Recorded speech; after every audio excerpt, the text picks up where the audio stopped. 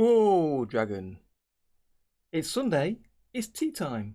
So let's start the stream and ride this dragon to the end of the scene.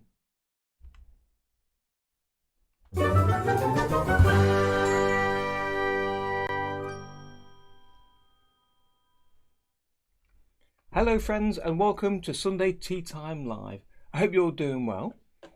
I've got the chat on screen today. I've moved things around a little bit, again in my actual studio and on screen, which hopefully will be more interesting for you and help me to work on things a little bit better.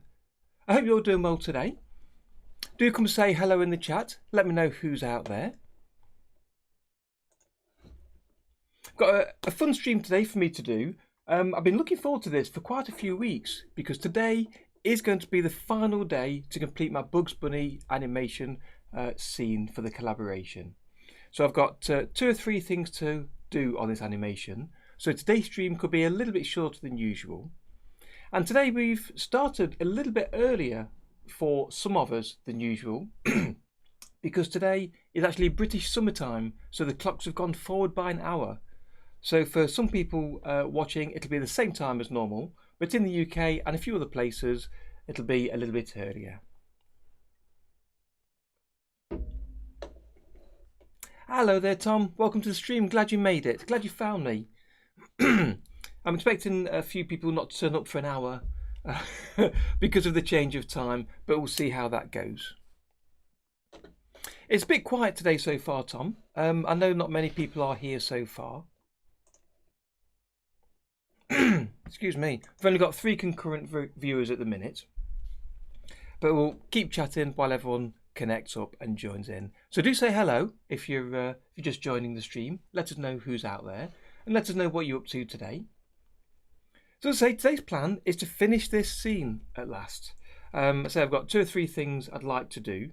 So I need to draw the reins in of where Sam's holding onto the dragon. I want to adjust his legs as he comes off, as Sam comes off the dragon, because they're a little bit stiff. It's a little bit of an L shape. So I'd like his legs to move a little bit. So I'm going to throw a quick plastic tool mesh over that. I'd like to do something a little bit different for this scene and throw my little cartoon character's head in the background a little bit, perhaps just as he flies past. I need to have a think about that, of where he's going to go.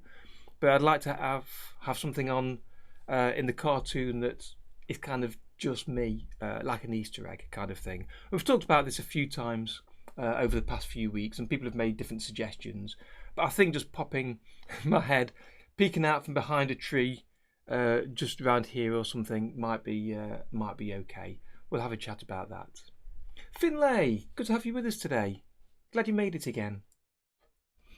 Got my usual cup of tea, so cheers for that. And I need that today. I'm a little bit dry today, a little bit hoarse. And I don't know if partially because I've started a bit earlier than usual. When I first started these streams, I called them Sunday Tea Time streams because they started at tea time, so about 4 o'clock here in UK. Well, today it's 2 o'clock. I'm starting a little bit early. So we'll see how that goes. But when I've been starting at 3 or 4, we've had a few long streams where I've pushed through till 7 and 8 at night. Which is a little bit later than I'd ideally like. So I thought start an early one today with the time change, see how it goes, and we can always switch back and see what feedback we get from you guys of if the time's suitable or not. So I've got my chat over on my alternate screen over here, so I can clearly see who's saying what and hopefully keep an eye on all of the chat.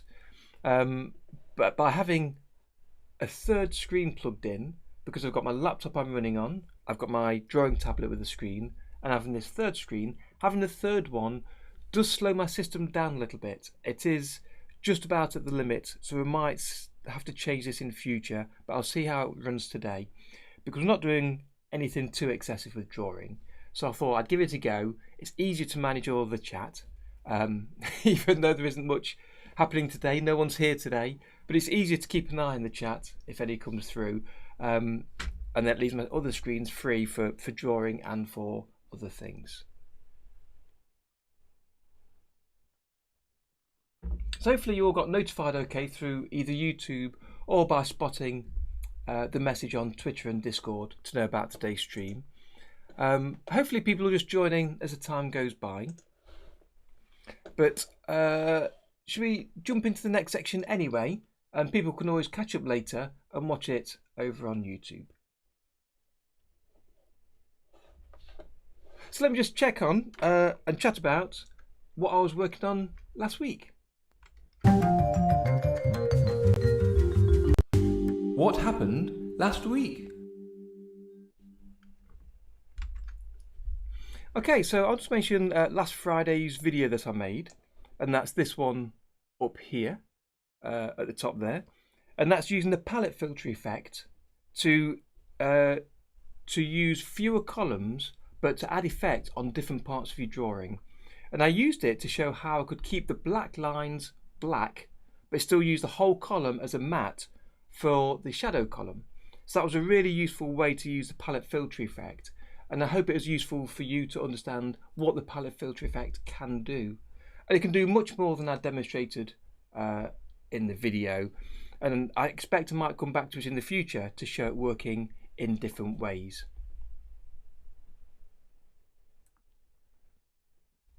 Okay, Tom. Yeah, 90 minutes earlier. Yeah, it should be really an hour earlier because it's normally at 3 o'clock, or it has been since Christmas. I've been running them since 3 o'clock, and today it's at 2 p.m. My time, which should be the old 3 o'clock, if I've got that the right way round. Yeah, so the palette filter effect is so useful in so many situations. So if you wanted to add an effect, I think we had a chat, Tom, in the week, to perhaps make the eyes glow of a character to make them look scary in some way. Ordinarily, you might put their eyes on a separate column, apply a glow effect and a few other effects to it maybe to make them glow, but not to affect the rest of the head. But using the palette filter, if you draw the eye colour in their own palette style, you can apply the glow just to anything drawn with that style, which makes using the columns much simpler, so you can keep all of your drawing in one column, which is really useful. So I wanted to share that this week. And also, while I was looking at this character, I wanted to demonstrate another feature which will be next week's video, so a quick heads up for that. And I do two things in this video. The first one is I show how you can copy the ink lines to a separate column. So your ink lines are on one column and the fill colours are on another, so you can fill in behind the ink lines and keep them separate. And by doing this, it means you can also use the alpha lock option on the raster levels to paint only where you've got other paint. So you can fill in, bring the pointer here, so you can fill in the inside parts of the character, and then as I do in the video, you can use perhaps the one of the blending brushes to paint only around the edge of the fill and not outside of the character. And because the lines are on a separate column, the lines sit in front of all of the fills, so you've still got a neat, strong line. So I think that'll be a useful video for next week. But again, it's only showing a small part of what you can do, so there'll be more coming showing those sorts of things, but it'll give you a taste of what you can do. Also this week, I've had quite a busy week. Last week I finished recording the last two videos in the current series to go onto my course on Udemy, and they're about using Tahoma. So in total I've recorded almost an hour of extra video tutorials of using Tahoma and the special features of Tahoma. I've got a couple of articles as well in there that mention 3 of the different forks, so the original OpenToonz, Tahoma and Marevna, and why you might use each of them and what the benefits are. So this week I edited the last 2 videos and uploaded them. So all the videos are now uploaded onto the Udemy site, but I need to make them live yet. So I've got to work around on to change the wording for the description of the course, create a slightly different thumbnail, and then record a video to share on YouTube to promote it and show people what the extra lessons are. Because quite a few people have asked me about using Tahoma and will the course cover Tahoma, and the answer is that I've mentioned this many times, 95-98% of the lessons are equally valid in both programs, as well as in the Revner edition. But there are some slight differences in how things are presented on screen, so I'll go through those. And also want to do extra features in Tahoma that I'll demonstrate for the course as well. So the course is going to be a complete guide to OpenToonz and Tahoma. So I want to complete that and finish that off in the next week or two, in between other things, and make that live. And I'll let you know here on YouTube when that's available. So I've been really pleased for getting that completed, but I've got a little bit more work to do before I can make it live. Okay, Tom. Out of interest, Tom, which sections or which parts do you know that you've missed? Do you know what's coming up? Have you had a look yet? I'm kind of intrigued into how people are getting on, and I do check because we're allowed to see a percentage of how far people are through the course. But I don't believe we can see exactly which lessons you've seen. We just get a percentage. So some people 100%, some people 0%. They intend to look at it in the future, and I really hope they do. And others are, 30, 50%, 70%. So it'd be interesting to see how you're getting on. Is there anything that you've skipped by, or that you think isn't necessary for you, that you don't think is useful? I'm always interested to know what people are doing. About a third of the way through. From the way I've seen discussing things on the Discord, I know that you're, whether you're however far through the course you're definitely understanding OpenToonz. I really appreciate you helping other people on the Discord server. So yeah, it'd be interesting to see when you have time to work through the other lessons, how much more information you pick up. Because even if you understand some parts of it, I've tried to pack in lots and lots, and you've probably seen this already. I've tried to pack in lots and lots of little tidbits. So even if you know and are fully comfortable with, say, the fill bucket tool, I've covered a few of the options off the toolbar, the important options that you may not have used. And some of these options will really, really save time. So that's why I've kind of got them in. So hopefully you'll still pick up this information when you get to it. Yeah, I know what you mean. Really easy to do. Once you start looking at the code, yeah. To be honest, I think if I started to look at the code, I'd be the same. I think I'd get sidetracked. There's a lot in there, and there's lots of small things I'd love to change and love to fix, but I know how much time it would take up, so I've kept out of the way. But yeah, it's always interesting to hear how people are getting on with the course. And I've been getting some great feedback, and say great as in not 100% positive. So it's just been really good feedback. So most people are finding the course useful. It's exactly what they expected it to be, and it's showing them information that they need. Whereas others, the course isn't quite what they expected. Perhaps they expected more of demonstrations of drawing Mickey Mouse and making him jump a skipping rope or do some action, rather than learning the software. So when I review the description that I put into the course, I want to perhaps tweak that a little bit to make it clear and clearer of what the course contains. So as I say, even though it's been a little bit negative, it's been really useful to allow me to tweak it to get it right for people. But most people are finding it useful, which is really, really pleasing to see.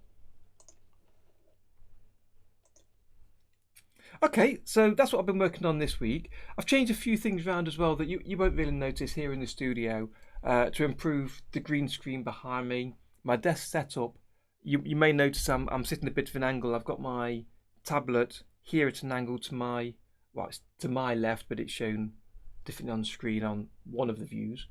So it gives me a bit more space, and it also gives me a bit more of the layout on screen that I want to do. So it's been quite good to actually sort out what's happening in the room here. I still need to order a couple more lights, I think, to get things working better, and that's something I might look into this week. But yeah, things are working okay in here. So busy old week. So let's crack on to working on this dragon, and that's what I've worked on this week. What happened last week?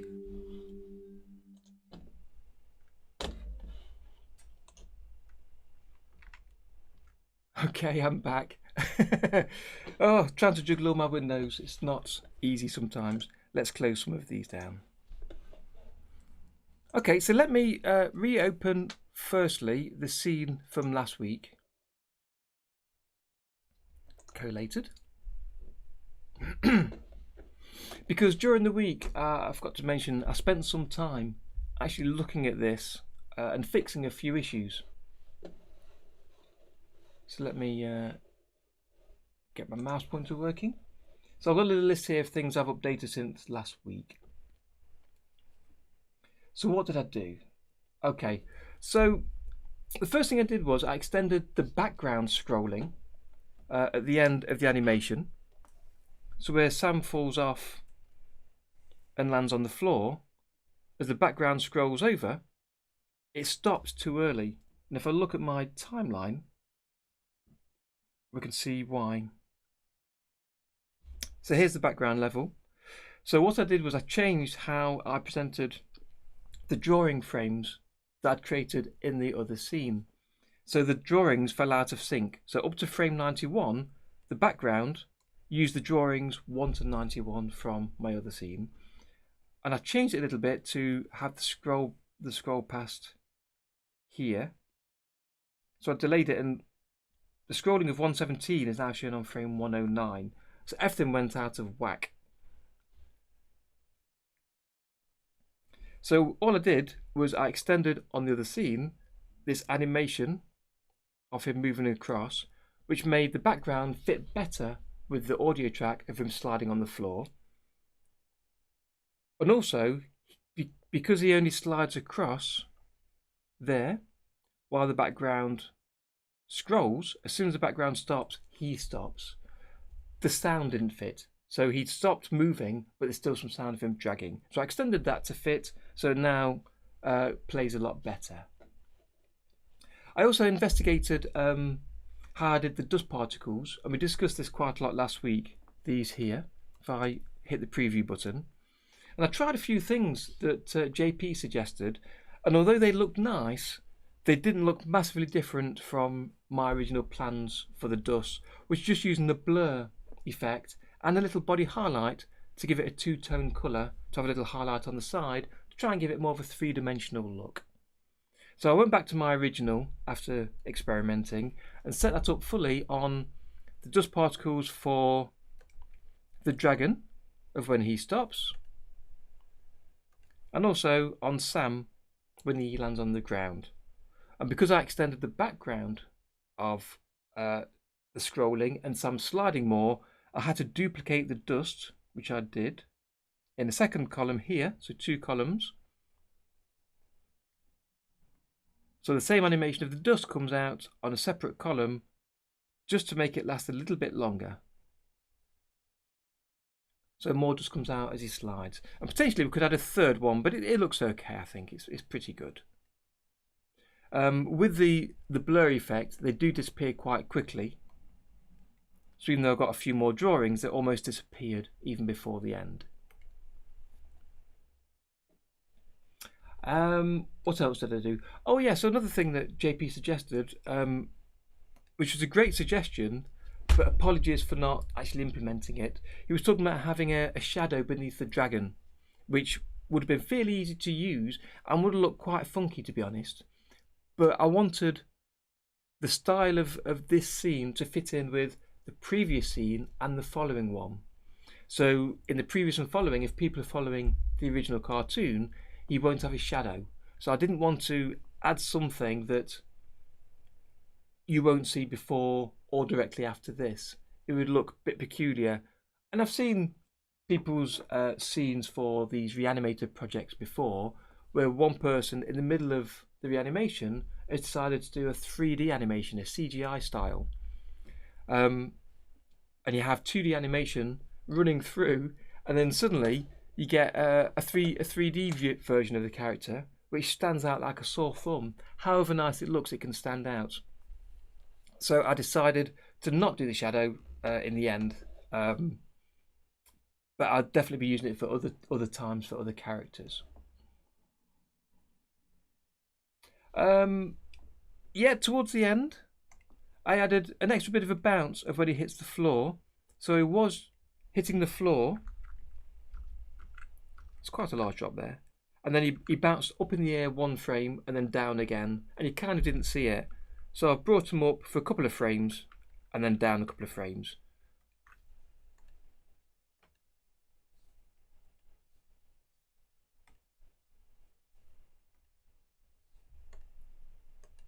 So the bounce looks more like a bounce. I think that fits a little bit better. And then what else did I do? Yeah, when Sam, the little change I made last week where Sam lands on the dragon's head and bounces off. I really like that. I like the way that the head bounced. I think it bounces a little bit too much, but it's a bit of exaggeration, so that's okay. But what I did was I added some rotation to Sam. So as the head goes down, Sam rotates a little bit.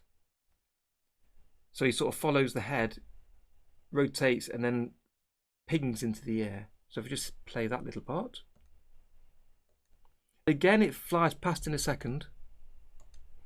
But it just adds that little bit more, if realism's the right word, where he sort of tips over and is flicked up into the air. So I quite like that.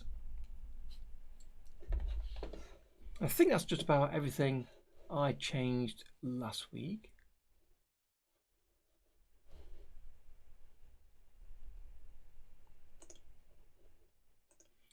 Excellent memory, Tom. That is precisely one of the things I'm doing this week. So to go through what I want to do this week. Yep, absolutely. Leg movement on the bounce, as in leg movement of Sam. So one of the things I want to do is when Sam, it's when he slides forward. So when he goes to this position here, and he goes to like an L position. If I find Sam here, that's this one. So Sam fall is the column.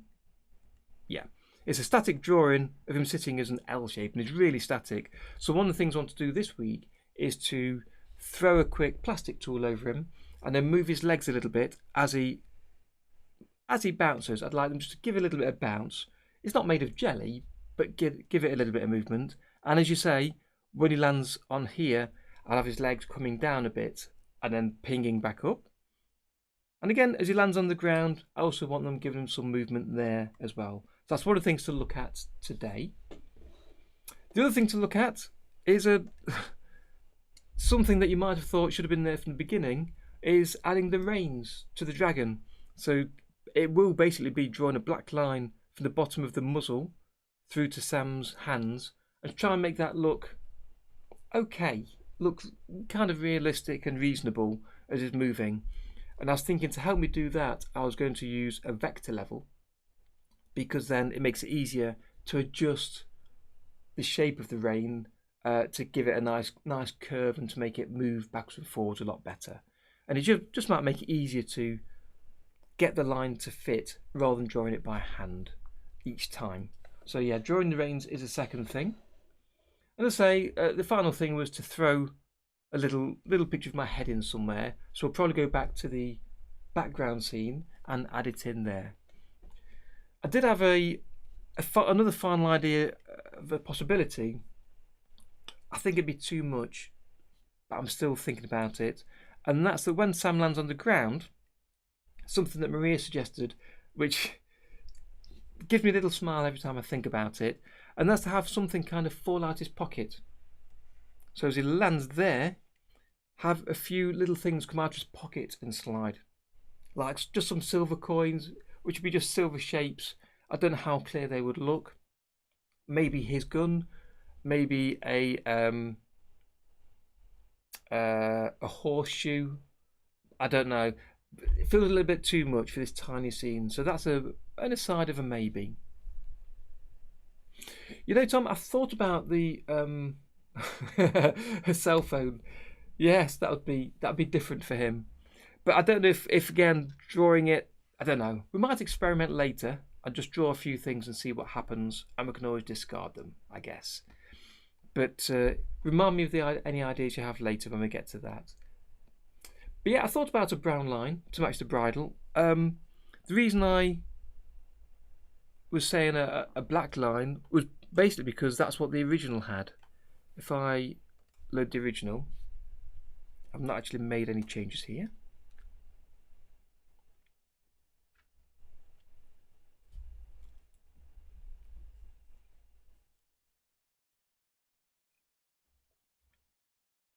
Because when I was thinking about this as I was away from the computer, for some reason I was thinking of the thickness of, you know, the bridle, the thing around his mouth. That's kind of a black line with a brown centre. And I was thinking the reins were the same for some reason until I came back to look at it. We turn off the sound and hit that.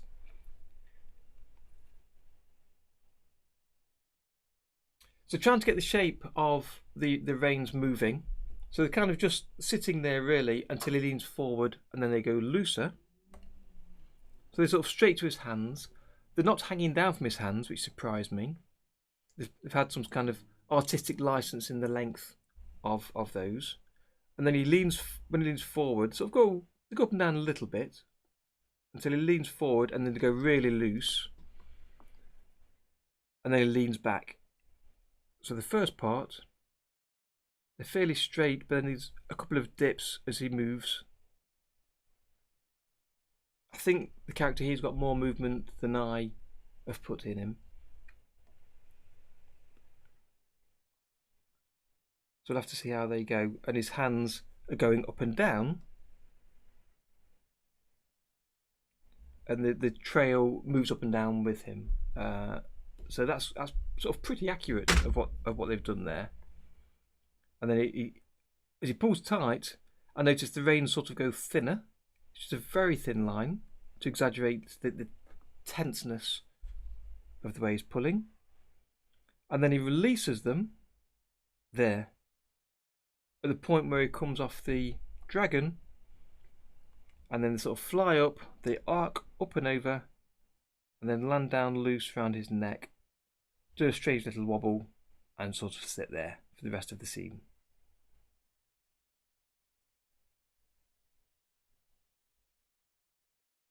Just looking actually here,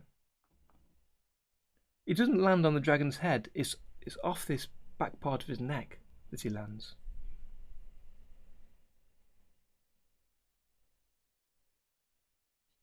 Yeah, that's right. It's hand and arm. Yeah, it's very. The thing is, a lot of detail. It's strange. A lot of detail in the character when you can't really see very well because of all the colour being quite similar. And it possibly looks worse because we've got a low resolution image here than the original. Let me move that out of the way. Yeah, so we've got a bit of flexibility. To move that around. We'll see how we get on. Yeah, the dragon, I just realised left the chat up again in front of what I'm showing, and this is why I got rid of the chat in the first place. So let me there we go, take that off screen, that'll be better. I didn't realise. Yeah, the dragon at the end, it's a little blink there, and he closes his eyes and then opens them. So as he's bouncing on the back, the dragon's eyes close until he comes off. Okay.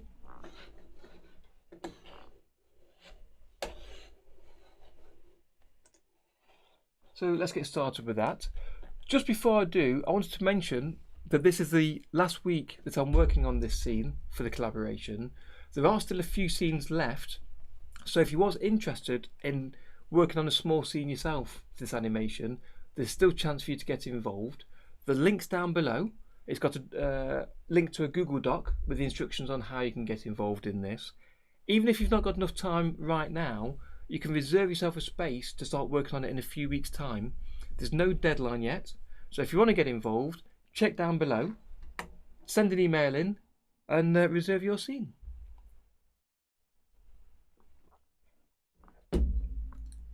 So let's load back my scene, which is the collated version.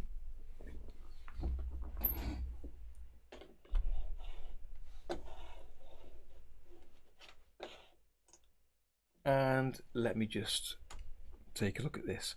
Okay, so I'll start off, we'll work on the reins. Before I do, as always, let me run my backup tool so I can keep a copy of each stage of the process. I'll watch the whole Tahoma folder, start monitoring, and then we'll come back to here and save that, and then wait at the bottom, and now I know that's saved. I can give it a name of before adding reins. Copy. And I'll leave that now, just creating the backups as I work through. If you have any questions as we go through, Tom or anybody else, do drop them in the chat. I'll keep an eye on the chat.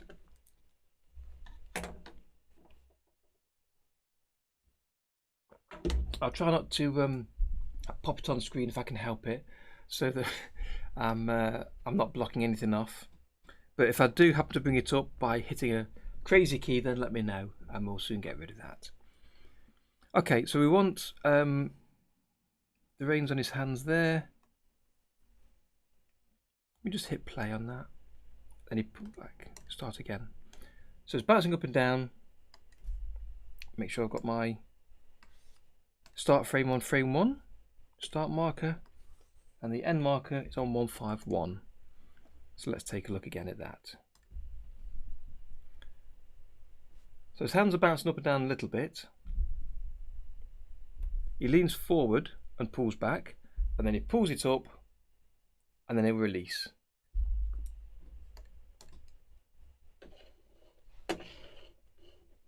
Yeah, no problem, Tom. I'll still be here. Yeah, see you shortly.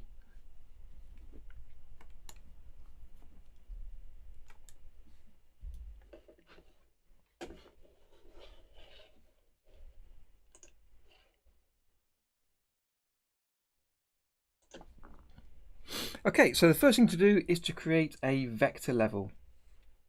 And I want this to be in front of the dragon and the background. To make it easier, if I put it behind Sam, that means I can draw the line a little bit long to go behind his glove, and I don't need to join up and watch where it connects because it might go in front. So if I put it behind, that'll make that a lot easier to manage. So if I go down to the dragon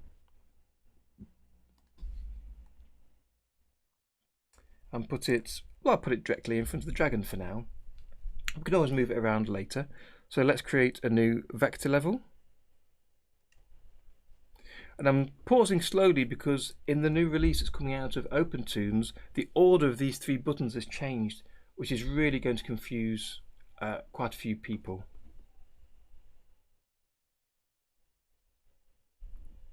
Let's call this, give it a name because we can. If you can ever give it a name on your level, it's much better. It makes it easier to manage your levels. If you ever need to go to disk to see what's happening, see if there's a problem, or if you want to reuse a level in another scene, then you can find it easy if it's called reins or dragon rather than it being called F, X, whatever. So always name if you can. So let's name the column as well. And I've already done the dust last week. That is created in a vector level, and it just shows you that you can mix all 3 level types in a single animation, which is really, really useful. So using the brush tool, we'll pick the right size. Let's try 3. We'll zoom in a little bit so we can see more what we're doing. Just draw a line. Undo that. Let's turn off the autofill and auto close. Try again.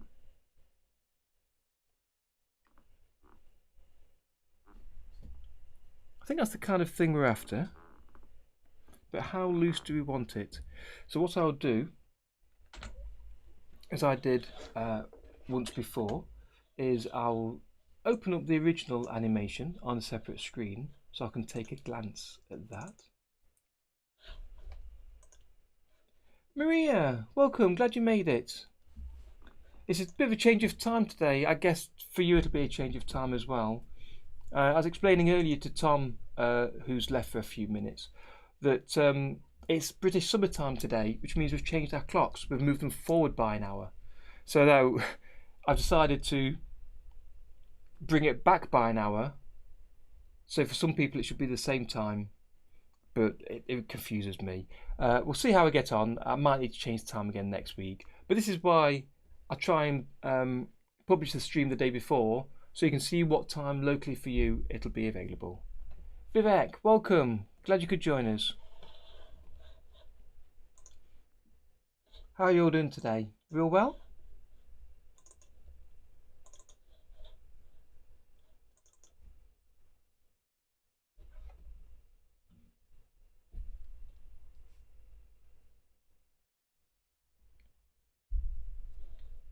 I hope you're working on some art and animation of your own.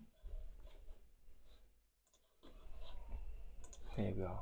So I'm just opening up on a separate screen the original animation for me to be able to glance at as I'm working through this. 9:30. What confuses me? What time is it now here? Let me have a look. It's just after 2:30.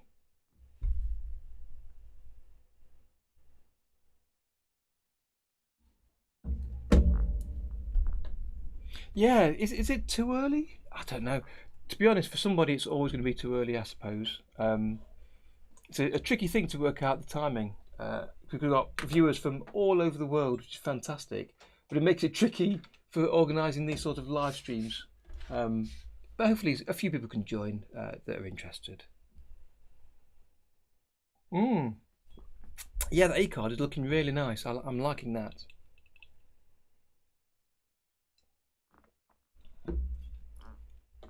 I think on our Discord, you're one of the most productive people, Maria. Always sharing what you're working on and always working on something. It's really good to see. I love seeing anybody's work, to be honest. I love seeing the fact people are making things with Tahoma and OpenToonz, as well as a few other software, and then sharing it with the group. It's really great to see. So as I said earlier, today we're finishing off this little scene. It's got to be the last day. I've been working on this for many weeks, only a few hours at a time, but for many weeks. So we're going to get this finished. So I'm just looking at the original animation here, and what I'm doing first off is the reins of that's attached to the dragon. And on the original, they're quite sneakily done because they're just a black line going from the dragon's muzzle here through to Sam's hand. And there's a little bit of movement where it droops, which is why I want to check on the original of what they've done. So let me connect it at the back corner here. Like that. So I've got the arms moved up and down, and I don't know if they're enough of a regular pattern that I can just copy and paste. So what I'm going to do is I'm going to duplicate this and use the control point editor to adjust these lines. So the first thing I'm going to do is to delete a few of the points so there aren't so many points to edit. So let's delete that and that because it's a straight line. Delete that because it's a straight line. We don't need that one because the curve is here. And then we've got just two at the top here. So bring this one into his hand, this one over here.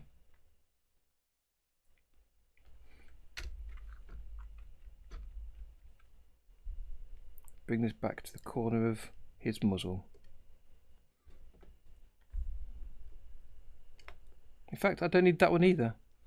I think I can use the curve handle on the first point there.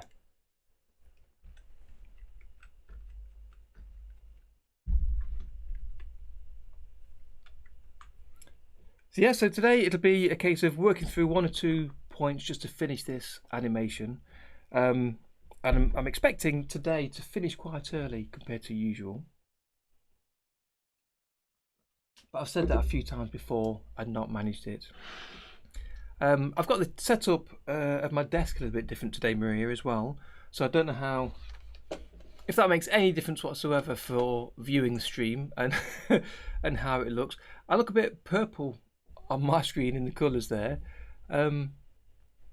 Yeah, this week I'm hoping to purchase some new lights, which will hopefully whiten me up a little bit without looking too ghostly. So we'll see how that goes and see if it helps. Okay, so if I go to frame 1 there, 6, 7, 8, 6. Right, so it's drawing number 6. I'm just seeing if no, the dragon's in the same place each time, obviously, but his hands aren't. So I could duplicate these drawings, and the dragon's muzzle will be in the right place. But I'll have to adjust it for his hands, so that's fine. So let me just double check of where he needs to loosen up. So it starts off quite tight as he's holding on.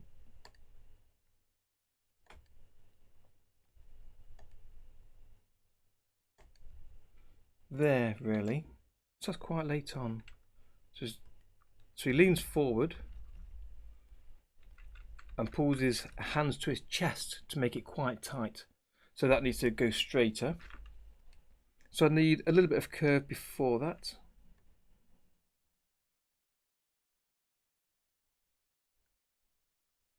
Let's just see the frame number. There. Okay. So frame 50 is where he starts to lean forward. Ulichek, welcome. Absolutely better late than never. I'm pleased you made it today. How you doing? Cheers. It's always nice to see regular people joining us. It's also good to see new people. So it's worth asking, if you're new here and you haven't said hello before, do pop in and say hello in the chat. Let me know who you are or where you are or what you're up to. It's always good to know.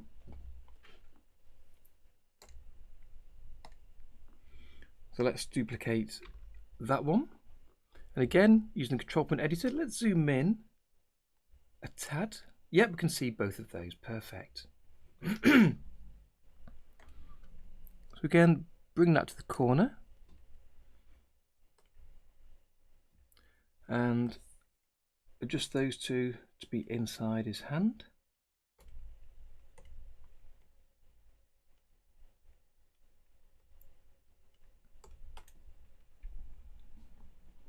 No worries, Finlay. It's I've said it a few times before in here. It's peculiar. They're all in different times of the day. So Tom's gone to have breakfast. You've been to get lunch. For me, it's my tea time. So yeah, at least you came back. Good to have you back. So I'm duplicating each drawing, and then I will adjust the points to fit on the muzzle of the dragon, and then to fit in his hand. And then we just check that that looks okay.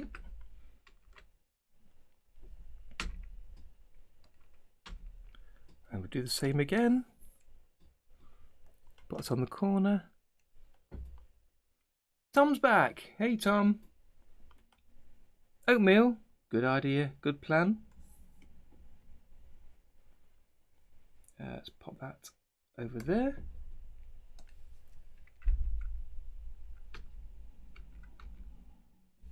Yep, and then drawing number 6 again. I want to duplicate the first drawing because it's already connected to the dragon's muzzle, so I haven't got to keep adjusting that. But this first drawing I'd not deleted so many points, so let me delete some of these.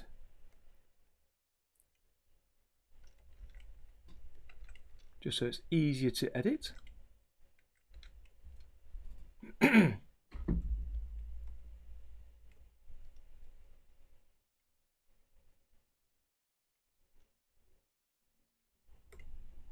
Okay, so let's see the best way to do this.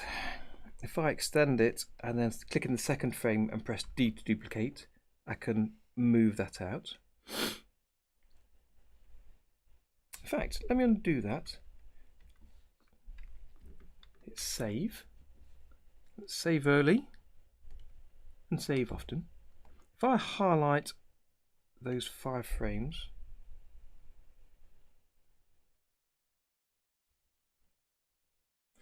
yeah, I've just realised the dragon, I've not got the full movement here. I've not got drawing 1, 3 and 4 for some reason at the beginning.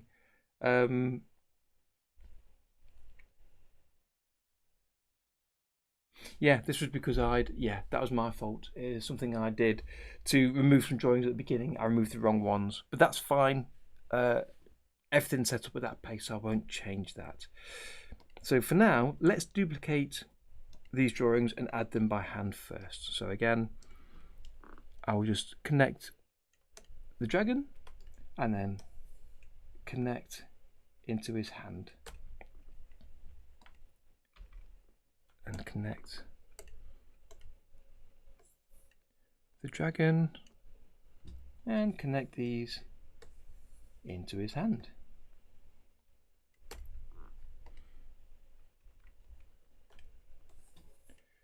And hopefully this will look okay as we play it through in a second.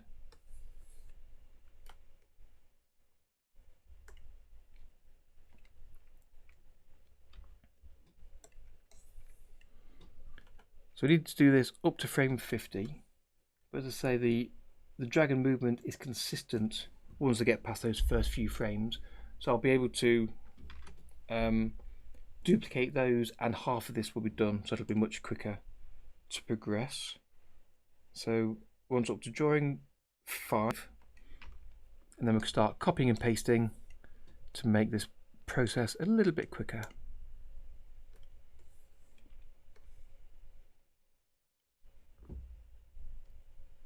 And then we'll fine tune it later.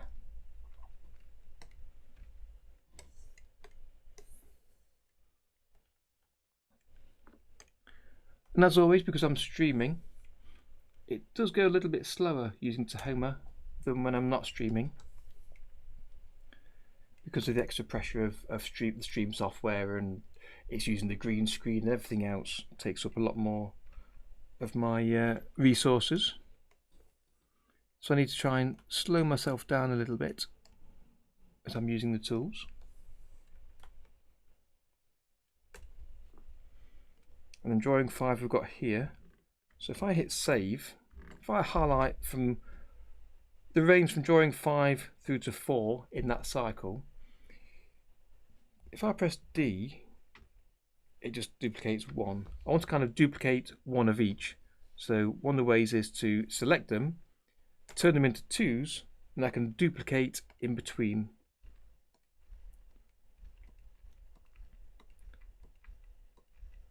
And then copy them out, which is not great fun.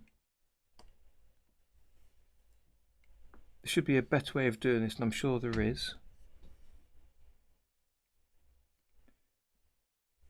So I'll just take each of these alternate drawings and place them in here. And then the question is this even any quicker? Click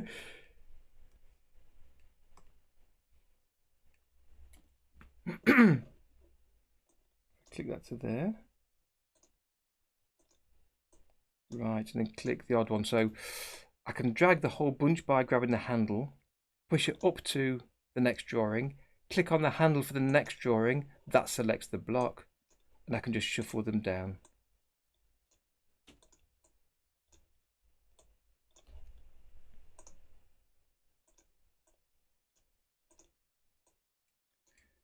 So how much quicker that was, I'm not sure. Okay, so let me fit it to window, hit save, set the stop marker just where I got to there, and let's see how that looks.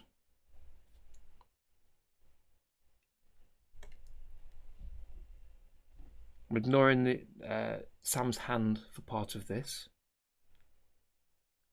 just to see that there is a rein there. I think that's fine. I think that's fine for me. If I zoom in, I'm not sure.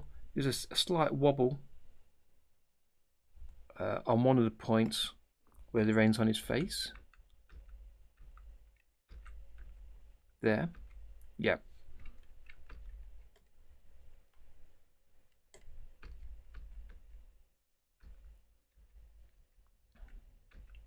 We'll tweak and twiddle that a little bit as necessary.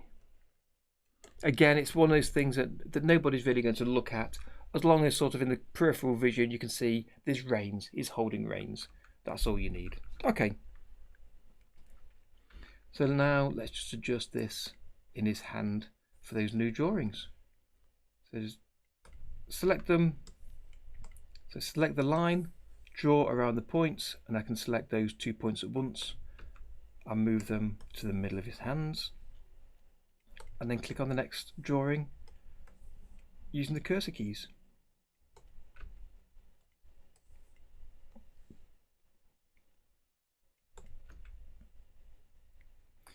I'll tell you one thing I've missed this week, everybody, and that's Dave live streaming, or at least not live streaming. Hit save. He's not been doing much this week. He shared a couple of videos since he last live streamed, pre-recorded, a speed paint and another one. But yeah, it's been pretty quiet. So I assume he's just sort of working through the next few scenes. So hopefully he'll be back soon with some more. So again, I'm going to copy these, and there must be an easier way to duplicate that loop. Must be an easier way. If I copy the drawings, let's see if we can figure this out. I'll copy the drawings, I'll paste them. Again, it's from drawing 5 there. If I highlight those, put them on 2s, and then duplicate alternate, and then if I delete the ones, that's a lot easier than clicking and dragging. And then again, just bring them together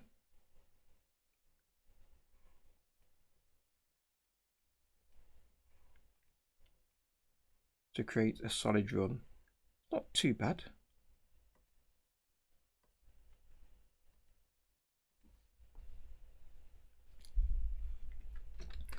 To be honest, Maria, I find, I've said this before on the stream and I've said it to Dave, I find just watching what he does useful to see what he's doing.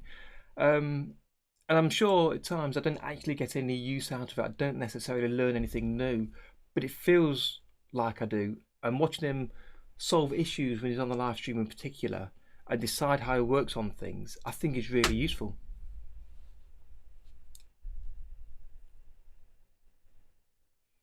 So I'm looking forward to him coming back again. Create a few starting frames, says Tom. Interpolate, then expose on the timeline. Do you mean using the auto in between tool to interpolate? Because I did consider doing that, but I don't think he moves in an interpolatable way where it can do so. Because there's only a couple of there's only a couple of key points on this line to edit using the control point editor, but in reality I'm only moving one of them, so I'll select them both and just move them up, so it's not too difficult to do, and because the dragon is moving in a consistent way, this is why I want to copy, undo. This is why I want to copy the drawings from where I've already set up against the dragon.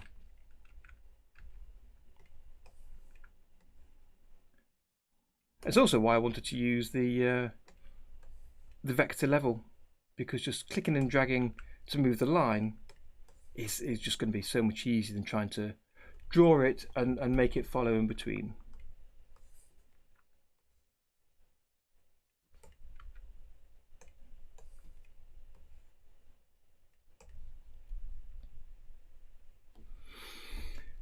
Also, I've just realised, let me hit save, I'm only drawing the one rein in front of the dragon nearest to us for his left hand. We need another one behind the dragon.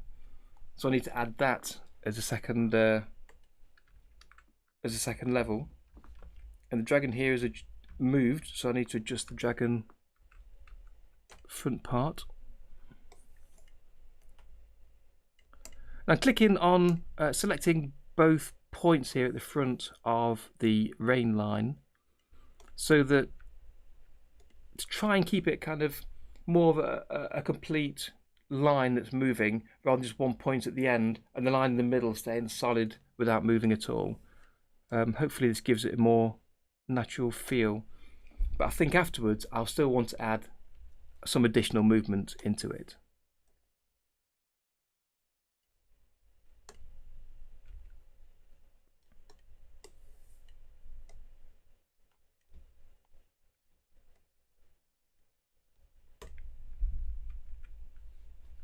I think I may have somehow gone off track with copying these drawings, but that's okay. As I say, it's not hard to fix them up. The hooks will be okay if you wanted the line to be totally fixed. So if you had a hook, you can attach the column to it, but then that keeps kind of the reins really solidly fixed, and you still want a little bit of movement. So by doing it by hand like this, I think it adds that little bit of manual intervention. But the hooks I really like. I'm a huge fan of hooks.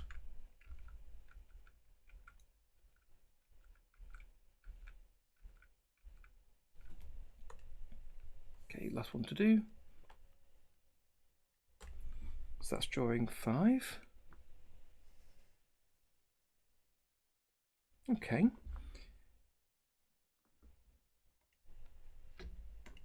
So I'm going to copy those again, 6 to 5. I'll leave a gap so I recognise which ones are which. Now put these on 2s, and again duplicate in between, and I can delete the lower numbers.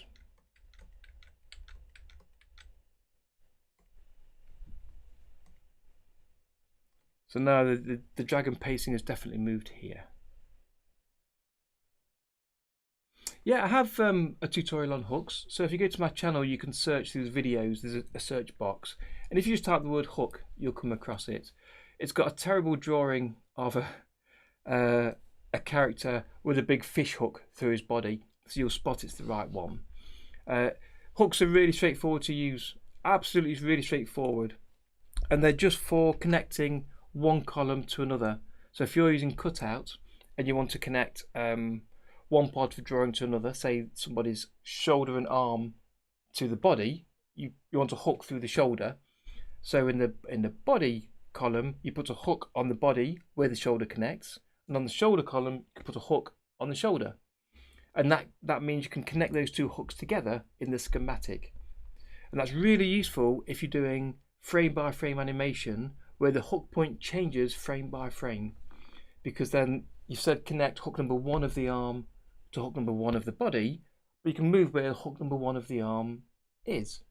And I've demonstrated it in a few places. I know I used it on a hand. I can't remember which tutorial that was in, but basically it allowed the hand to rotate and turn and grip things to create a fist and open up, and the hook point moves slightly because of where you did the drawing. Thank you, Finlay. So yeah, so if you search for the hook tutorial, that'll give you the basics of how to use it. I'm trying to think when I last used it. I think I've used it on a live stream as well at one point, but I can't think when that is. But yeah, if you take a look at that, see how you get on, and if it doesn't make sense in any way, or you want something else explaining or ask any questions, pop back, either ask a question on the video itself, or pop back on the stream and I can do a demo on here. When did I start the project? The thing is, when I started it, Finlay, is a bit misleading in one way, because I've been working on this only on the live streams. So I started it, would it be in November? October or November, I started back with the live streams. And I started working on this. But because of the way streams go with chatting and things, in each stream, I'm literally only working on this project for 2 or 3 hours. So if I was doing this privately without, chatting and stuff, which is great, that's why I'm here, each stream would only be 2 or 3 hours. So this is episode number 8.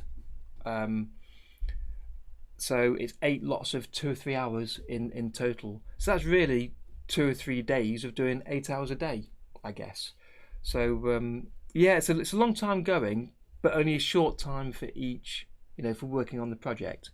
So yeah, so if I'd been working in full time, 3 days I'd have got this far, which I'm pretty happy with, to be honest.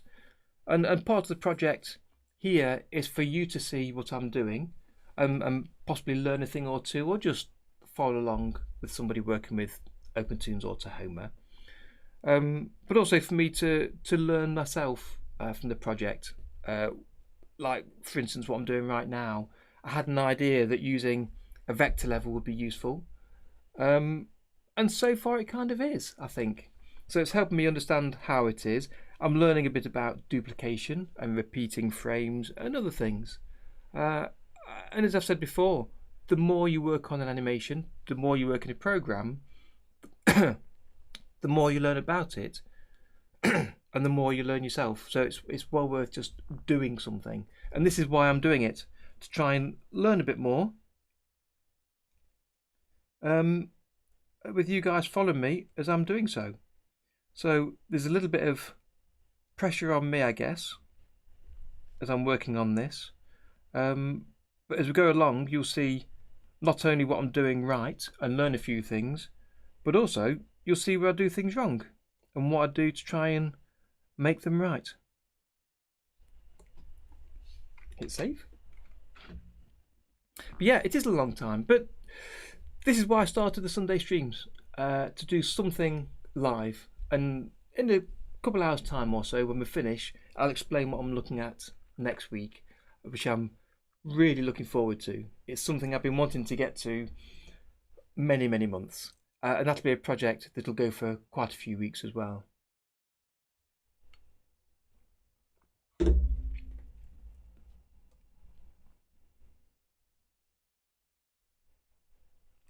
Okay, so let's see where we're up to for this.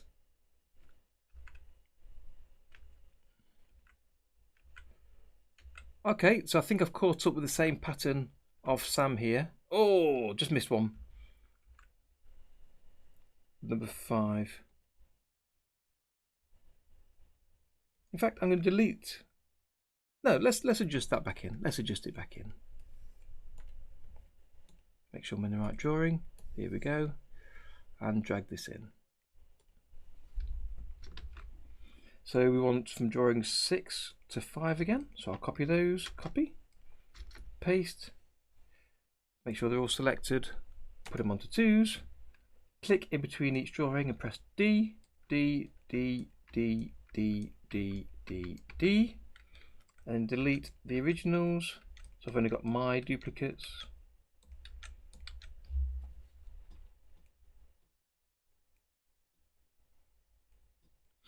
We'll push them together so they follow one frame on from each. Which again is probably an easier way to do. I'm just thinking now if I try clicking the ones, if that'll help. Let's see. Okay, so let's fix up these. And it's only a few minutes really to fix each of these up. So it doesn't take too much. I'm quite happy to do it this way compared to drawing them by hand. And then I know I would get the reins in the middle flickering and overlapping in the wrong places. So I'm happy to do this by hand here.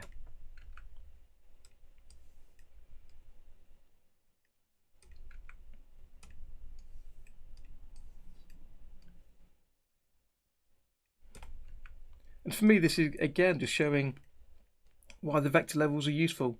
I don't use them a lot. People ask me all the time, why don't you use vector levels for drawing characters, say for drawing Sam or the dragon here? And the fill issue is the biggest one, but drawing by hand just feels nicer than doing it automatically, using the vector tools and then adjusting it with the control point editor. But for things like this, control point editor is perfect, absolutely perfect. Okay, so frame 50 we said earlier is where he leans forward. I need to adjust them a little bit. But in the meantime, let's still copy those last set of drawings. And I'll do once more. Make sure they're on 2s. We'll duplicate all drawings in between. So I've got a unique drawing for each of those.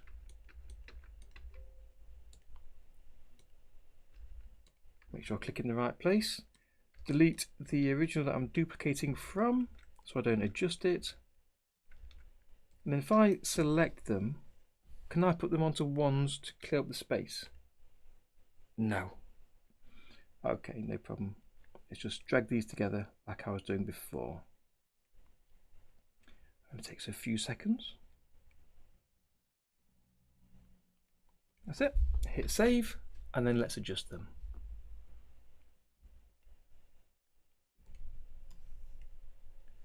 So say at the minute I'm just interested in having the reins connected to the right place on the dragon and also to have them in Sam's left hand. And then we may add a little wobble to the rein as necessary afterwards. But for now let's place him in his hand.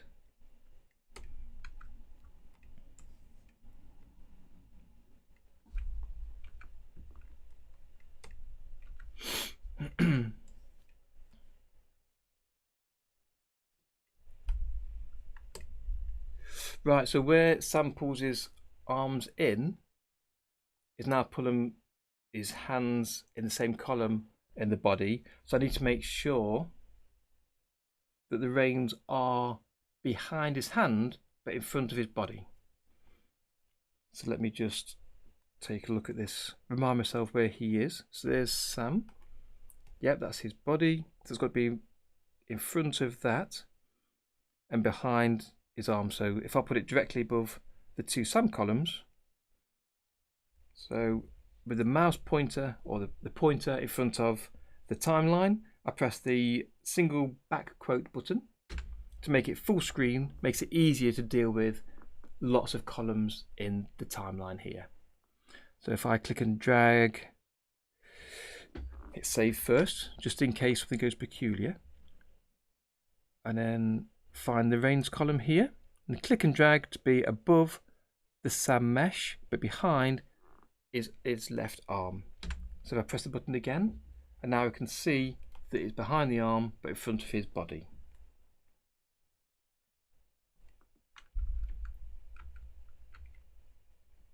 So let's just connect these last couple of drawings up.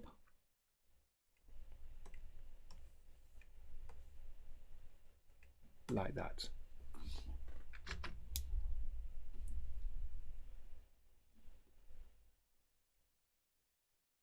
Absolutely, Maria. There's very good reasons for using all 3 different level types. Yeah, for when you want hard lines, it's perfect. Or for solid fixed objects, as you say, like tables or walls or what have you, it's really so much easier. And if you might need to adjust the lines afterwards, as I'm doing here, it's really easy. So you could create yourself like a square and then bring in the corners to add perspective for 2 of the corners, so it looks like the table's at an angle. So it's really useful for that.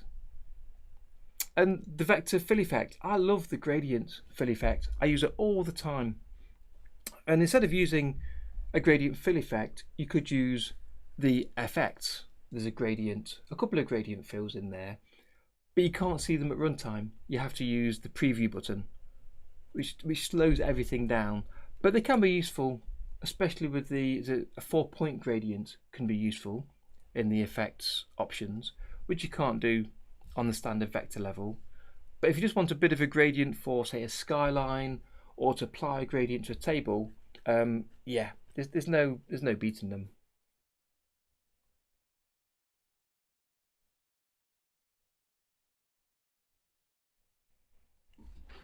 Okay, because Sam is now going to be leaning backwards there, he stands still a bit and then leans backwards properly to pull tight. I'm going to just duplicate the previous drawing each time and then adjust it one at a time. Good question, Tom. No, I did not. So let's do that. Set stop marker. So we'll run a preview to see how it looks. I'm not going to adjust it yet. I'll do that sort of adjusting afterwards. The main point for now for me is to ensure that the rein is connected to the dragon and it appears to be in Sam's hand. So the level of the droop and how this moves at the minute is kind of fairly fixed. So let me hit save before I do. Go to my preview settings, make sure I'm on some sort of shrink so it previews quicker. I've got the range I've just added. Let's hit preview. And let me grab that preview window and bring it down here. Like this.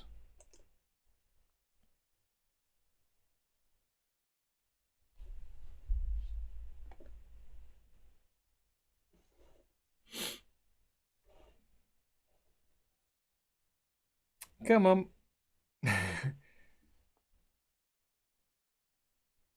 Now hit the loop play so we can see it looping around. Here we go. Let's see how that looks.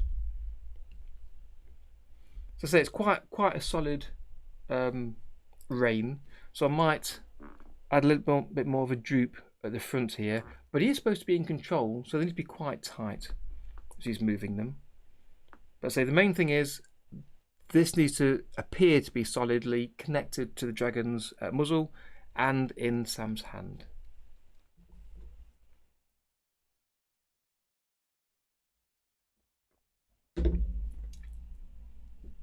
Okay, so let's continue with that. So frame 54, press D, duplicate the previous, and then let's just reconnect again to the dragon, to Sam's hand, and duplicate to the dragon and Sam's hand, duplicate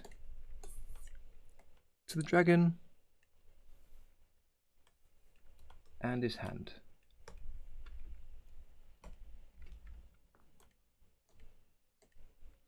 So it's a fairly steady process.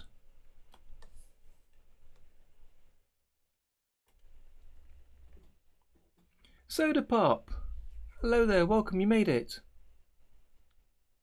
Good to have you with us today.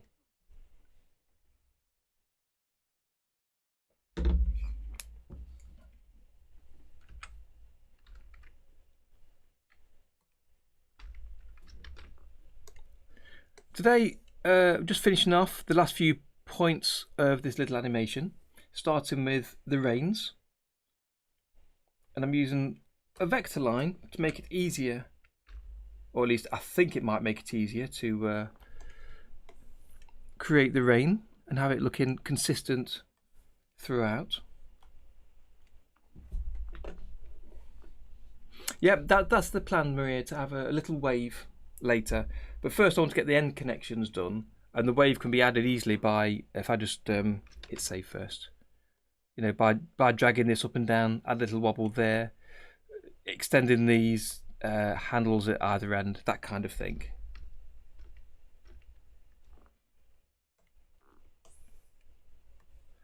And I'm expecting this to be a learning experience where I realise I did something wrong and I should have done something a bit different, or perhaps earlier on I should have added something or prepared a bit better. But that is exactly the point of why I'm here today.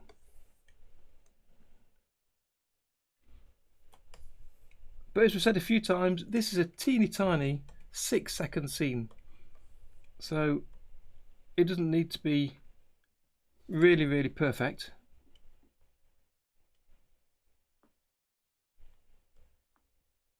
I'm going to undo this. That's got those points in the wrong place. Let's look at this.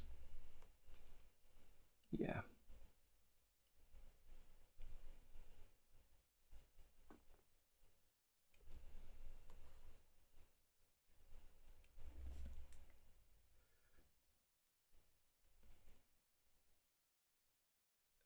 linear, non-linear, and if I hold Alt, I can connect those two together.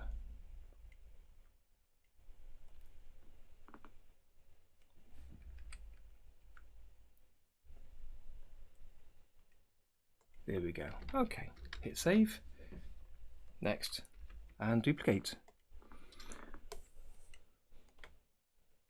So we'll find out how easy it is to add that little sine wave of the of this rein moving or not in a few minutes, I guess.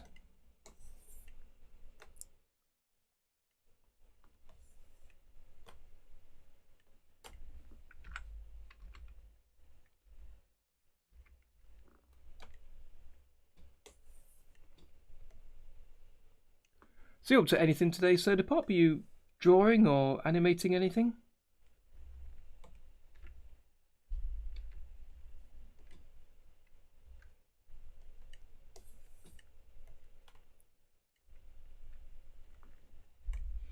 Right, let me look at this. So he pulls back. Right, so here, this is where I'm going to start adjusting this.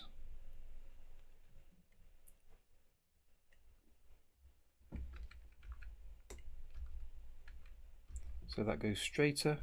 I'll also make it slightly thinner, as the original one did as well.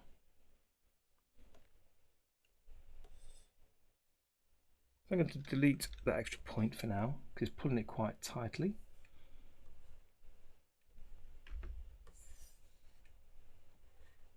Bring this up here. Using the selection tool, press S to select, click on the line, and we've got the thickness here of 3, so let's make it 2.5. In fact, let's do it here, the previous frame 2.5 as well, and then the following frame we can make it smaller again.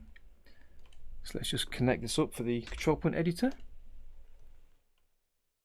There, make the line even straighter and place these up here. Me too, JP, absolutely.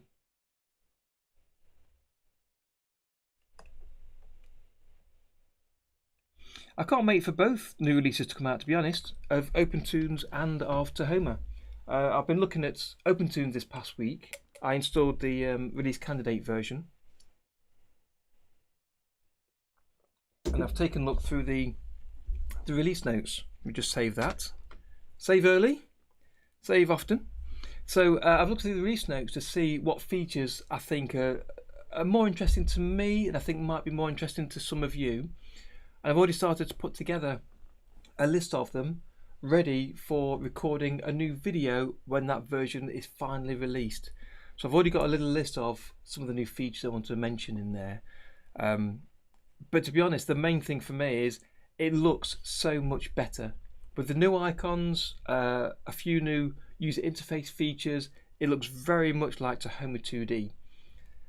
For me, one of the simplest things I've wanted for a long time, and I think it was Jeremy put it in originally, is this plus button in the palette panel, and that's now in the new OpenToonz. So things like that just makes it easier to know how to add a new colour. So I'm putting together a little list and little script for me to record, to be able to tell people about the best features of the new OpenToonz when it comes out, and I'll do the same with Tahoma when that comes out as well, which will be around the same time, I think, Maria. So I think we're looking at the middle of April, did we say? What's the date today? Where are we today? 28th of March. So yeah, no, towards the end of April, I think, to be able to fix the issues that I know Sean's going through quite a few at the minute. So to be able to fix those and any others that come back, then issue a new release candidate for people to play with and check over to make sure the fixes have worked, and then there'll be a release. So I think we're looking at 3 weeks maybe from now, so something like that. We've not really got a date for Manang John yet for Tahoma of how long that might be, but I'm expecting the same sort of time.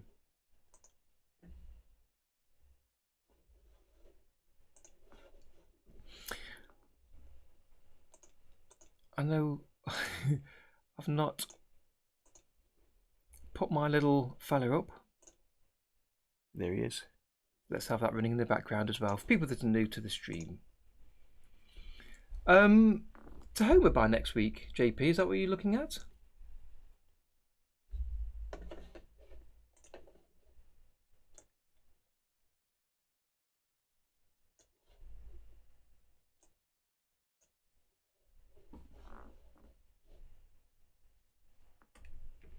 Because that'd be really nice.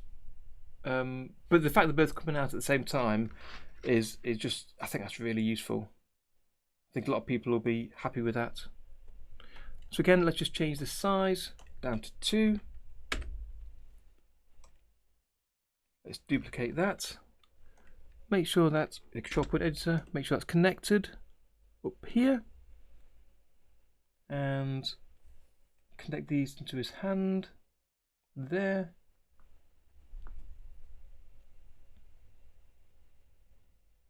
Absolutely, yeah. I always say don't upgrade while you're in the middle of a project, just in case the next release doesn't have the features that you need that you're currently using, or in some ways change so it breaks your old projects and fails to load. So complete any current projects before you do. Michael, welcome, you've made it. Oh, I'm glad you've made it in at last. So, being you've only got half an hour, do you have any questions that I can answer while we're here? And I can answer while you're live with me.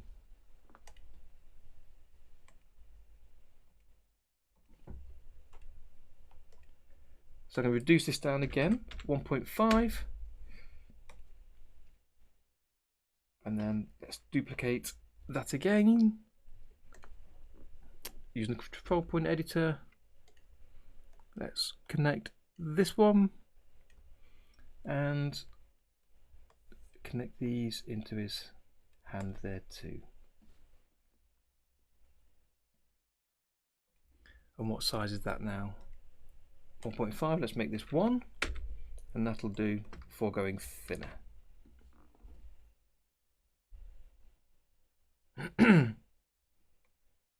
So still leaning back. Right, okay, so let's just keep duplicating this. And let's keep using the control point editor to keep it connected to the dragon and into his hand.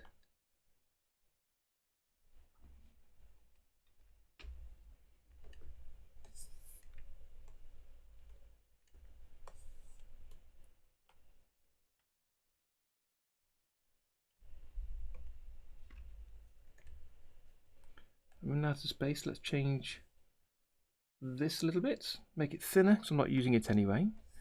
And I can connect this up at both ends. Oops, and undo. Connect this up without moving it too much. So his hand's not moving much here. In fact, there it's totally stationary, so I should undo that. Yeah, so you don't see the change. Yeah, no, no problem. I'm pleased you made it, Michael.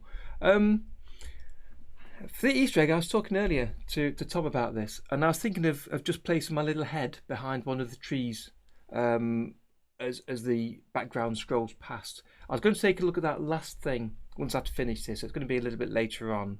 I want to do the reins first.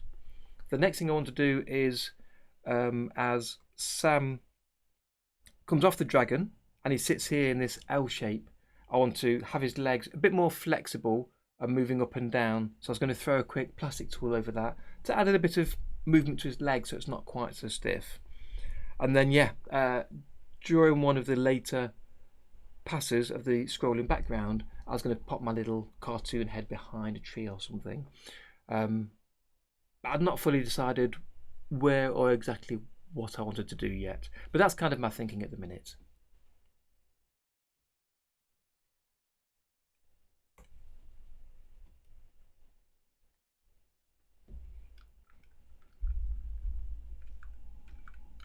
Okay, so stops leaning there. He slowly is moving a little bit. and then he comes forward and is let go of the reins. So this is the last section of needing the reins. So again, we'll just duplicate each of these and then just reconnect both ends. For now, I'm going to just do the dragon, and we'll do his hands in a second because he's slowly leaning backwards. So if I do that all together, I can see the movement a bit easier, I think.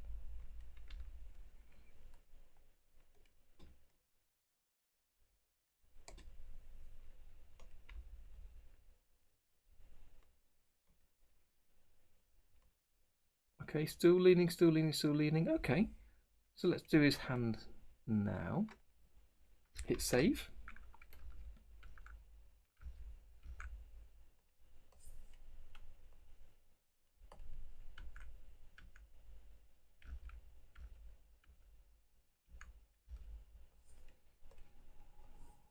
So if I zoom in on his hand, it'll be easier to keep it looking the same. If I do the onion skin, that might help as well.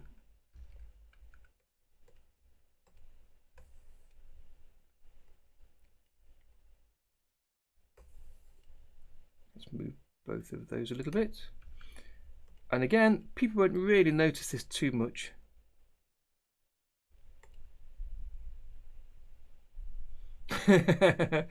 Yes. Buy me a coffee. Yeah, I'm not sure about the subliminal messaging.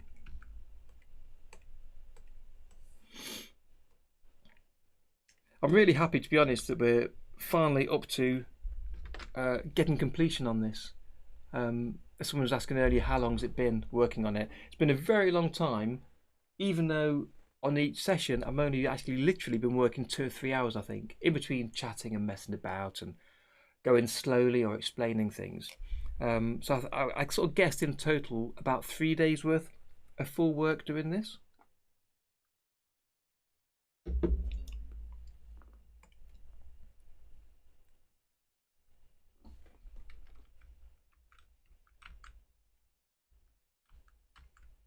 Okay, so let's add a few more here. And again, let's zoom in.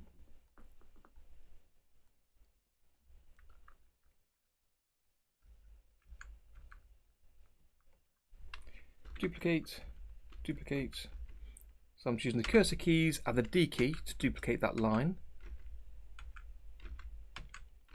in each of these frames, making sure he's not moving too much. He's still slowly leaning backwards and stretching that out. Here we go, now it's coming forwards there. So that's where it changes. So let's just complete these few.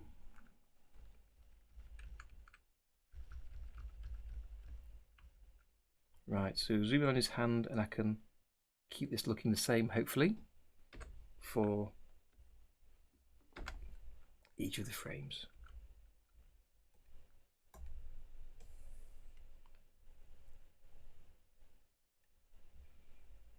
If I turn on the onion skin, you can barely see it, so I don't know if that really helps. So what I'm trying to do is visually see the same pattern as I'm moving it each time. Bearing in mind again that people aren't really staring at this too much. It's only if it's wrong that it'll be noticed. So we'll make it as right as we can.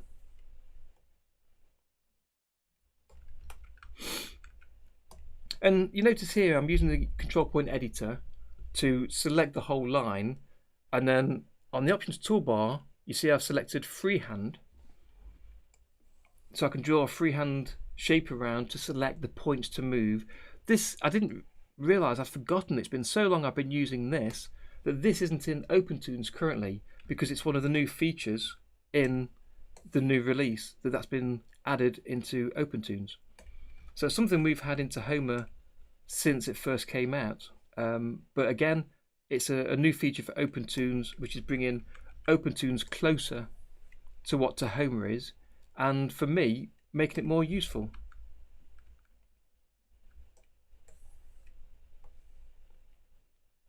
So really it kind of encourages me to use OpenToonz some more, whereas I've been using Tahoma recently more often.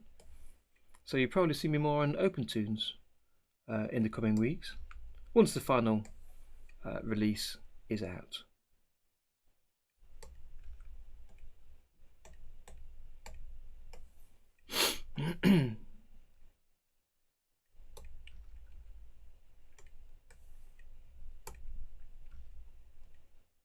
Just connecting these last 2 frames so they are similar enough. Yep. And then again, let's zoom out a little bit. There we go. Whoop. Zoom on this tablet has definitely changed, hit save, since I last updated my driver.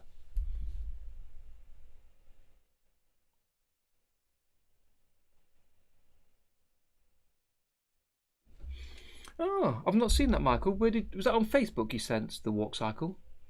I've had such a busy and peculiar day today. I've not had a chance for much at all today, so I've not been on Facebook to have a look. Yeah, it can take a long time. But for working on this scene, I almost deliberately am taking longer by choosing to work on it only on these Sunday streams. So it only gives me a limited time in reality that I can work on it. Which will it drags out the process a little bit, but I don't have time during the week to stream anymore, and I don't really want to record videos of doing this and then have to edit them and upload them. So working on the stream is perfect for me, but it will sort of drag these sort of things out a bit longer. So this is where he goes forward and then he releases. So let's just add these last couple in. There. And then that's where he'll release. So let me duplicate that just to prepare for it moving a long way forward. There. Okay. So let me adjust this. So bring this back into his hand. Yeah, I love doing walk cycles myself. I'm not yet fully confident that I've nailed down how to do it, the best techniques, or having it looking as nice as I can. But I really enjoy doing them. Partially because I think they're kind of a process of how you do them. It's kind of a predefined process, as well as the your own bit of flair you can add to them to create the character. Okay, so this is now out of his hands. So let's just bring that up here, and then we need to somehow connect this rope to the other side of the rope, which I've not added just yet. Thank you, Michael. Yeah, I'll check on that later on once I finish the stream on Messenger. Thank you.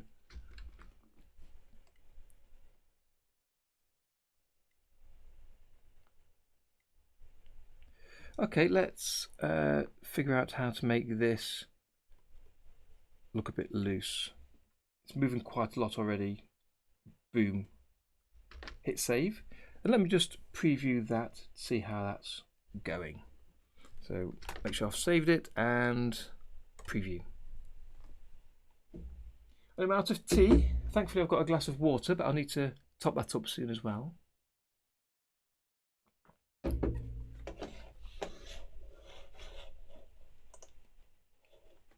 Are you on Discord, Michael? I can't remember if you joined us or not.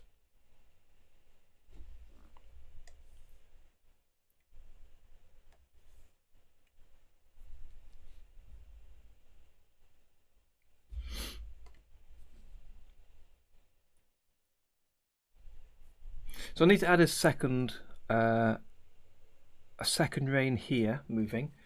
If I look at the original animation I've got on my second screen in front of me here, the second rein doesn't dip below, it comes higher up from behind his head and just goes straight to his hand.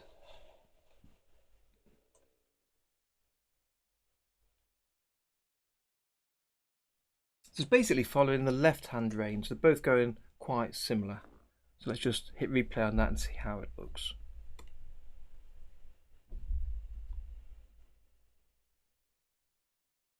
Yeah, so that definitely needs a bit of up and down there for a wave. So we'll take a look at that.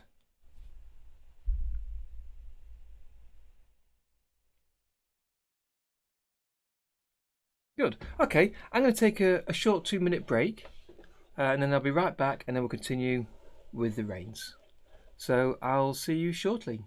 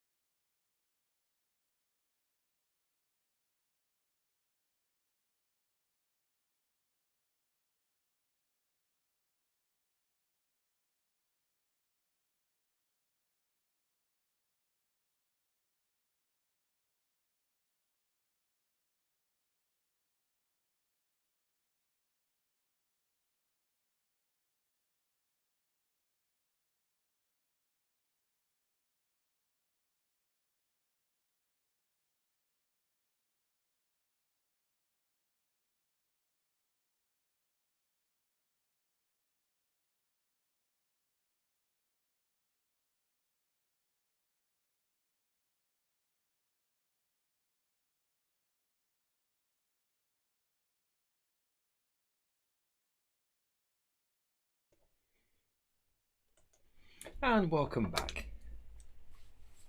So I've missed a tiny bit of chat, so let's see what we've got here.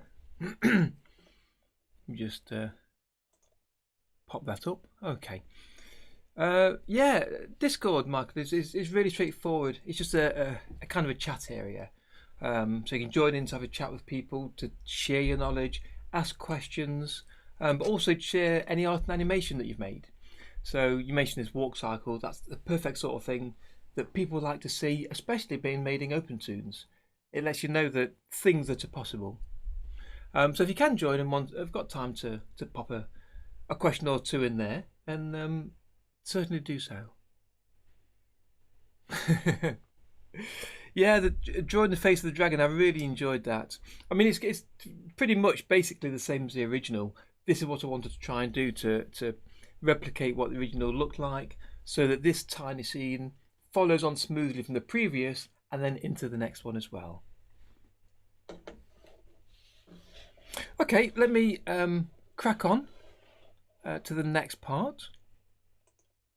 But do keep chatting in the chat and pop any questions through that you have. So we need to have the his reins moving up and down a little bit as he moves. So let's see what we've got.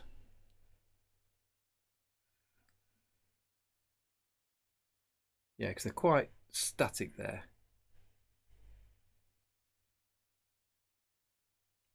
So when they hit the bottom, they kind of want to have that little droop, don't they? So let's see from the first frame. Let's do a couple, see what we get to.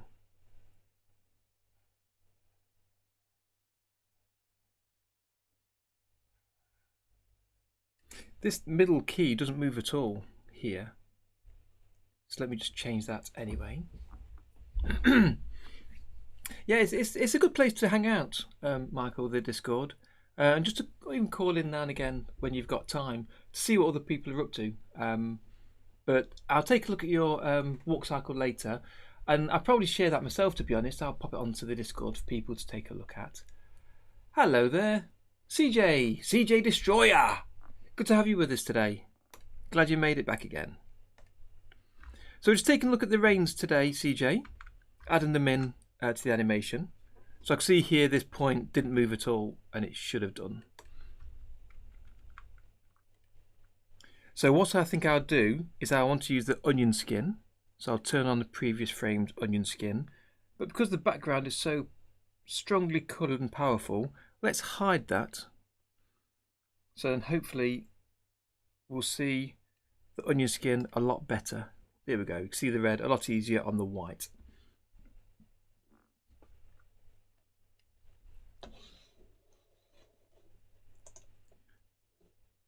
So it's very quiet today. I'm looking at the concurrent viewers. It's a lot quieter today for some reason. I don't know if it's because I started at a different time or because we're still working on the same animation. Right, so number 4 is the bottom of the bounce. So let's see. So as it moves down, let's keep this same sort of shape. Right, so this needs to come down a bit more. And then the next one, even more so. And then coming back. Like that. It's the kind of thing I'm thinking of here.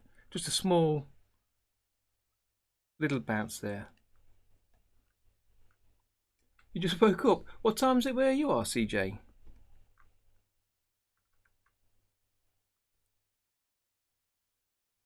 Yeah, it's quite a pointy line, so let's just move these sliders over here. Time for caffeine. It's always time for caffeine.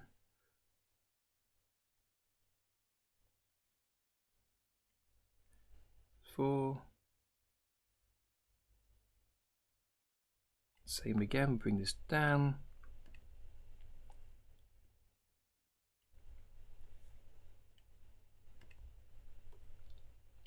Just to add this little bit of movement.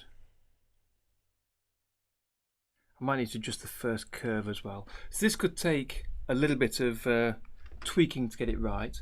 So I'll do some tweaking right now, but I may well go back later on this evening or tomorrow and twiddle it a bit more just to make it a bit neater to finish off, so you're not just sitting and watch me alter control points. 10:49 a.m. Okay.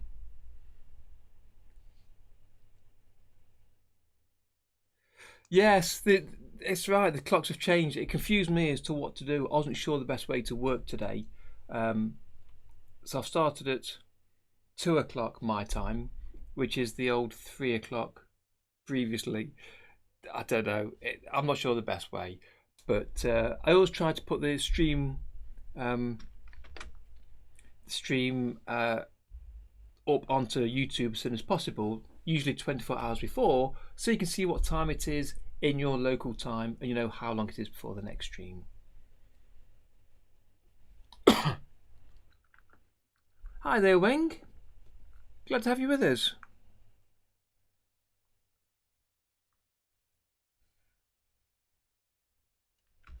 Right, so as this moves down, I need to move that point of the curve out by dragging this. This will take, it really will take some adjusting.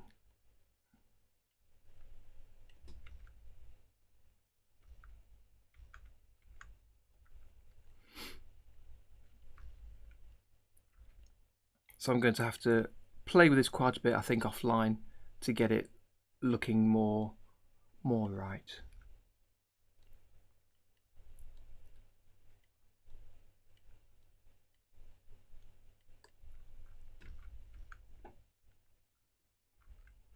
The rein is supposed to be fairly tight, but it needs to have some movement for it to look like it's correctly, you know, moving along, because it isn't a solid metal cable, so it needs to have some give.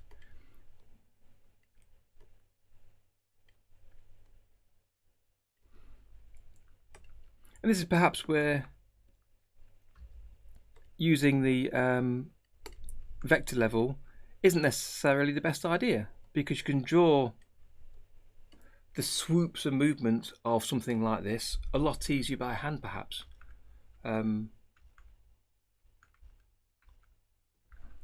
So yeah, we'll see how it goes. We'll see how it goes. Again, this is kind of a bit of an experiment, and it's also a bit of the reason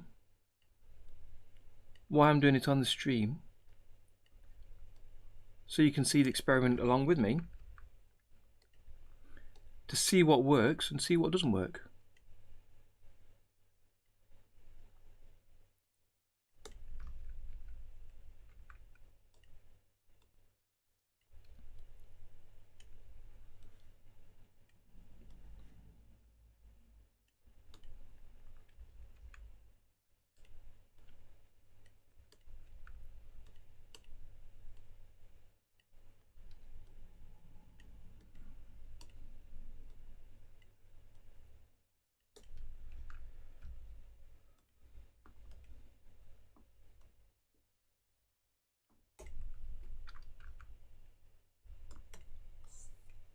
Make sure this, yeah, that's too long, I think, there.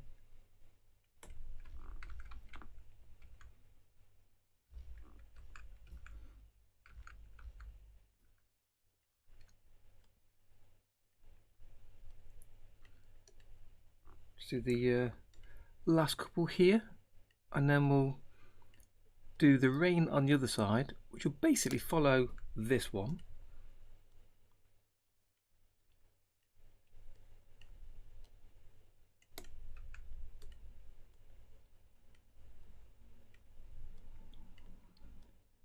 And then it's a case of having the rein come down and land on the back of the, keep looking at the wrong screen, land on the back of the dragon as he comes off himself.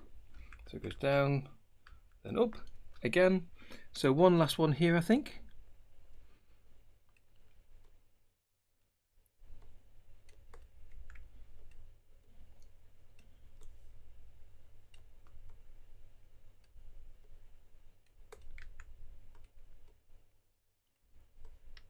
So just paste this out a little bit.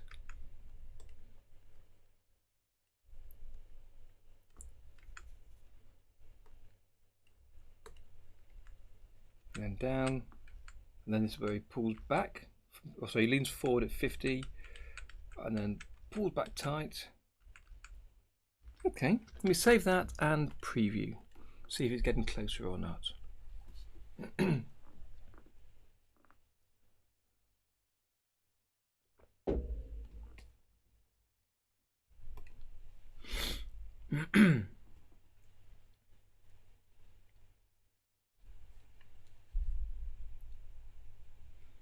So yeah, things are definitely going slower on my computer today. This is just what happens sometimes. As I say, during the streams, there's a lot of software running at once, so it always slows it down a lot more than it normally does when I'm working on my own here. One thing that might help, if I got a an additional fan on my laptop. So let me plug that in.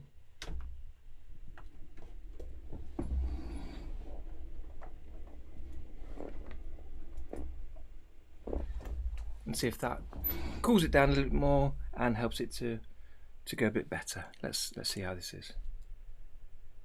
Okay, that's got a little bit of a shape to it. Okay, that's okay for now. I will definitely come back and re-look at it, and I'm sure I'll make some more adjustments.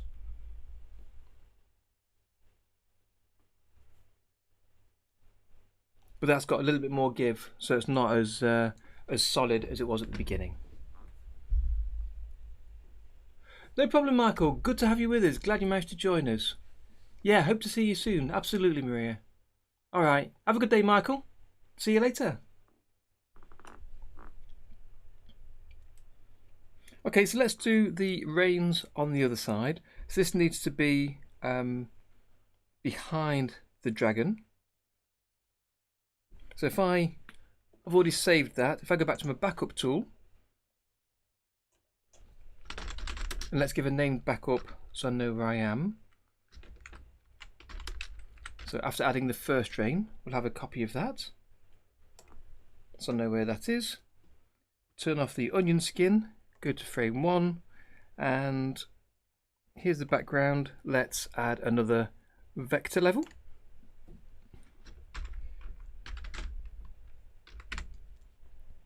Reins 2. Cheers, Michael.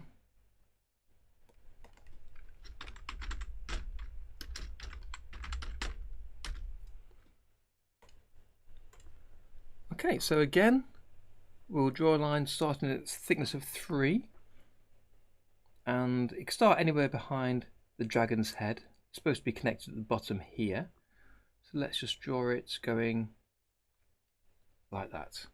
Then using the control point editor, we'll reduce the number of points to make it easier while editing. So we only need one hidden behind the dragon. There we go. We will have a curve, so we might have to add some extras here. And then one there. So it's behind the dragon, but really wants to be in front of his hand, in front of the lance. That lance and hand are on the same column. So let's just have it going up to the lance, I think. Let's have a look at what's at the bottom there. So his right arm is here. So I could move it, if I move it in front of his right arm, it's not actually shown, but if I move it in front of the lance, yeah, okay, we'll do that. We'll try that for now. We might adjust that again later if necessary. So let's adjust these to give it a nice curve. Place that point there. And then this can be curved down a little bit. Because we're going to use the duplicate tool, we want to make sure we've got this as right as it can be for the first frame. That's a good question, Maria. I can mat out I can mat out the yellow of the lance, but the lance and hand are in the same drawing, and they both use the same outline, I believe. I think, to be honest, I think for the pace this is moving with him bouncing up and down, I suspect you won't even notice. So I think I'm going to cheat it for now, see how it looks. But potentially, yes, we could mat out the lance. Or alternatively, mat out the hand leaving the lance. Yeah, we'll see. We'll see on that one. Okay, so there's the first drawing. So again, it's the same as before. Hit D to duplicate. And we need to use control point editor to adjust this to go into his hand and in front of the lance. So that's the kind of thing we're after. So I took that in to cover all of the yellow.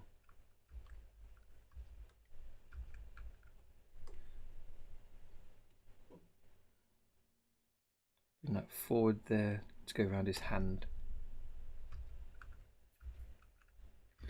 But obviously we don't just move the hand because the front of the rein needs to move as well and not sit still. Otherwise it would just be peculiar if it moves up at the back part. So this is where it gets a little bit tricky. So I just need to adjust that a little bit. Make sure I go in the right direction. If I show the previous frame, does that help? And if I extend the onion skin to the whole scene, so I can see the previous frame of the other part of the reins, that might help. So I can also go down. Okay, yeah, we'll try on that. Let me hit save and just start to work through, drawing by drawing. If I select it all and then adjust this, that might give us a good start. Okay. And then duplicate, and we'll just keep doing this.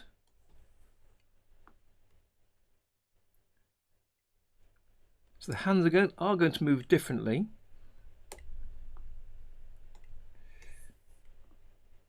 So I need to make sure that I don't follow the left hand rein precisely.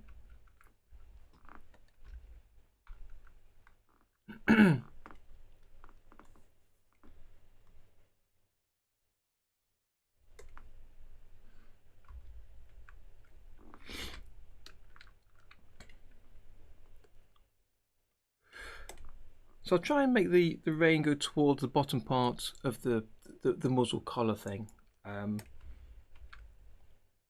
Yeah, we'll see how it goes in a second when I've finished this. When we get to a reasonable point, we'll preview it and see how it looks.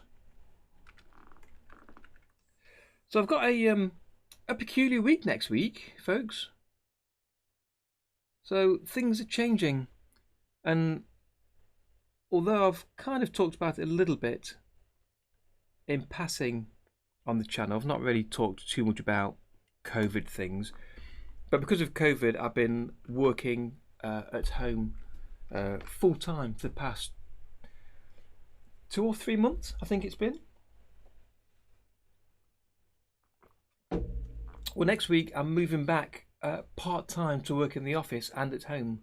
So starting tomorrow, it'll be Mondays, every Monday and every Friday working in the office, and the other 3 days working at home. So that might affect a little bit of what I'm doing here on the channel, but it shouldn't do too much. I think I can work around things okay. But it will definitely affect how much you'll see me on Discord and how much I'll be able to answer any questions or join in chats. So you might see a small change there, but hopefully it won't be too much.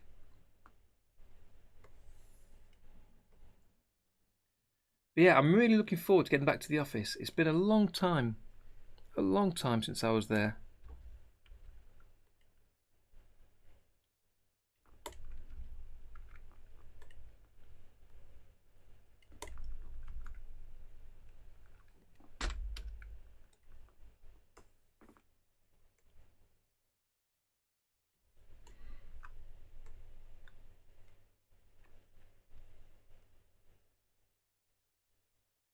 Put that there. Oh, I keep clicking dragging the point, and then as I release the pointer, release the pen, clicking again and sort of dragging a little bit.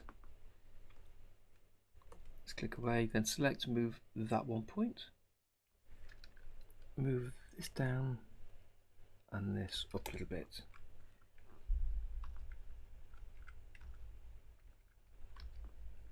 So that needs to come down. Bring that down a long way. There we go. Make this a little bit straighter.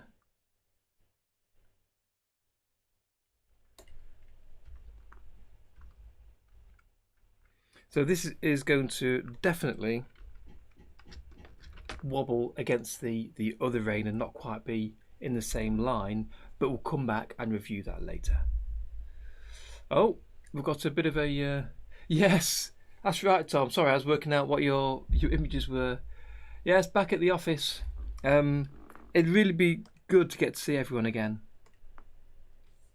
So we've been doing lots of Zoom calls and chatting through Slack, but actually being there, it's face to face. I can't wait.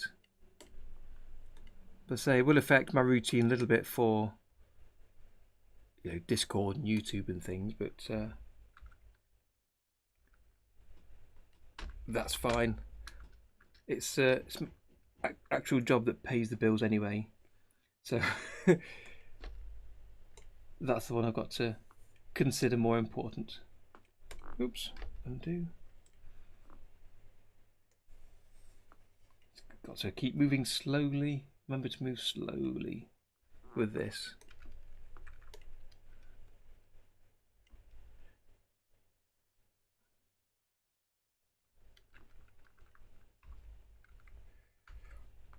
Okay, so it's a slow process doing this.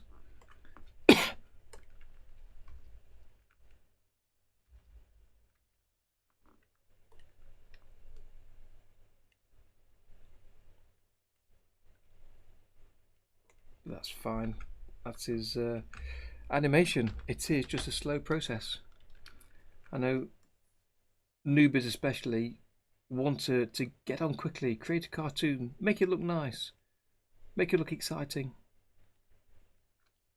And they'll often share an animation that they've spent an hour or two over, and they'll be really proud of it, which is great. It's great to get things moving and great to get practice in. But it takes more than an hour or two to get something good done and to really pick up the process properly.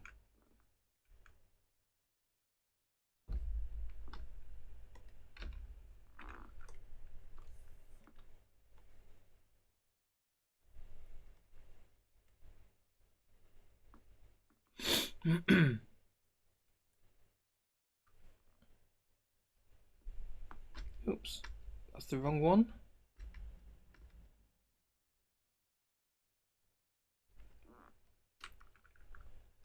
Make sure I'm clicking the right line.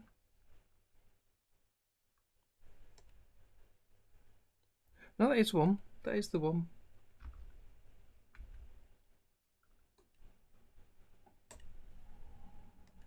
So that's the left rein. I've scrolled along, I think. There we are.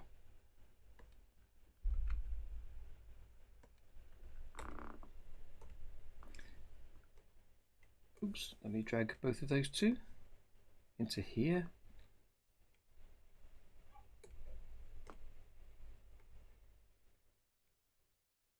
You can't really get the lines mixed up because while you're in one column, you can only select. He says getting them mixed up immediately. You can only select the one column. Hey Ma, glad you made it. Thank you for joining us today.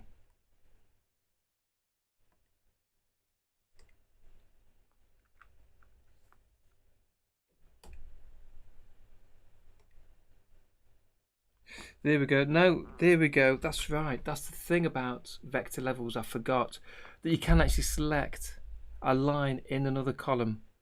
I believe there's an option to stop you from doing the wrong line. Yeah, so let me connect this line back up. Pop you back in there. Pop you back there as well. Right.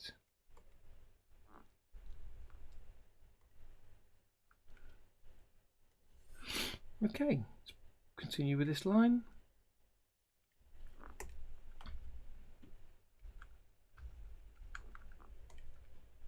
Bring that back up a little bit so there's some movement, and keep going.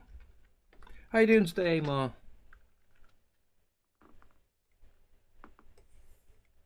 And what are you up to at the minute? And I've said it before, and I'll say it again, feel free to let people know what you're up to and where to find you. So if they want to follow you or see what you're up to, they can do so. That's perfectly fine. I'm happy with that.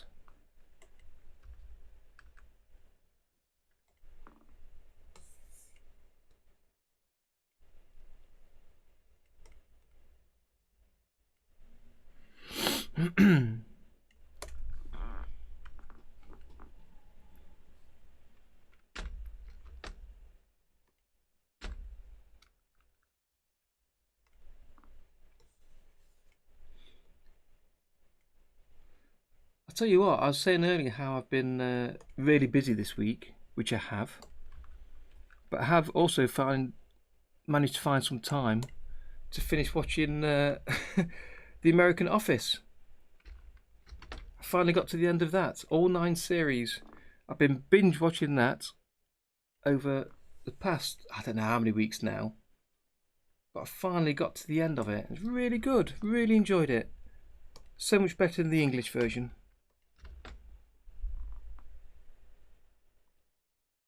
Yeah, I've seen a few conversations, Amar, that you've been involved in. Yeah, rather you than me. From the ones that I've seen.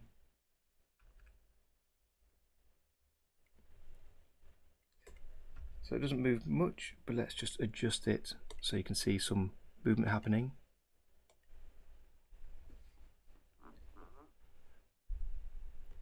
Invincible? Is that film or series? I don't know that.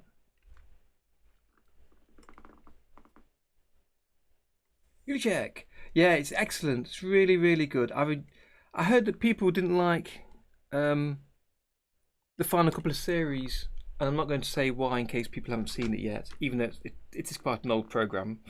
But I really enjoyed them. I thought they were really good. I thought there were some great storylines in there.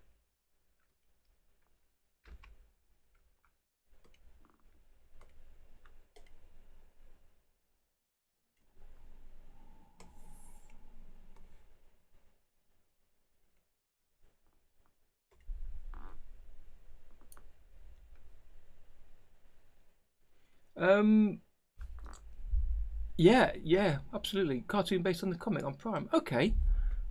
I think, Invincible, yeah, it's been promoted recently. It was on the top of my Prime list. Yeah.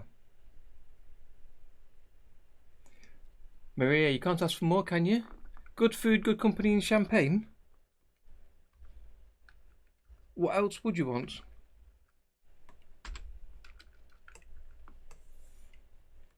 At the minute, in this country, we're not allowed to have good company yet. We're still not allowed to meet up indoors. So we can't have that just yet. But hopefully in the coming weeks, that's going to start to change. I believe from next weekend, we're allowed to meet up outdoors, like in gardens or what have you. So I might have a barbecue next weekend, perhaps. Maybe invite my sister over or go over to my sister's. That'd be really nice.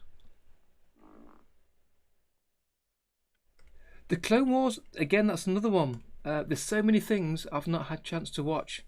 But I've heard great things about the Clone Wars. Something I perhaps should get into. And now I've finished The Office. I've got a bit more time. But I was watching that every chance I had. I'd watch an episode at lunchtime. And then 1 or 2 in the evening with Mrs. T. Oh, I keep clicking too quickly. There we go. So yeah, I'm ready for my next series. Although I do want to start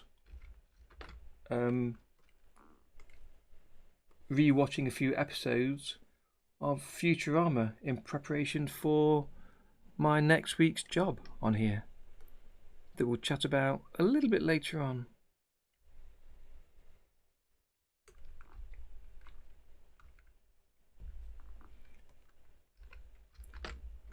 Okay, I'm going to just do this one and then we'll review it just to see that I'm not making a total hash of this.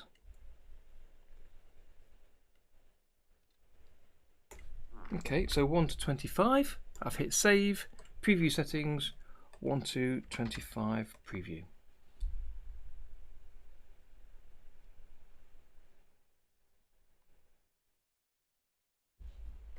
Really? Correct you on your name pronunciation?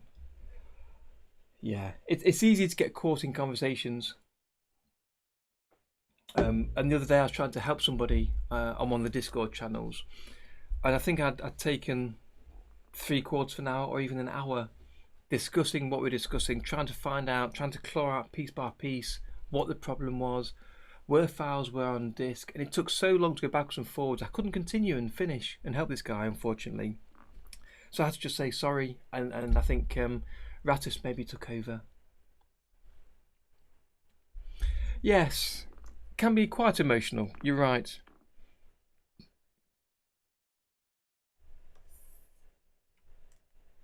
Do a fit to window. In fact, that was the wrong one. I clicked back there. We'll log that back in a second. Let's just see how this looks first.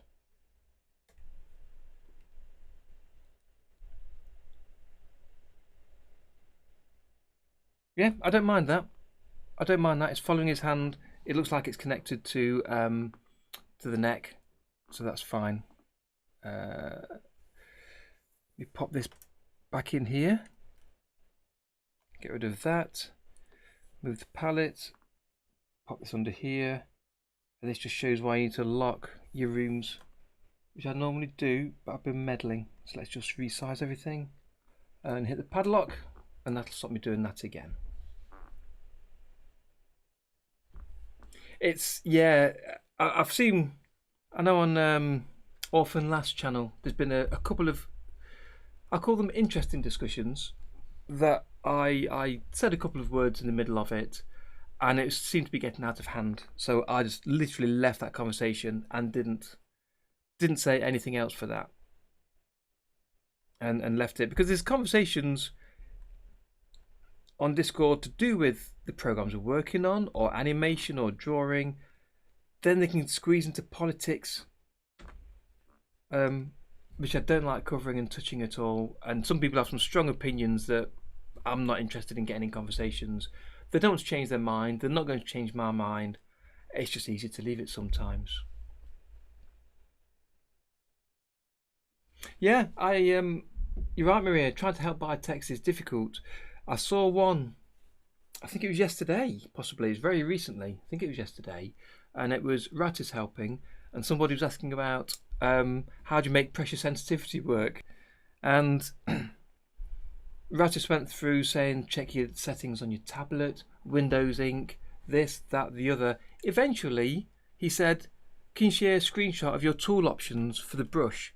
And I don't know if he expected what he was going to see, but he said tick the pressure option. Turns out this guy hadn't got a difference between the min and the max size of the brush. So there's no pressure to be shown because it's set here, for instance, both sizes at 3. So the line won't get thicker or thinner than 3. And that was kind of after 20 minutes or more of discussion backwards and forwards. It's really tricky at times to help online.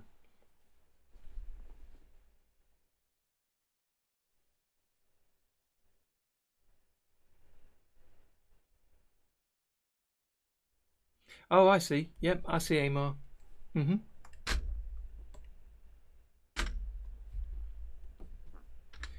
So again, let me just pop this in his hand.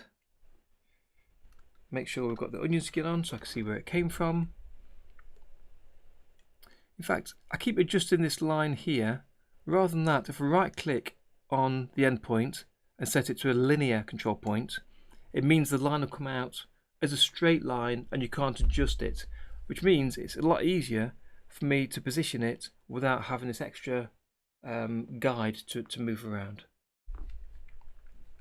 It's really easy to do, Amar. Well, you know it is. You're saying it is. It's so easy to do, and it's just a case of being strict on yourself, I think, and saying to yourself, "I've not got time for this. I'm choosing not to have this conversation."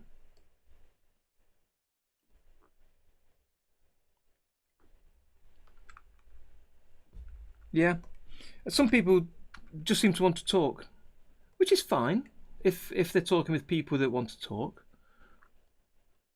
But others, like yourself, have got things to do. Actually producing work, actually working on art and animation. So you haven't got the same sort of free time or necessarily the will to have these conversations. I mean, for me, I've definitely not got the free time. I've got to be careful on where I spend my time, and even more so starting next week.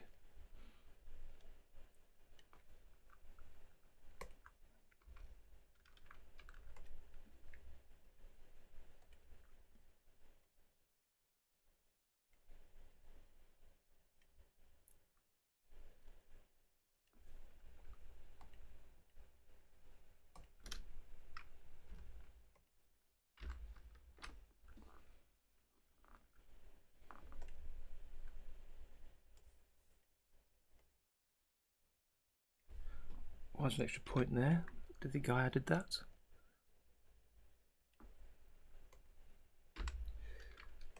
So here we go, one frame at a time, adjusting this line. Nearly there. And then when this line's adjusted,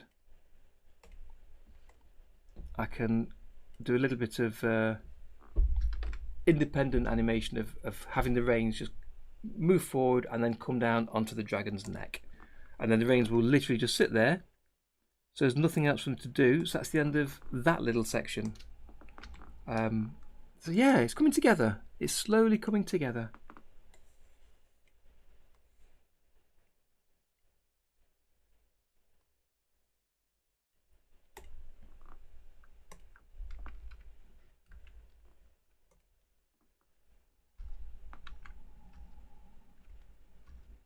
Right, it's just the end of this line to move. There.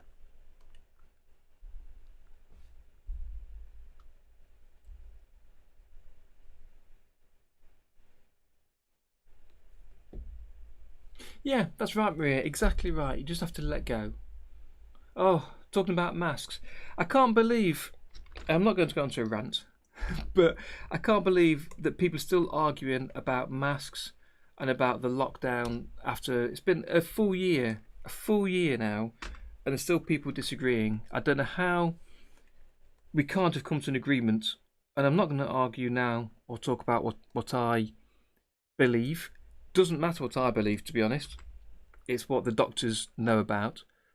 But why there's people still arguing about masks and vaccines, it drives me mad, and I try not to get involved. It's just too easy to, and especially online, which is the one place that's designed for not arguing. It's the worst place to try and discuss things, because people don't want to know what your opinion is. They've made their mind up already. So it just ends up winding yourself up, really.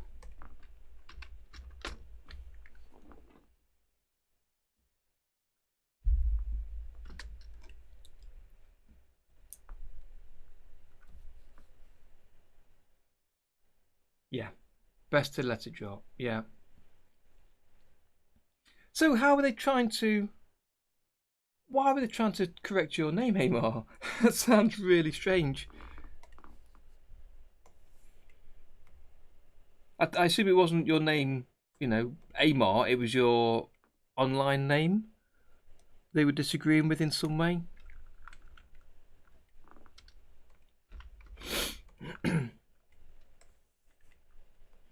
Well, I'm not sure what there is to disagree with. It's your name. Oops.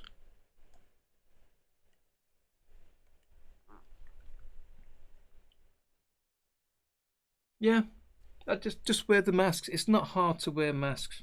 I mean, I don't know where you all are, what the rules are for you exactly for wearing masks.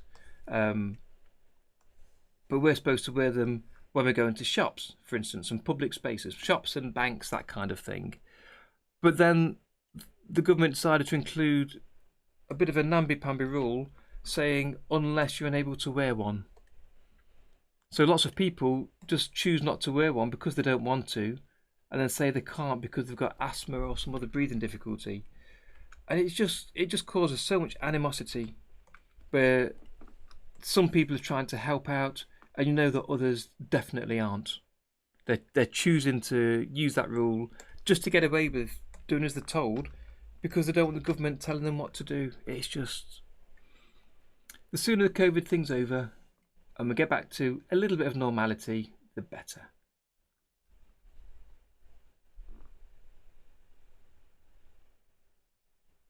Yeah, me too, Amar.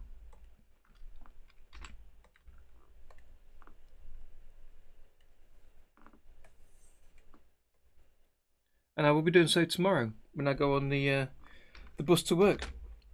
I'll be wearing it on the bus until I get to my office.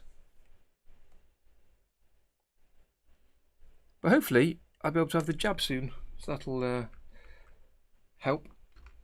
Here we are, frame 47. So it's frame 50 where he leans backwards and things start to change, where he pulls the reins backwards. I've changed the thickness of the reins where it goes thinner to sort of exaggerate the strength of him pulling.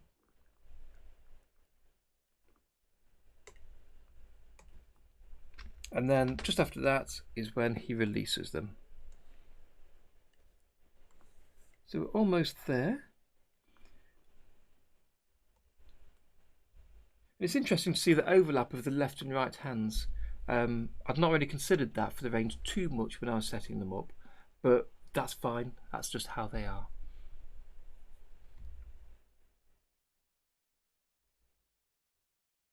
Ma-E-R. Yeah.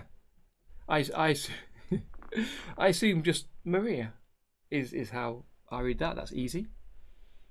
And Amar is Amar. I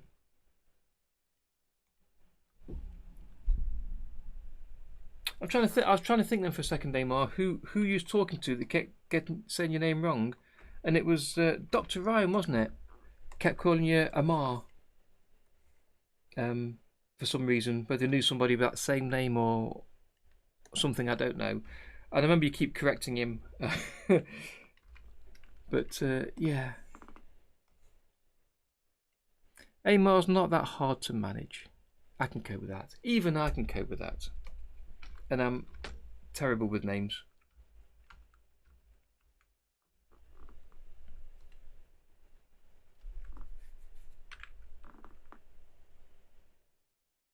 Yeah, exactly. If someone gets it wrong, you let them know, and ordinarily they try and get it right. Occasionally they won't, and maybe for a bit of fun they might choose to not do. That's fine. But it's not hard, is it? Let me hit save. I've not saved for a while. I don't want to be losing anything, do I? Control point editor. Again, I must move slower to make sure I catch all the points.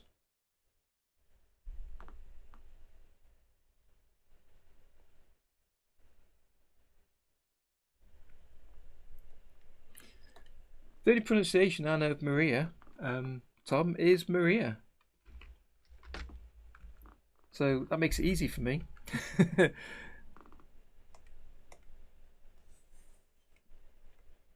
I must say, if you're using the control point editor, just one thing I'd like to point out is that you've got to be careful of where you click. The click area, for some reason, is just the center of the line. So when you select it, you've got to click around the center to select the line. If you've got quite a fatter line and try and click where you can see the color, it doesn't always select. So I'm clicking here towards the edge of the black, and it's not till you get towards the middle it will select. And I think anywhere this color should be the selection point, to be honest.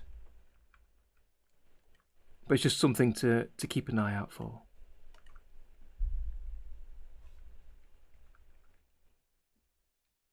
Yeah, I like nicknames, Maria. It's one of my favourite things to do, to create a nickname. A respectful one. Nothing, nothing mean, nothing they don't like.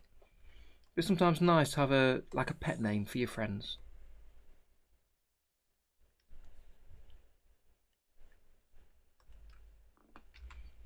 Okay, so we're almost there now.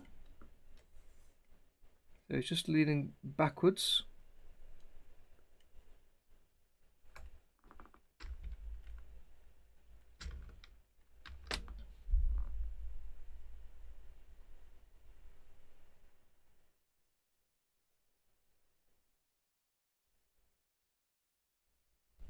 Yeah, it does.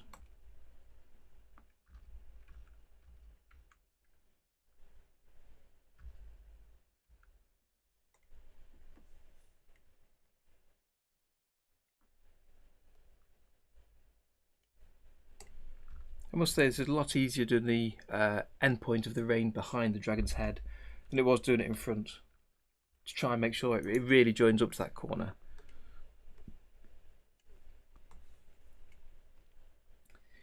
Almost there. Oh yeah, you mentioned, Amar, about the foundation account. So you're planning to sell your art?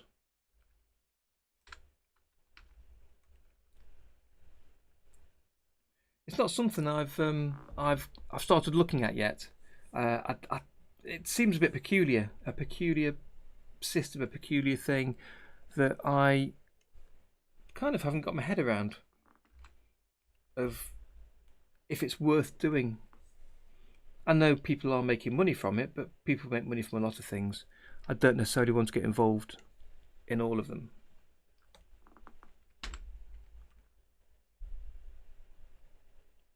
It feels very much like a passing fad to me, Tom. Very, very much. But what do I know?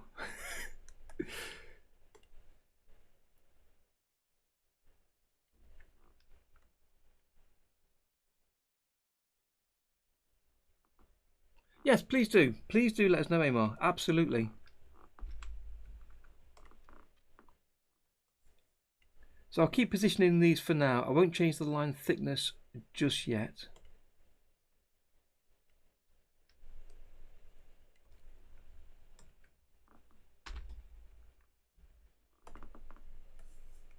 This needs to go behind. Does that go in front? Yeah, it goes behind. Brilliant. That needs to go behind Sam there.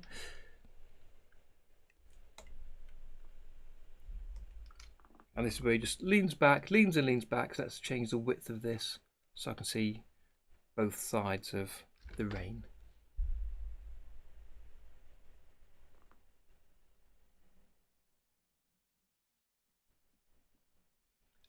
One F. I don't know what that is. I'm guessing it's part of the NFT thing.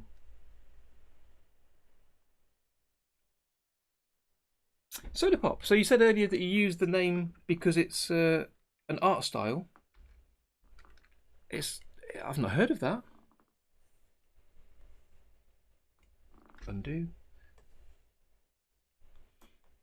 Make sure that going up to where his hand should be. Make sure that points to where the muzzle should be. And then we've got a few more of these. And you can see the line thickness is changing on the other one, so we'll change that to adapt. Ah, there it is. That needs to go up there as well. I'm going to delete one of these points, so only one point, by clicking and tapping delete. And I can just place that at the base of his hand where it joins between his thumb and finger.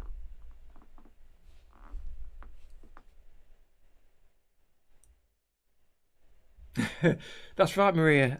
I was exactly the same. They are English, but I didn't really understand them either. It's a peculiar thing. It really is.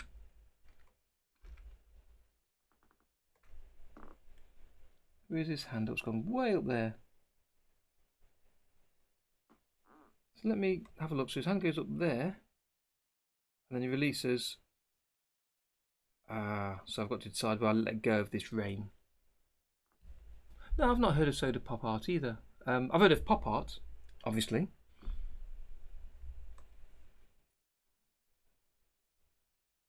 So I could do this rein as though his hand is behind, going behind his head. So I sort of deleted the arm when he lets go of the lance. Let me come back first, use the selection tool, and find where this line changes thickness.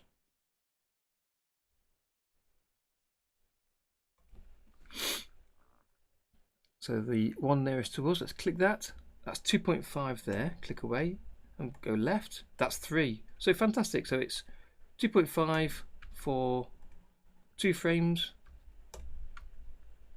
And then it goes to 2. I think it's 2 frames for both. 2.5, 3. Okay, so on frame 63 is where it starts to go narrow. So if I select that, 2.5, next frame, select it again, 2.5, next frame, select it to size 2, next down to 2, next down to 1.5, and then down to 1. That should about cover it. Non-fungible token, that's right, yes.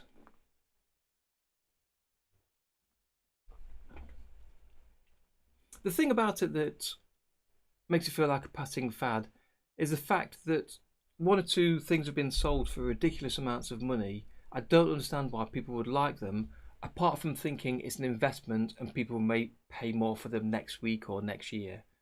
So someone's paid, oh, I don't know how many hundreds of thousands of dollars for the first tweet from somebody. And it's a tweet that you can read now, that's public, but they own the first tweet that this guy sent. I think it was the guy that created Twitter or something. So they've now got, in some way, a confirmed owning of this tweet, which just seems madness. But it's yeah, is it copywriting? I'm not sure, because you can't change it. You don't own it. It's really strange. It is really strange. Yeah, there we go. 69 million. It's ridiculous money.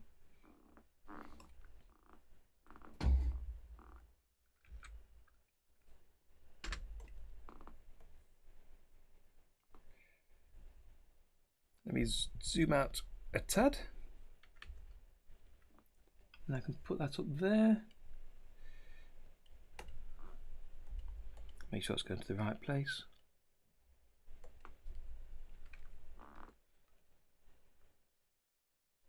Yeah, but traditional art, if you own something, if you own an original piece, you physically own that original piece. To say you own a piece of digital art that anyone else can view and download, I don't see what the benefit is, apart from being an investment. But it just feel like madness. So let's keep attaching this and duplicating the same line so I can keep it connected.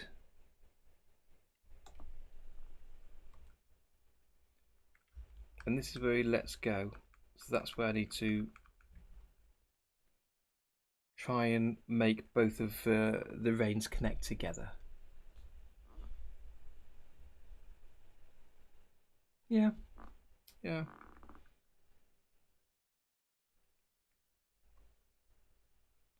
So let me review this up to here, do a preview. So up to frame 70. Save that and go to the preview settings, have a look up to frame 70, just to see how that looks.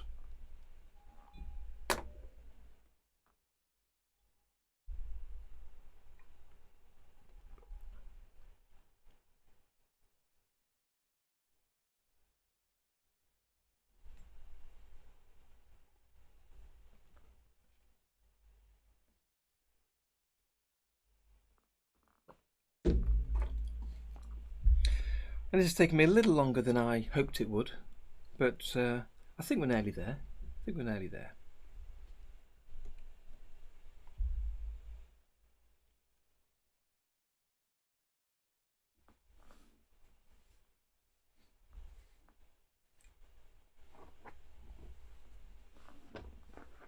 Yeah, in one way, I'd kind of like the NFT market to drop out, uh, so that the art people have bought isn't worth what they've paid for. But that's a little bit cruel. But it just feels like a swindle to me. It really does.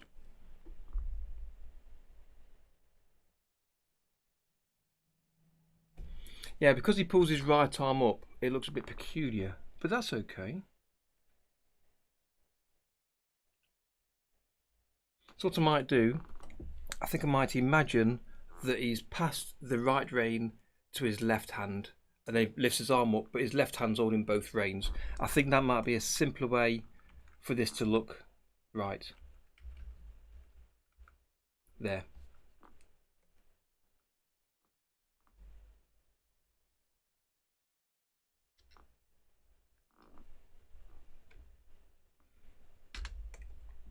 So let's bring these back to here, like that. Take off the onion skin, we don't need that.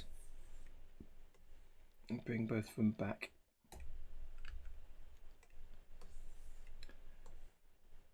And it might look a little bit peculiar, but I think it's going to look better than trying to lift it up in the air.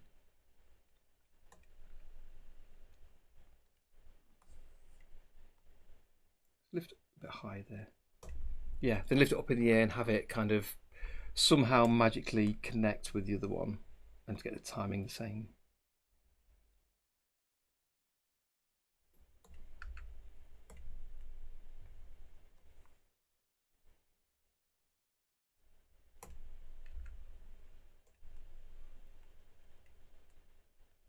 Because lifting it up there is a little bit of madness, I think. Oh, got another one. Let's bring that down. And another.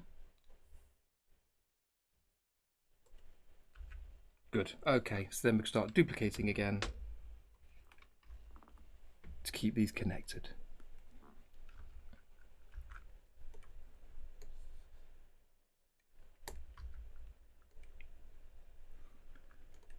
Let's bring this down a bit. Trying to account for three-dimensionality of the width of his head.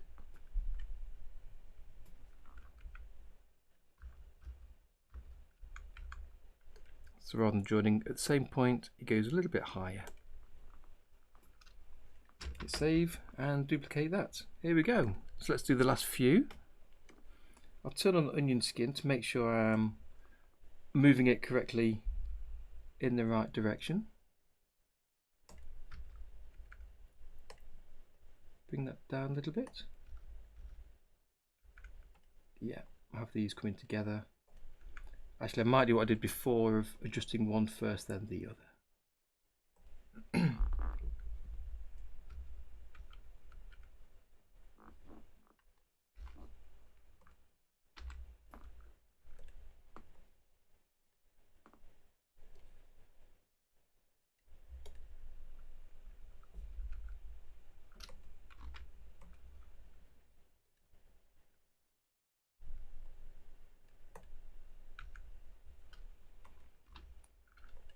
These are just slowing down, as you can see, so there's not a lot happening here.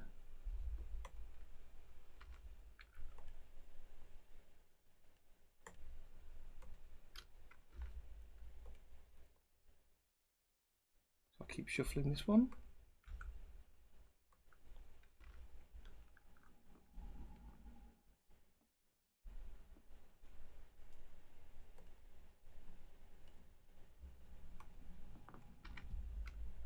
Almost there. Yeah, they're moving down slowly to that point. That's 86. So let's just duplicate those up to 86. And then we'll move them a tiny bit at a time, just to ease into the end.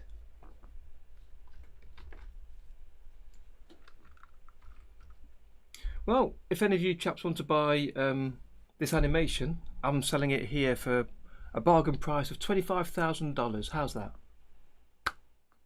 Exactly. It's ridiculous, isn't it? Ridiculous.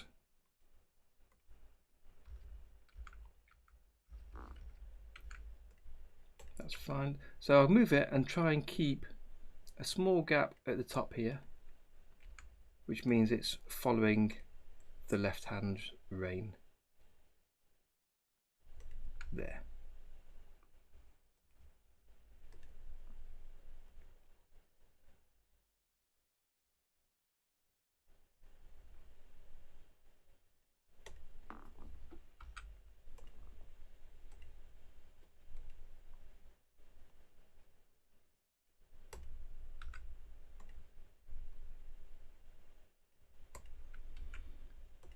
So I think we're almost there for this before the rein has to connect up with the other one and fall out of his hands.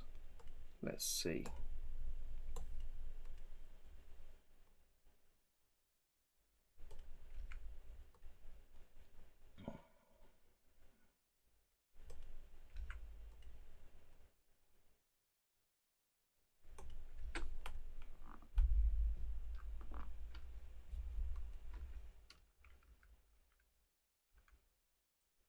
Right, this is where he's coming forwards.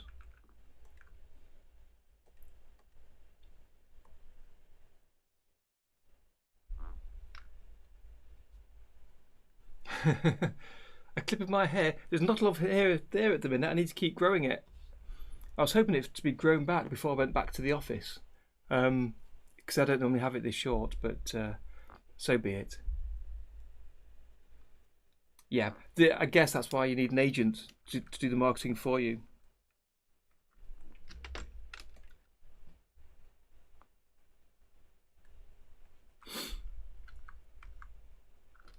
Okay. So this is going okay here. Bring this forward.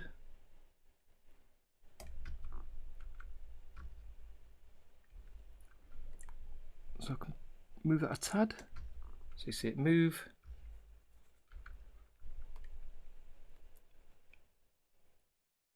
Needs to go up there. You zoom in a tad. Another block. There you go. Yes, I need to get some teacups made for you all and get them sent off to you at some point.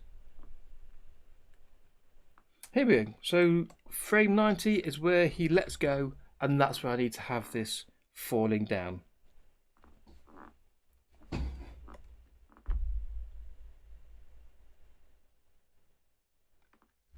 I wouldn't be able to use Jack Skellington, copyright and all that, unfortunately. But yeah, here's my today's one with Jack on there.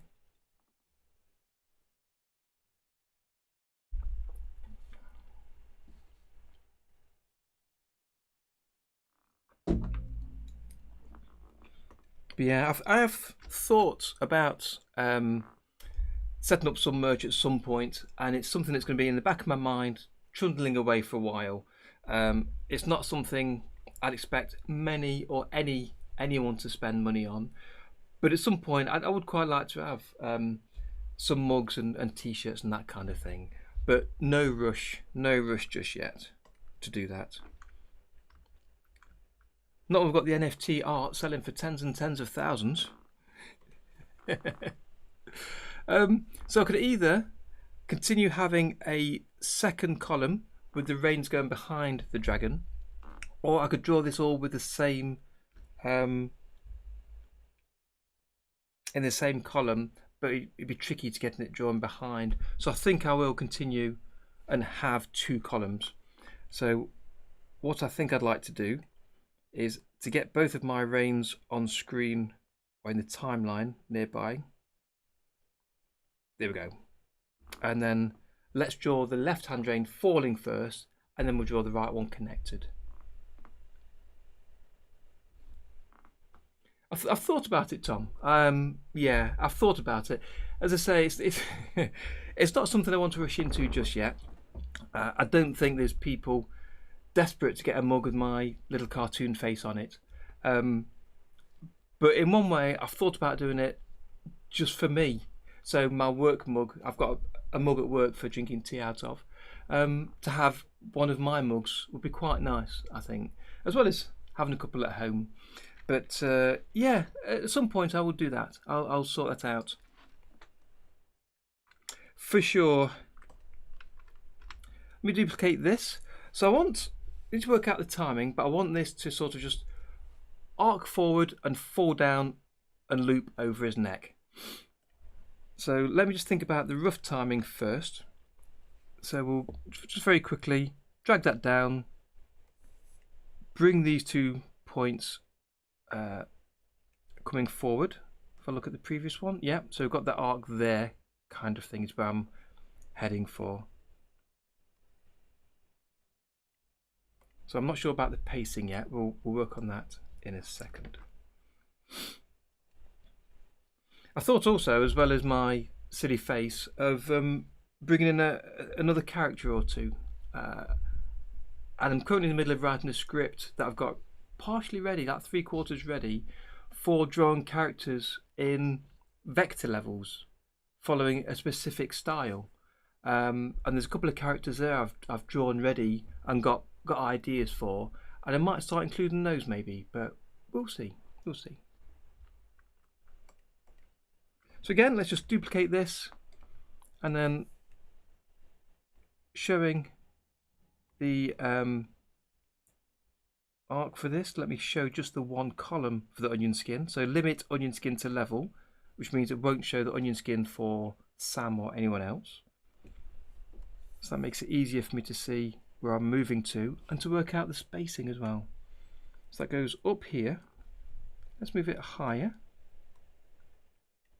And this can come upwards. Do a couple of frames in front as well. It should be accelerating, so let's bring this back a little bit, and the previous one, bring this back as well. Okay, so it comes up. Duplicate this.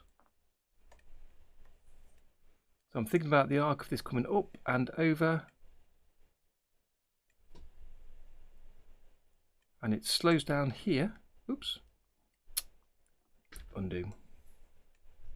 It's really easy to miss click on some of these points because they're quite small.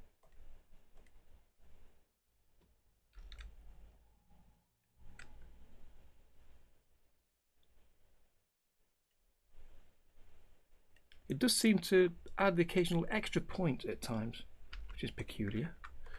So this is slowing down, so let's bring that to there. Bring that in a little bit. That's fine. And then we'll start it dropping. And then bring down this droop.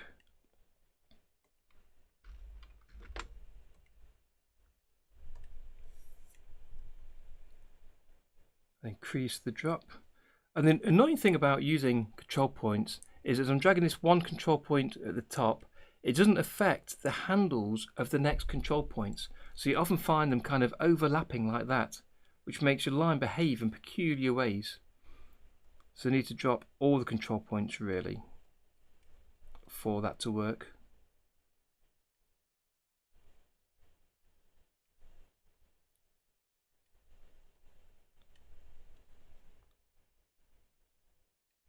There we go, got the curve.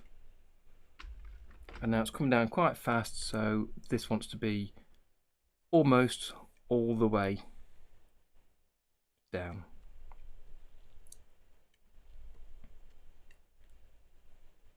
Something like that. And finally, this wants to be resting on his neck. We undo that. Select both points, bring this down to rest on his neck. There, let's make sure you can see that. And adjust these to make a nice curve. Looks reasonable.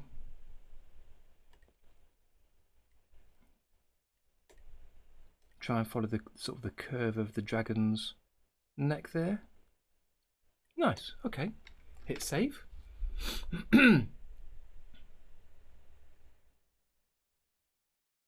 Yeah, it is peculiar, and again, it's one of those things, Maria, that I've talked about a lot.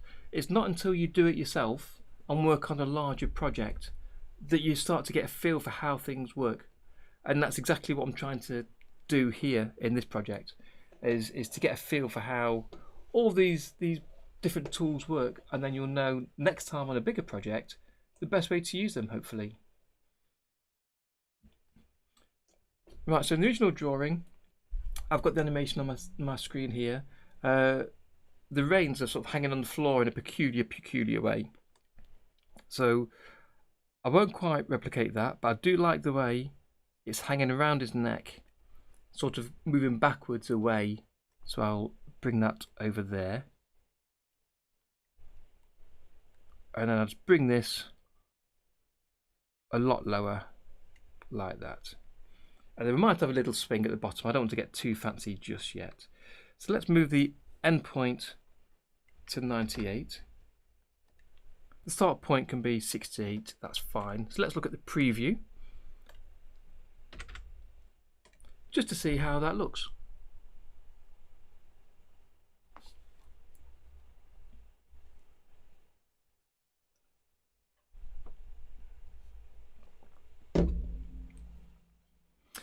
The question is, Tom, because you seem to have a keen eye for these things, does the mug have my name Darren Tea with a letter T, or does it have TEA for a drink of tea?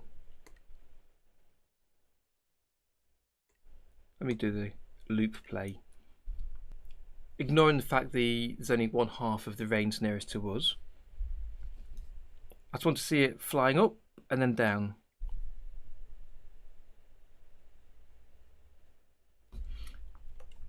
Let me, for now, extend 97 and extend that. Hit save. So preview that so we can see it sitting there a little bit longer.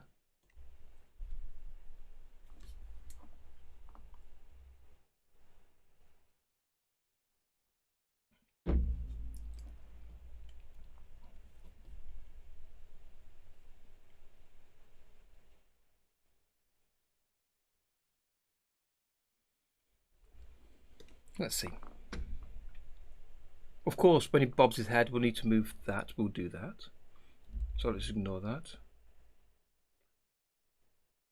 Actually, the thickness of the rope needs to go thicker again, because I had it thin before he pulled it tight. So I'll thicken that up. That's not too bad. We can look at the timing again and insert a key or two if necessary. I'm happy to leave that there, I think, for a second. Okay, Tom, thank you. I probably would, when I get to that point, which isn't the next few weeks, certainly longer than that, I'll probably do some of the merch things here on the stream and get some of your feedback for what you think would be good or useful or nice, or you think people would like or might sell. So yeah, I'll pull a few ideas together when I get closer to the time, and we can look over it together and see what we all think about it.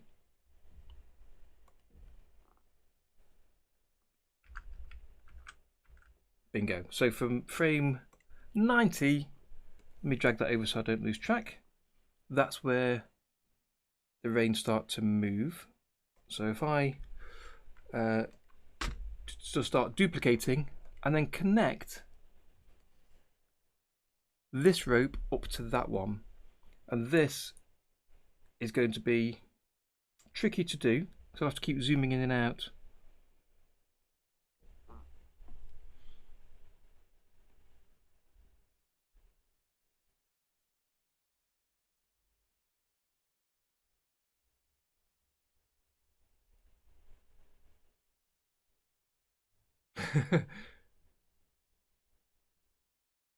Yeah, okay, Tom. Yeah. Yeah, I've wondered before about doing this and having oh, it goes behind his nose, so I'll have to adjust that one. Having different merchiness things, and t-shirts and things are fairly straightforward. But yeah, I did wonder about having a teacup or a tea mug or something.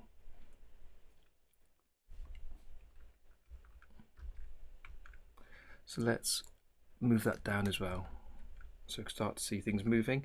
And we're going to have to do this in a number of stages, I think. Let me zoom out a tad.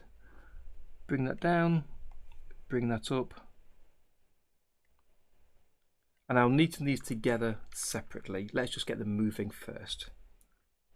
Duplicate, duplicate, duplicate, duplicate, duplicate. Ever impressive, well contained genie of lamp. So should that be behind? Or should it be overlapping? I think it should be overlapping, because on the other side, this is higher. So we do need an overlap there at some point. Duplicate that. Bring that to around there. And again, I need to move slower to make sure I've definitely got it right. I'll do a few, and then we might come back and read a look at it.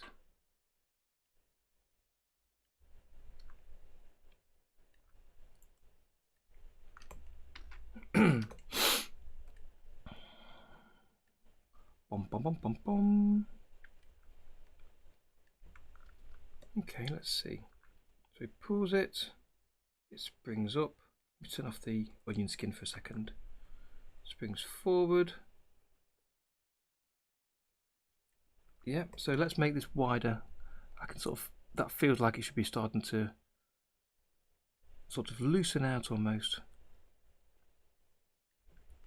And the next one, let's turn on the onion skin again so I can see where I'm matching to. So bring that one there. It's going forward, but it's still coming out. But that's moving slower. Duplicate again. Bring this down.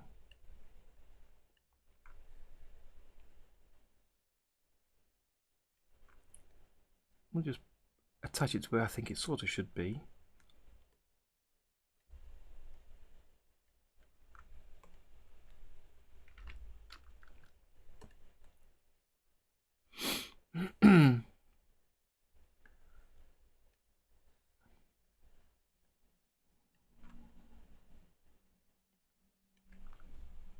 So should the one at the back be shorter or longer? I could make it shorter because it's further away, as that is there. Yeah, shorter, shorter again.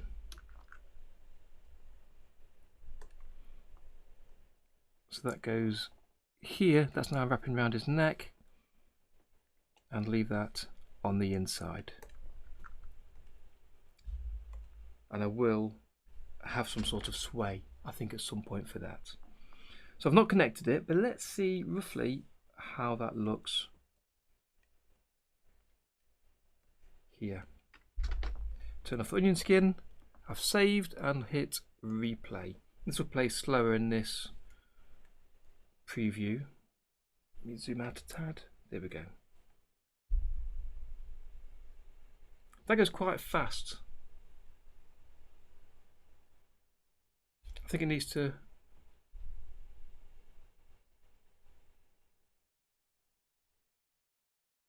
move up perhaps.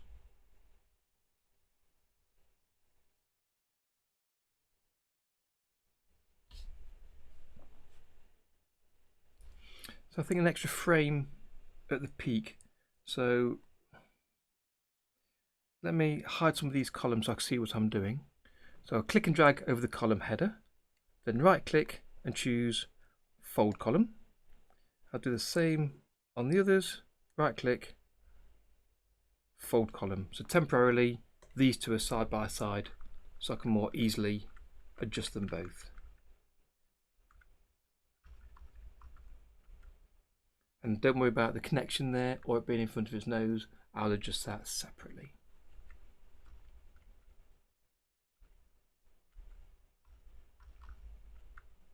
I think that's moving too much, so I think I need to duplicate that one. Turn on the onion skin before and after. So I'll extend 18.9, likewise for the bottom one, and I'll add a duplicate in those gaps, and then we'll adjust them to be in between. So if I select both those nodes, drag them over, and it's an ease out, so I need it closer to the first one than the second. So bring back that line. Dragon hasn't moved, so that stays still at the front. And then on the reverse line, do the same. Just come forward a little bit, like that. Then it moves quickly, and then at the top,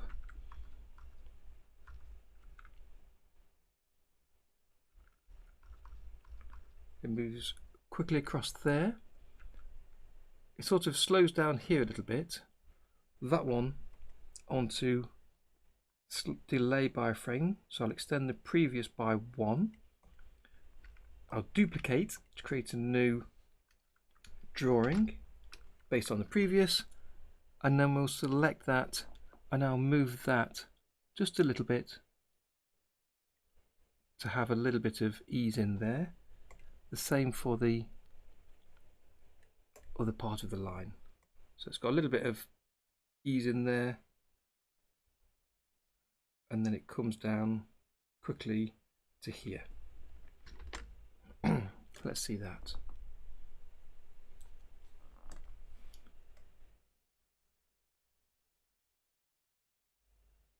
Yeah, that goes too far, too quickly.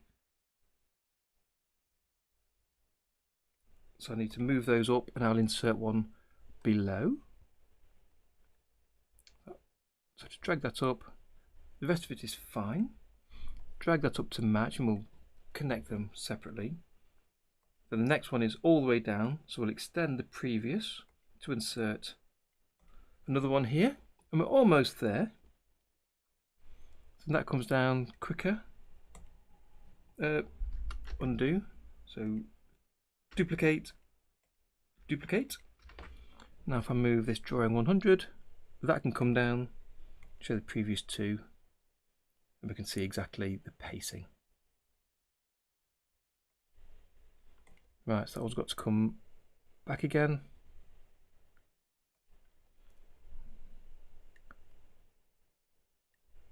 Extended.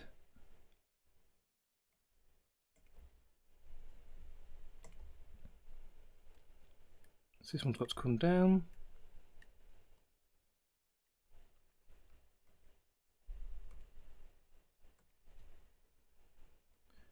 I'm going to bring that up here. Yeah, because that was too much of an ease in to land, which isn't right. So let me just roughly connect these up, and we'll connect them properly in a second. Fine. Save and loop play. That's better. It's got a slower peak and then it drops. And again, I'm taking a long time out doing this. It flies past in an instant. No one will notice. And that's kind of the point. That people won't see it's wrong. They'll just feel the motion because they're watching Sam, but they feel the motion of his release the reins, and they're coming to land. And that's it. The story's moved on. So all I need to do is to connect those 2 reins at the point where he lets go. Go to the onion skin. There.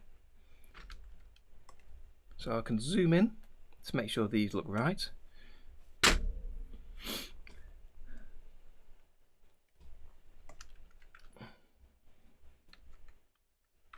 So it's holding it there, then he releases it.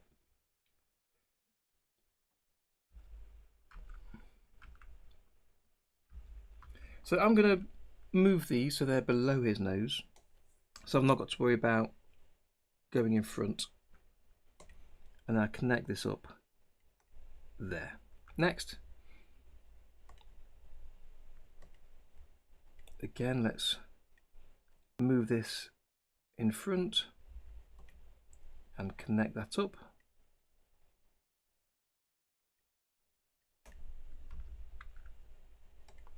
It doesn't need to be perfect. It really will not be seen by anybody. I don't want them overlapping though, so I'll just tweak that.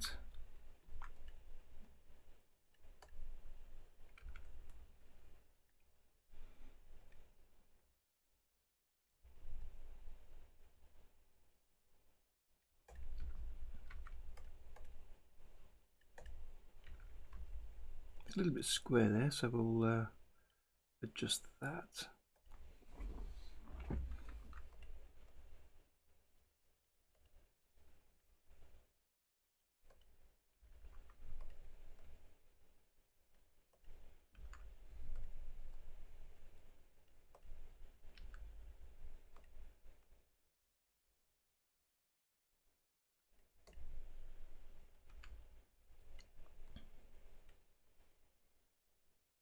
So without adding extra control points, which it kind of needs to make a better loop, but because it's flying past so quickly, I really don't want to put the time into that. I'm happy just to connect this up so it looks quite close.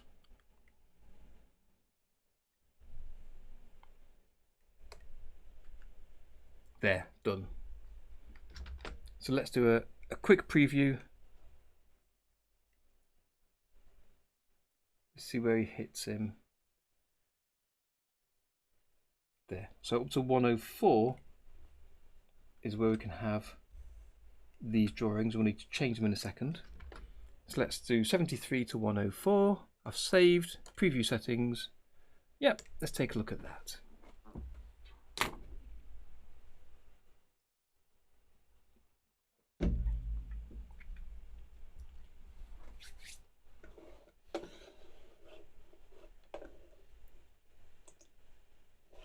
And then we'll finish the reins with the dip, and then we'll throw a quick plastic tool onto Sam and have him move a tiny bit as he falls off. So let's see. I do need to do the thickness of the reins to make them thicker again. Now it seems to hover in the air for an extra frame or so. I think I need to take one out. Okay. I'm happy to leave that for now.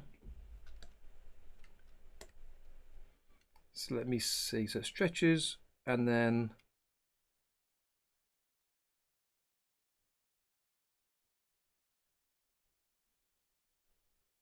right, so there on 90. So if you use the selection tool,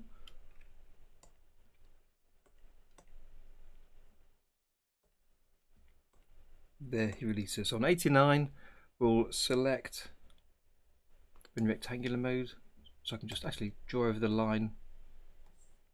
There we go. Select it, increase that to 1.5. It's barely noticeable, which is fine. 1.5. Then it's released. So select it with 2. The other frame. But this is one of the features of the selection tool that isn't very clear, that no one can know about until someone tells you, that clicking and dragging left to right to draw a selection box, you have to select around the whole line to select it. But if you want to select a line, you can click and drag to the left, and as soon as you touch a line, it's selected. So it's a quick way to select a line. Let's have a look at that.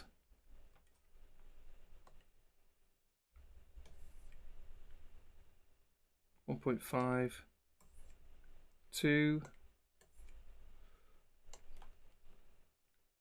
2.5. Let's do it quite quickly. 2.5, and then these are all 3.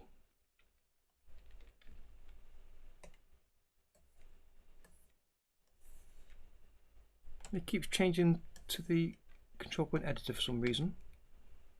So I need to keep an eye on that.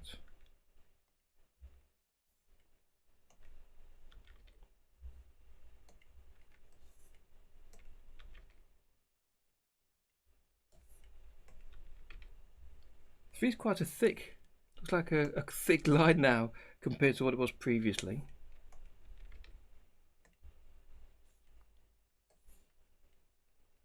And as soon as I looked away, it changed back to the control point editor. And again, let's try again. So select, click in there, press 3, press enter. Strange. There. So that's where it changes here. So in 91.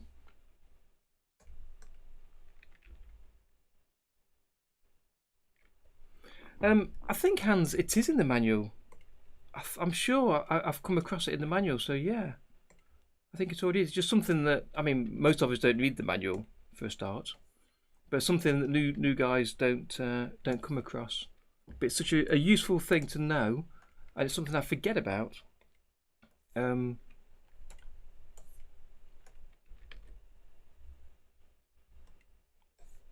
for times like this, really useful. Okay, last couple.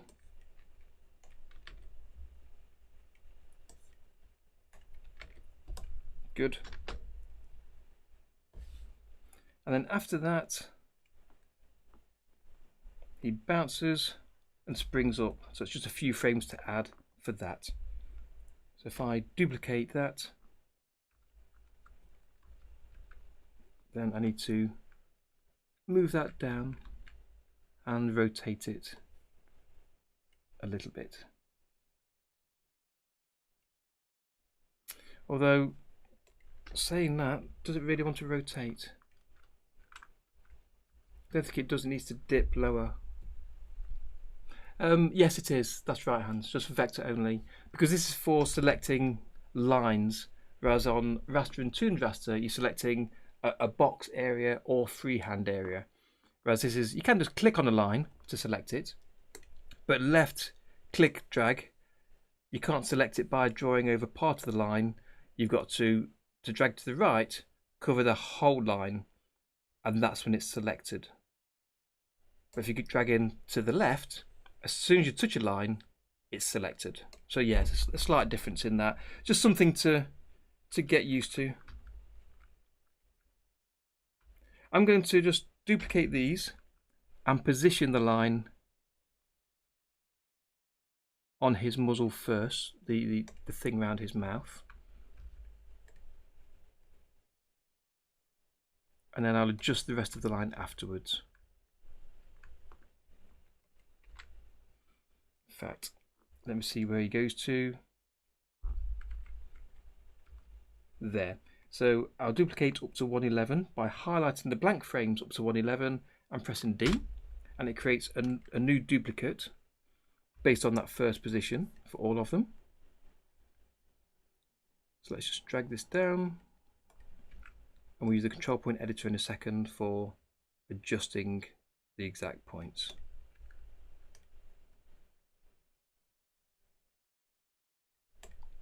So by having this extra head bounce of the dragon, I've created myself a little bit more work here. And then dragon slides off. So what I want to do is I'll extend this rein. Let me just zoom out here until the dragon disappears there. So we don't need to see it after that. But I'll attach these reins to the dragon on the schematic.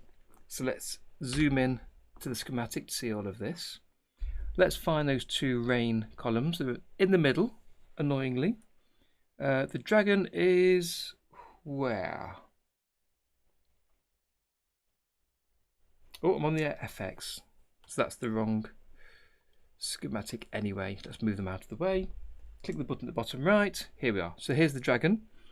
So let's take these two reins columns and connect them to the dragon, so that when the dragon slides off, they slide off too. But let me just check everything else is correct. So I might need to align the first position of the rein now that I've connected it to the other column. This is something you often have to do when you connect columns after you've set up animation keys. So if I just click and drag that to the point where it joins, that ought to just work. And that's the front rein. If we go to the FX room, look at the schematic, I'll actually connect the second rain level to the first, so it picks up that offset key as well. So hopefully the rain should sit correctly now in the right place. Oh no, there's extra movements. So I'm going to go back a few steps. Let's go back, delete that key, go to the FX room, and at the point where the dragon slides, that's where I need, that's the only time you need to connect the reins. So what I will do is I'll create another column for those reins. So I'll click on Insert to create a new column near the rein behind, one on the rein above,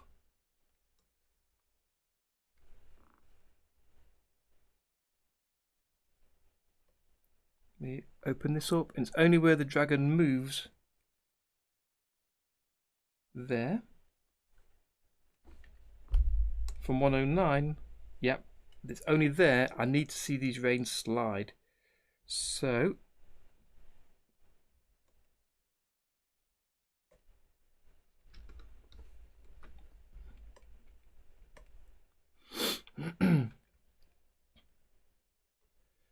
I won't connect the reins to the dragon, connect them straight to the table,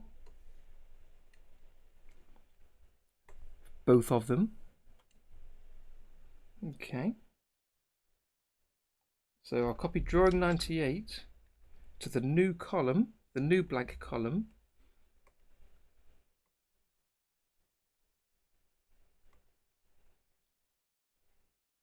there. And I'll do the same with the rein above on 111. So I'll copy that to the blank column there, delete those drawings and extend this. So I'll connect this rein, which I'll give a column a name of rein move 1.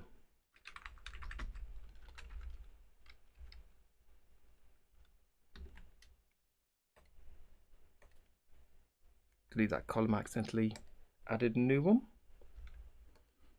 Yep, rein move 1, and also the other blank column, rein move 2, and then those I will connect to the dragon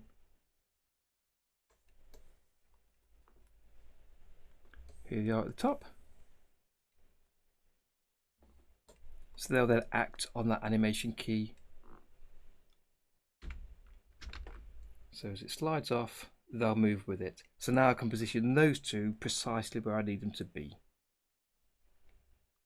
Okay, let's get the front one first, which is here. Using the animate tool, I can position that precisely where I want it. And I will adjust that as necessary.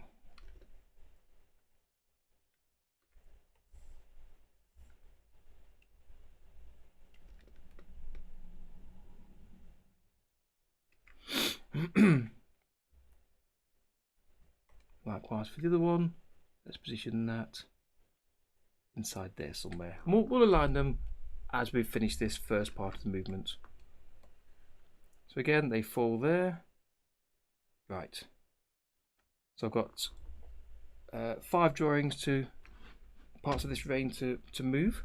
So his head starts to go down, flips over, and comes back up. Okay, so control point editor. Let's go back to the 2D room just to give us more space.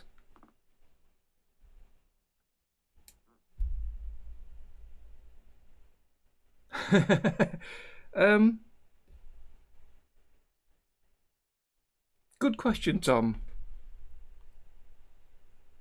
I know it doesn't matter about the spelling, and I know you don't care, but that's really interesting.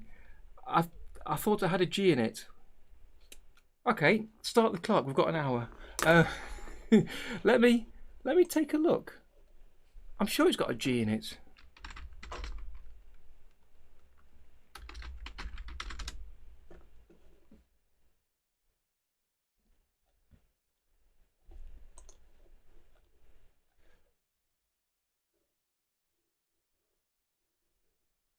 Oh no, so it's REIN for the reins of a horse. It's REIGN for the reign of a king or queen. So you're right, for this case, I'm going to cut out our short. Get my pointer back, here we go. I will change that. Not that it matters at all, but now I know it's wrong, I can't leave it.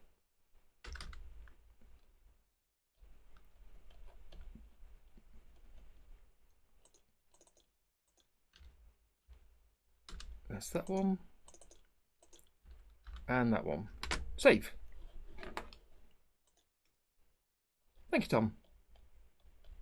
Okay, so let's use the control point editor. Look at the previous and the following. We'll bring that down a little bit.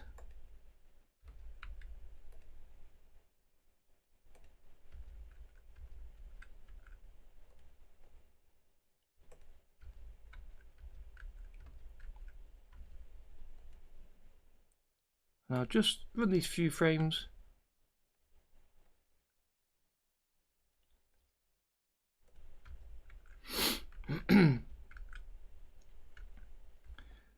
That, I think we can add another point by holding Control and clicking on the line to add a point. And I'll make this rein land on the floor, I think. So if I right click on one of the points and make it a non-linear, oh, and it crashes. I've not had that for a long time. I wonder how long it's been since I saved. That's always the question. So as often happens when the crash does happen, it's meddling with control points. There's something about the control points that causes a crash.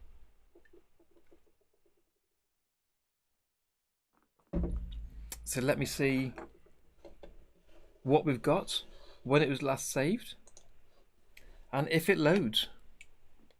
Okay, that's good.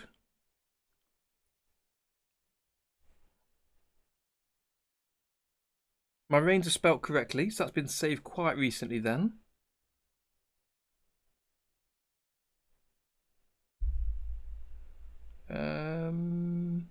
There. Let's see what we've got. Okay, so it's just those control points I need to start changing. Fine, let's zoom in. And this time I won't add the additional point at the bottom. That's the wrong rain, Tom, I know that. The rain in Spain falls mainly on the plain. Right, let's see if we can get this looking okay. So that line does want to be a tad bit above the dragon to give it some thickness as it moves over. I believe for 1.2 of Tahoma there's going to be a crash report put in, but right now I don't think there is, apart from Windows logs, but I don't think we add anything to the log until it goes wrong. So if it's breaking and going wrong to a point we're not expecting, I don't think there's going to be anything in it.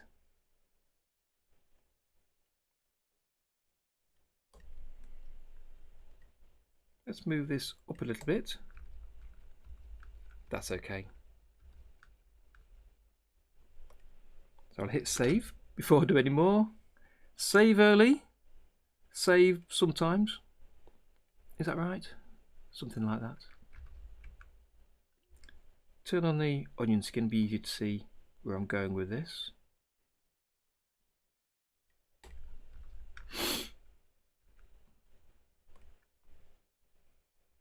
Pop that up there. Yeah, so getting the crash report is going to be a good feature of 1.2. So it won't stop the crashes, but at least we'll be able to find out why it crashed, hopefully, and get closer to be able to clear out some of these crazy bugs.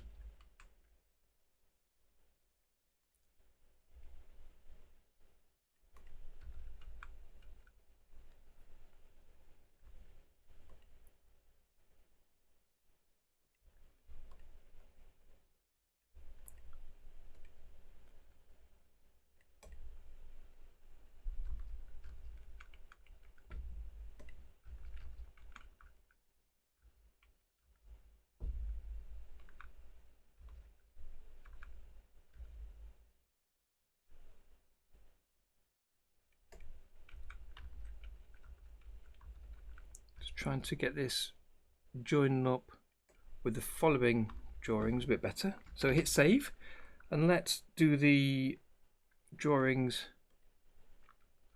for the rear. So again, you can click and highlight over a number of blank spaces, and then when you press D, it'll create you a new duplicate drawing for each of those spaces, which makes it easier for creating a number of blank drawings ready for editing, especially for vector, to use the control point editor. So I use the selection tool first, just to set the position. I use the onion skin so I can see the previous position, might help me. Bring that down. So I'm looking at the top right here is where it was joined. Try and keep the spaces as close as I can.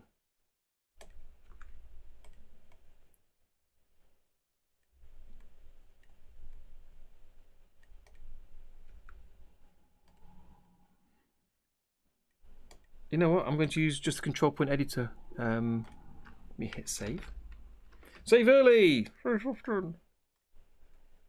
Now I can join these up a lot better.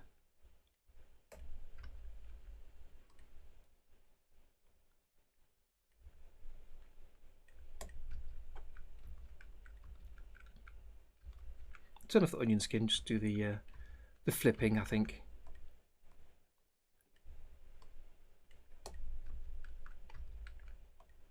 Bring this down. Bring this in.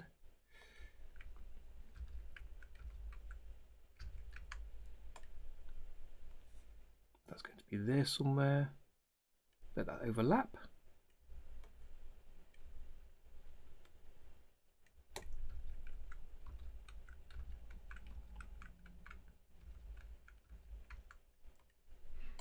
So there's definitely some overlap here as the strap goes around his mouth to the opposite side. That's right, Maria. Once crashed, twice cautious. It's exactly right. Because it's only then that you remember that you haven't been saving. And as much as you think about it, you don't think about it enough. As I always say, how often do you save? As often as you can. Is that often enough? No. Keep saving. Save, save, save. In fact, it was good to see on a recent video from who was it? It was from Sebastian, Noble Frugal Studios. He reiterated about saving regular. So it's good to see that people are starting to get to hear about it and start to hopefully do it a bit more often. Because that'll stop a lot of these problems.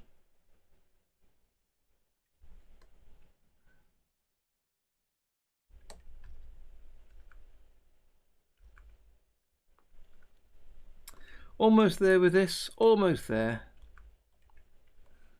So bring this down, connect this to the other side of his face.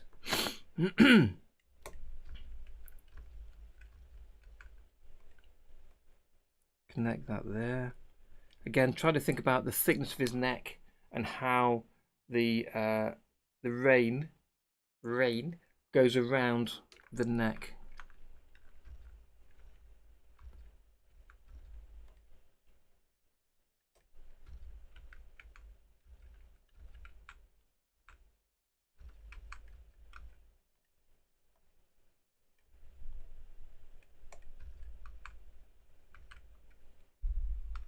There we go.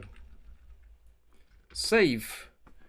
Right, let's get to the end of the dragon sliding off. And it started. Let me fit a window so we can see everything. Let's just try it from there and hit save. I will preview settings. Yes, Maria, they would. But that's where the crash happened, where I inserted an extra control point.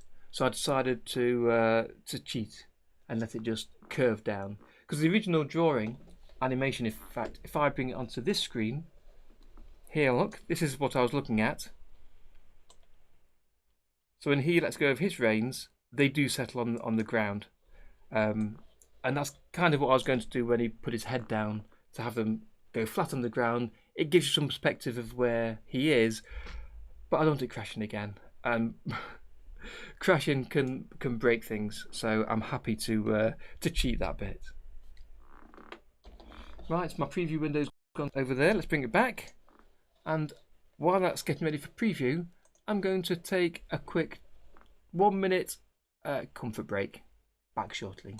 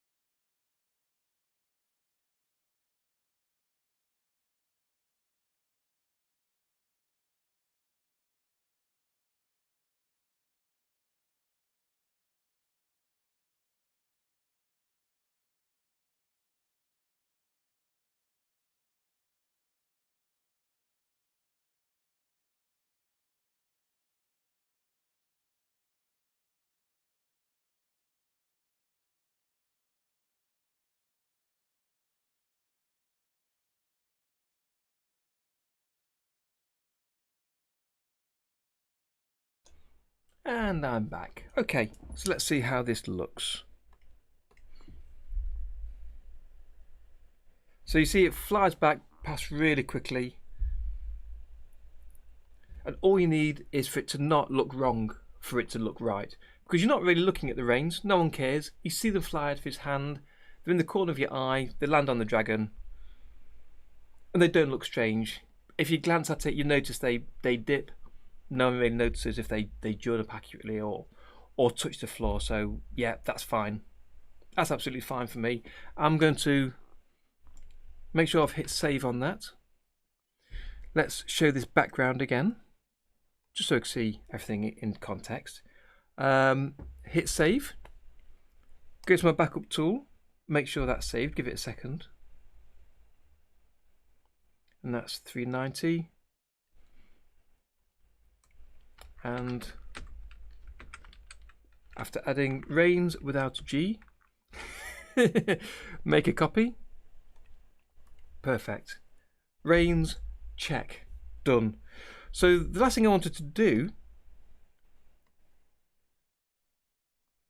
as far as fixing up the animation, is to add a quick plastic tool over Sam.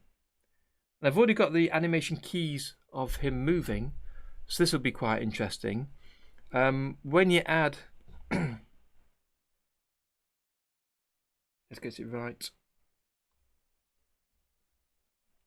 Yeah, Sam and Sam fall. So Sam, let me just double check that's the right Sam.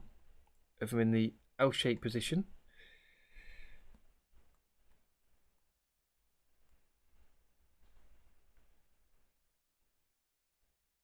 Sam fall.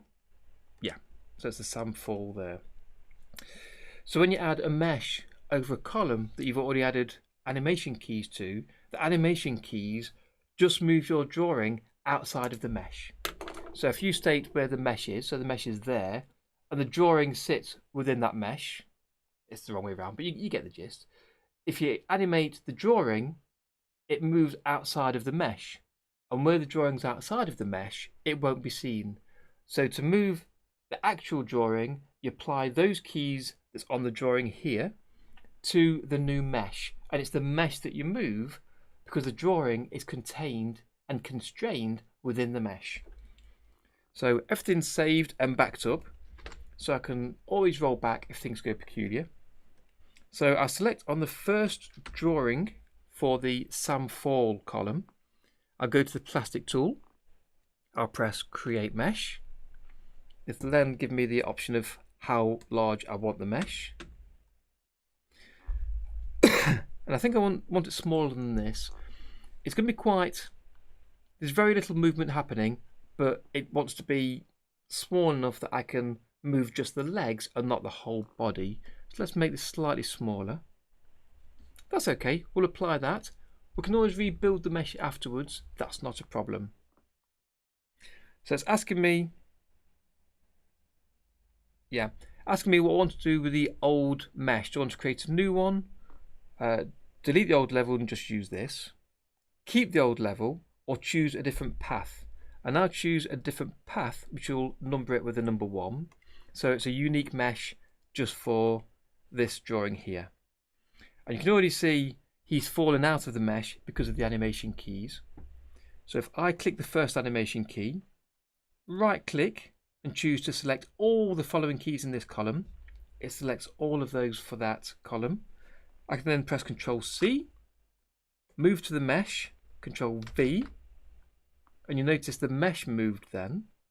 And now I can select all the keys in the drawing column, select all the following in this column, and then press the delete key, and now the mesh moves, not the drawing. And if I extend the length of this mesh to the length of the animation,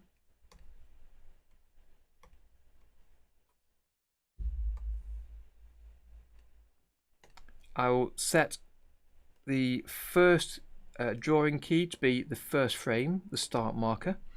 So this is where we're animating from. And now if I look at it, the animation keys move the mesh, rotate it in exactly the same way as we had before.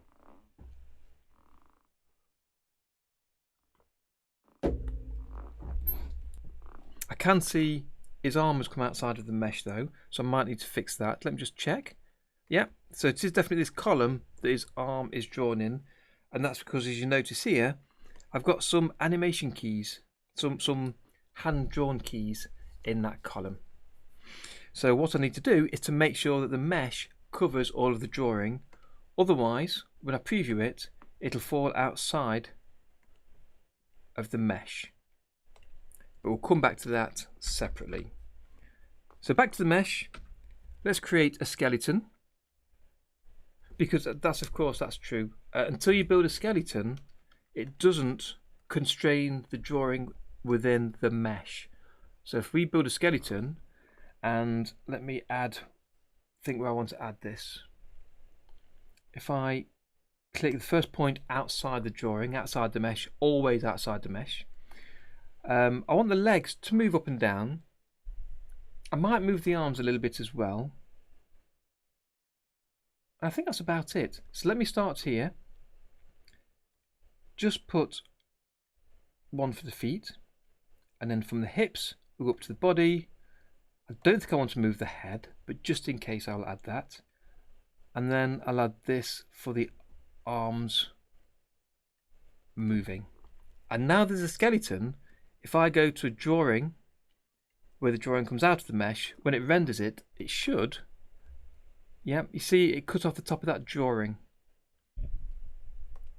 because it's outside of the mesh. So I need to make sure that I extend the mesh to cover all parts of this drawing. So there's only 2 drawings, 91 and 119. So if I go to 119, I'll hit save so I don't forget.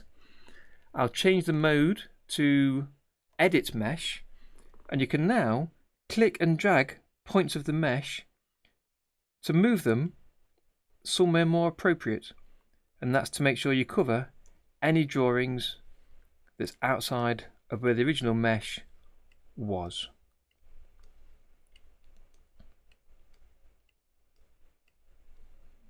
And because I'm not adjusting this too closely, as long as it's constrained within the mesh area, it's fine just to make it a large messy mesh. So I'll hit save.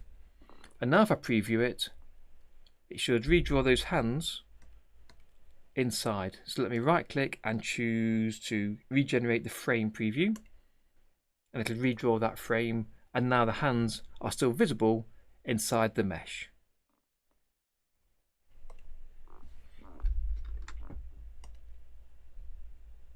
Okay, so now if I go to the animate tool, and we'll check if I've put my skeleton in the right place. So what I want to do is to move the legs up and down here. I don't want the hands to move, so I'll add some more keys in a minute, and the feet to move. Okay, so if I build skeleton again, and if I put that skeleton at the bottom for the top, for these arms here, that should constrain the top part to move only when these bones move.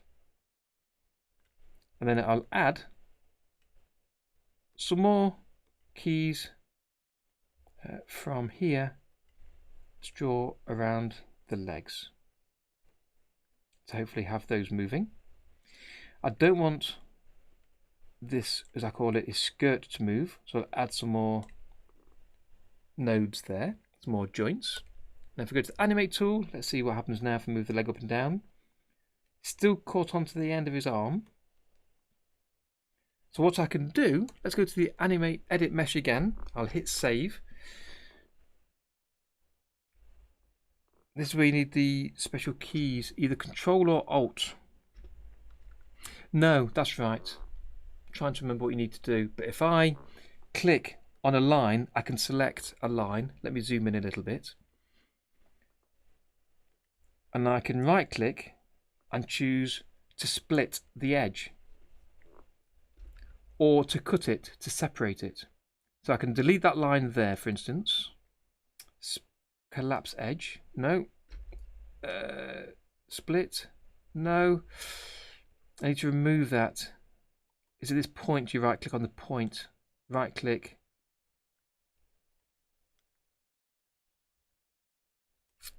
Trying to remember, it's very specific on what you can and can't do. There you go, now I can cut mesh. So it depends what points are connected. So now that's cut, I can click and drag there, and that's now disconnected from here. So let's select that one and do a cut mesh there. Let's see what it's cut. So let's cut that one. Let's do a cut on there if I can. So it's quite specific on what it affects. There we go. That's now separated those two parts of the mesh.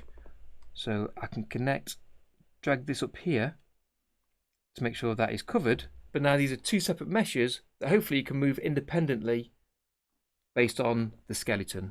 So if I go to the animate tool, now if I move the feet, it doesn't affect the arms because it's a totally different part of the skeleton, and it's the triangles that are affected within the mesh when you move the skeleton.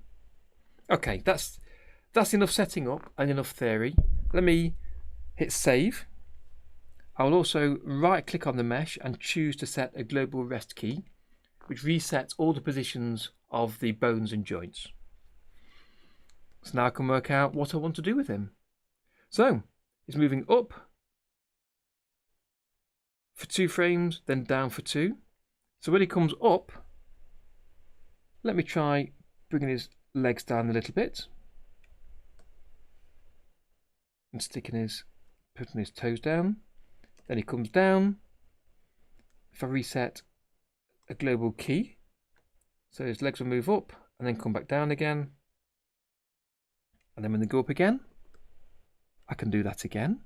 Move his toes, and when he comes down, set a global, just to get the basic movement moving here. In fact, when he comes down, let me lift his legs up a little bit as well.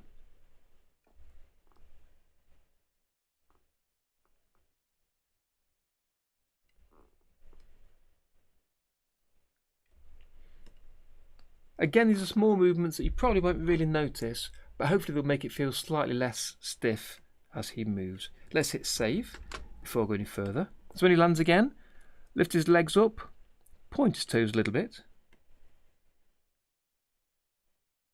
And this time when he comes up, I bring his legs down and bring his toes back.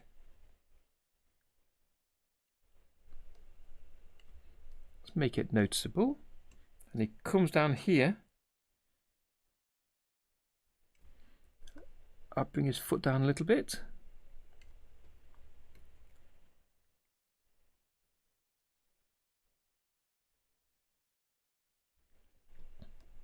And again, some more there.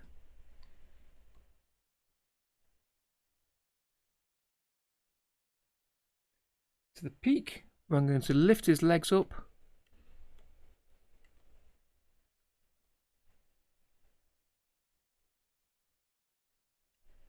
Even higher there. And they're going wobbly and bendy, but that's fine. Again, I doubt you'd notice.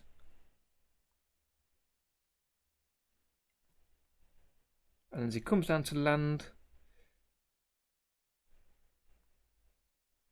I'm going to have another key there.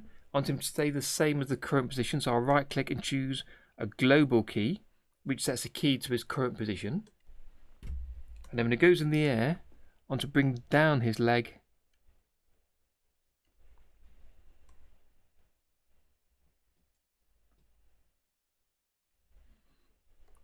Point his toes a little bit.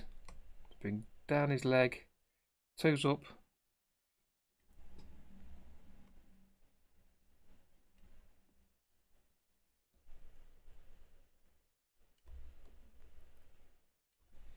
Let's see how that is. So he lands, his leg comes down. I want it to come down quite a lot.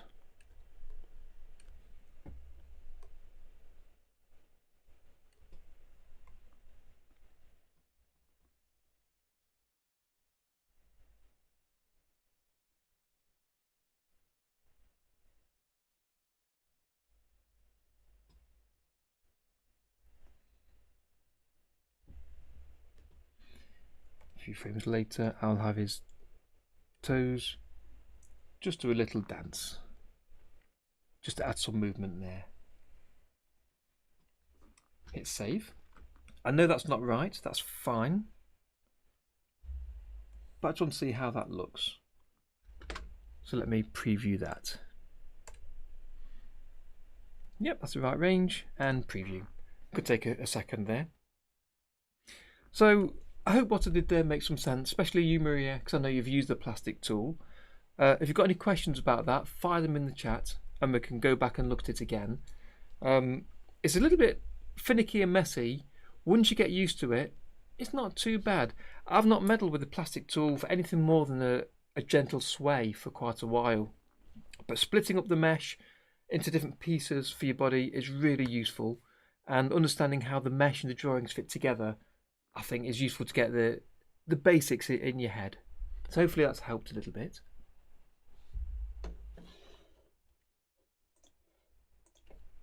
So let's see how that looks.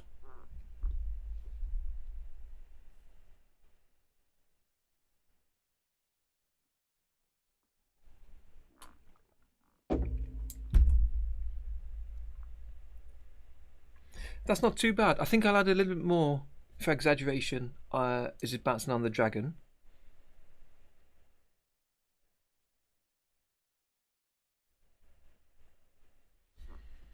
And because he's in the mesh, of course, I can also move his body and his head a little bit as well.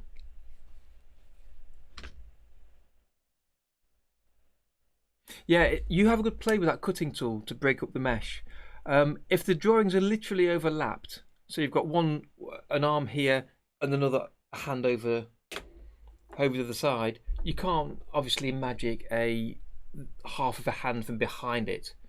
But if they're close together and the mesh is joined, cut in between the two parts, absolutely, that means you can move one without affecting the other. It's really useful.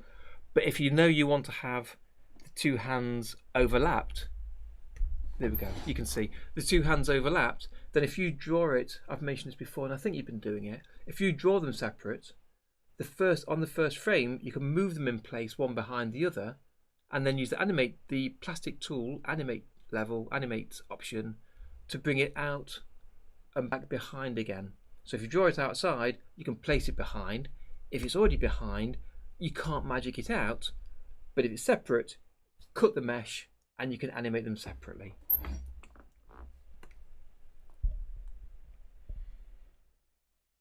Okay, let's see this then. So he changes, he comes up. I think I will have him leaning a little bit. Why not?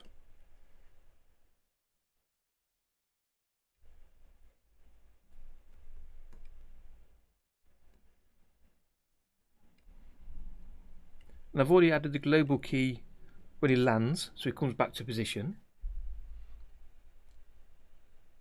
Absolutely, yeah. It's a bit peculiar cutting the mesh and editing it, adding parts of the mesh. So if you made the mesh larger, let me hit save. If you've made the mesh larger and you go into edit mesh and you want to animate, say, his nose, but there's not many triangles in there because you've made them very large, you can select a line, as I say, and then right click and choose split edge, which adds another line in between. So now there's 4 triangles, so you can add more detail. So yeah, manipulating the mesh, absolutely. Do get into that. Yeah, you'll find it very, very useful.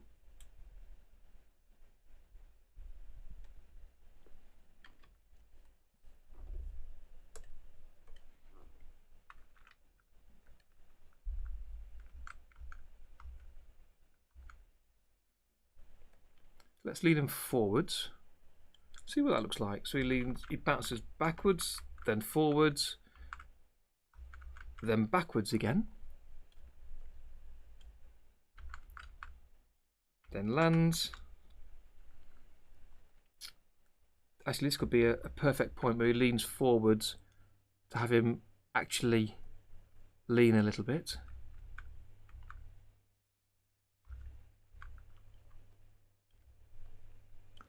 Turn on the onion skin so I can see how far I'm leaning him if I can.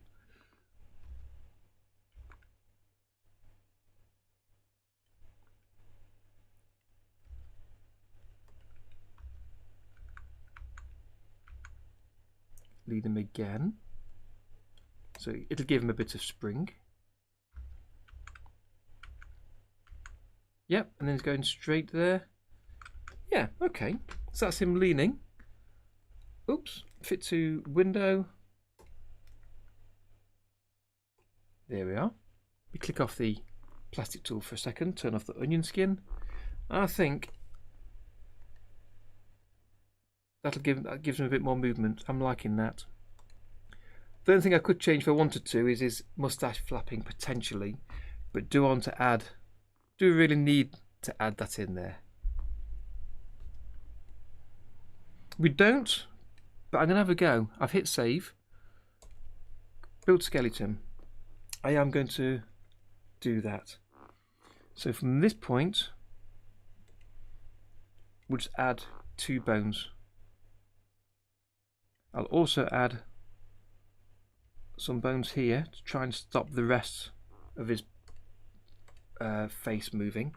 Let's see. Let me zoom out. So as he comes up, let me place that key and that key to make sure it's right. So when he comes up, that can go down a little bit. And then when he comes down, that can come up a little bit.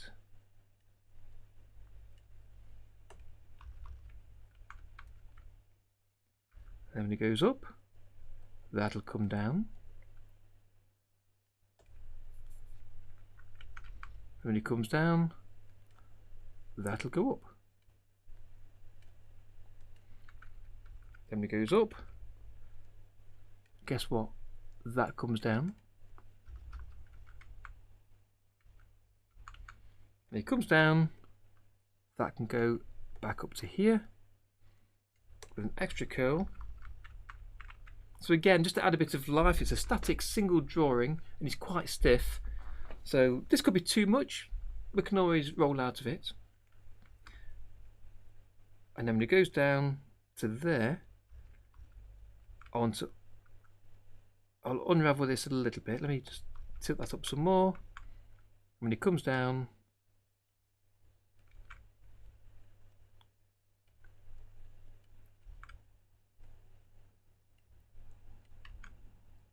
that can come all the way down here. With those extra joints either side of his moustache, that's not moving at all. There we go, so he's up in the air.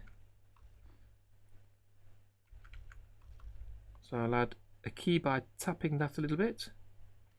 So 2 frames later, before it comes down, I can start to move, bring that up and that down. Let me have a look.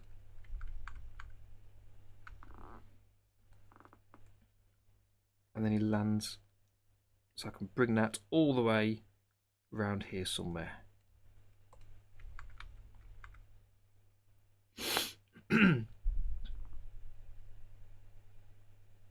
Yes, there is an overlap as well, Maria. So you're right, as one goes up, another goes down. But there's an overlap, so if something's going upwards, look at my camera there. If this is coming up and this is like a moustache or a tail, when the main body comes up, the tail's down. And then if he's on like a trampoline, for instance, he goes up, the tail's down. When he comes down, it takes a second for the tail to catch up. So there's an overlap. It's not instantaneously swapping as he goes in each direction. So there's that overlap to give the extra feeling of the natural movement, depending how stiff or how many muscles are in the extension part. So if it's a tail, dogs obviously can wag the tails. They can flip them and choose to move them.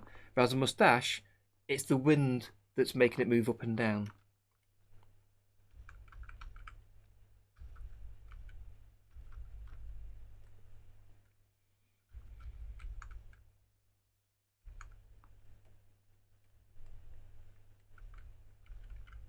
Yeah, it comes down and he lands, so that's coming down here.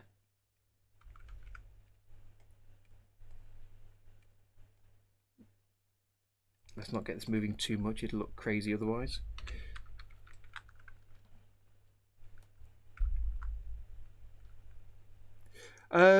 Oh, the visor. No, the visor's a single drawing in this one. I had the visor moving at the beginning, but it's a single drawing, so unless I added another column with the visor, I can't do that. So I don't think I'm going to. Let's get this right. So he lands, and he goes up, and that comes down. And when he comes down, that needs to go up a little bit.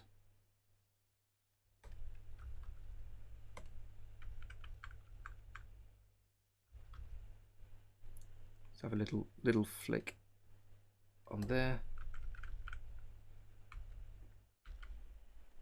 And then I'll add this going straight. Save. Let's see how that looks. Preview. Yes, this tail will be a lot different on a puppy to the tash. But that's sort of the theory. It depends obviously on the puppy and how you want it to look, how exaggerated you want it to look. I might be making this a little bit too exaggerated with the moustache moving. Let's see. There's a little bit of a flick there, and again on the back of the dragon, it's moving so fast over quite a big distance you don't necessarily notice. But that's got a little bit of life again, a little bit of movement. That's all I wanted. And when he bounces, his legs and feet move a little bit. It's less rigid. For me, that's perfect. That's great. I mean, for a bit of a cartoon animation, you might want his nose going patoing as well, but I don't think so. Oh, that's my cat meowing. Hello. This is my cat come to see me. It's been outside, I think, in the cold. Yeah, so potentially you could have his nose moving, but let's not get carried away. So again, that's saved. So back to the backup tool. Let's call this one with Bendy Sam. Okay. Go back to the selection tool so I can't see all of that. I don't want to see the mesh. There we go, so it's a nicer view there. And the only thing I wanted to do was to add a little Darren head in the background. So let me scroll through all of this. So he's running, the background's moving. So, right, I'm thinking before he pulls the reins, because that's when things happen. And you don't want to be seeing a head there popping out as you're supposed to be watching Sam. I know, yeah, she comes to see me sometimes when she's cold, when she's hungry. Not often just to say hello. Yeah, so I need that a little bit sooner while he's running. How about that tree there? The thing is, if he's too much in the centre of the screen, you won't see him behind the dragon. So let's see what we can do. Maybe that tall bush? I hate those, the head turn frames aren't very good at all.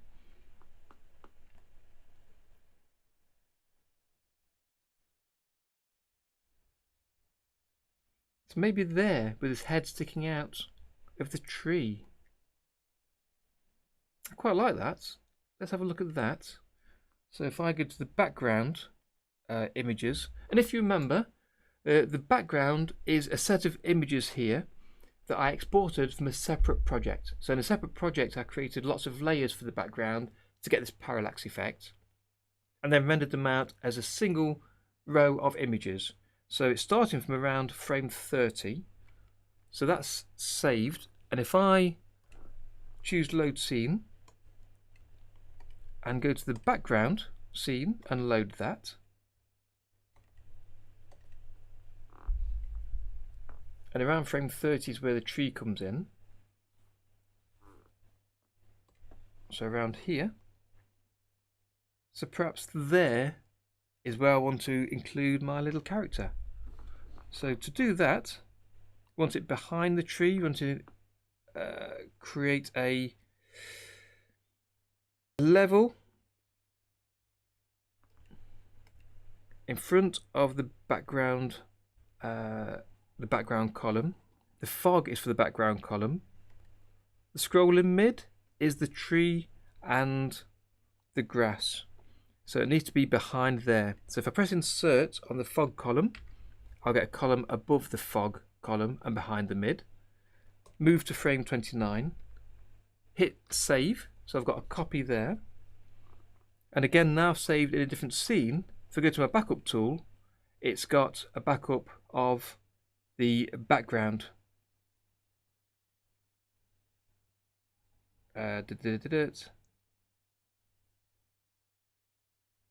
Or it should have at least.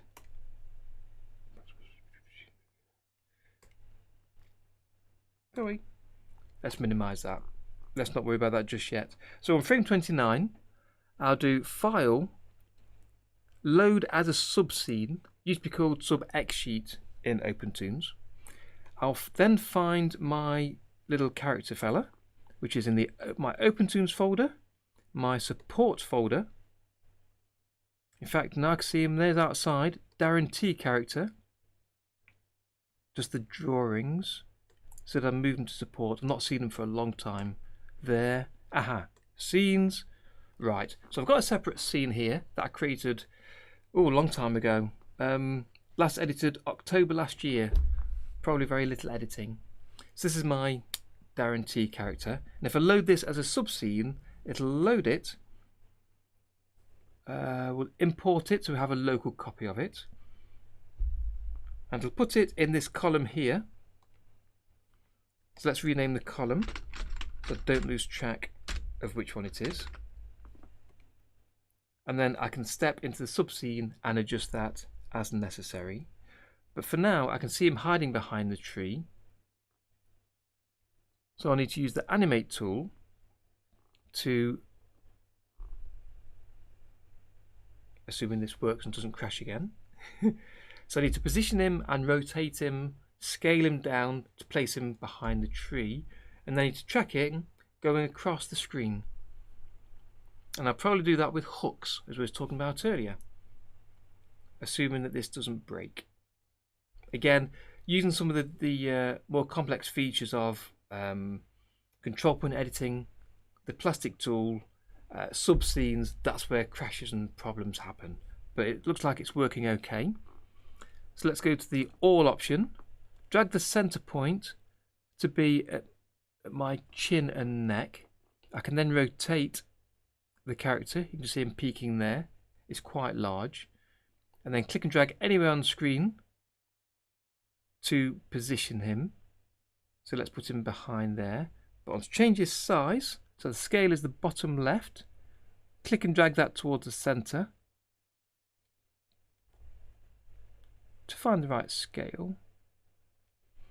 And again, hiding behind the tree, rotated round. Good. And the center point here is on this tree. So it's running really slow, so hands off and let it think about things if it needs to.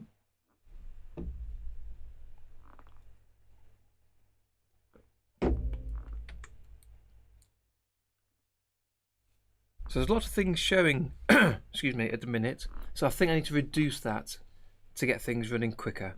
So if you can ever hide columns, then do so. It'll increase the receptiveness of OpenToonz and Tahoma. So let this catch up first, let it finish thinking. Okay, and then I'll right click on one of the visibility columns and say show this only, which hides everything else. I'll then show the column of the tree it's hiding behind, and now if I zoom in and out, it'll move much quicker because those other columns aren't visible. So I want to change this so there's only my head and not the rest of the body. So I'm going to click on a column in my subscene, click to step into the subscene, which is that one there, open subscene, so it shows all of my character, and then we'll start to delete some columns that we don't need. So let's make this slightly larger so you can see what we're doing. So I don't need the sketch, don't need the script. I don't think I need facial movements, it's going past quickly, but I'll leave them so I can set them up initially.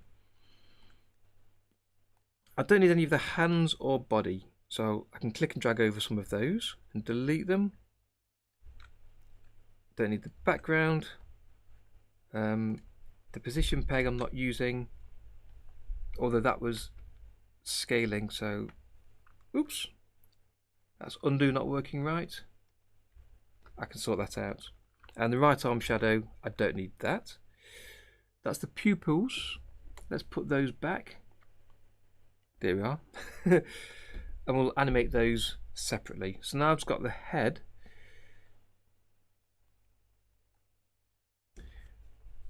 We do want the neck actually. So I'm going to insert a column and bring that back. So if I right click, I can choose load level. And hopefully in my drawings folder, there's my Darren Tea folder for the subscene parts. I can find the neck or body, and I've tried to name everything as clearly as I can to help with this kind of thing. Let me try the body, load that. Yep, so the body has got the neck in there as well. And this is a local copy, which means I can delete those drawings, which means I can edit this and it doesn't affect where it's used elsewhere. So this is all vector levels, so if we use the control point editor, I can click on the body and start deleting some of the points. So just click on a point and keep clicking and tap delete.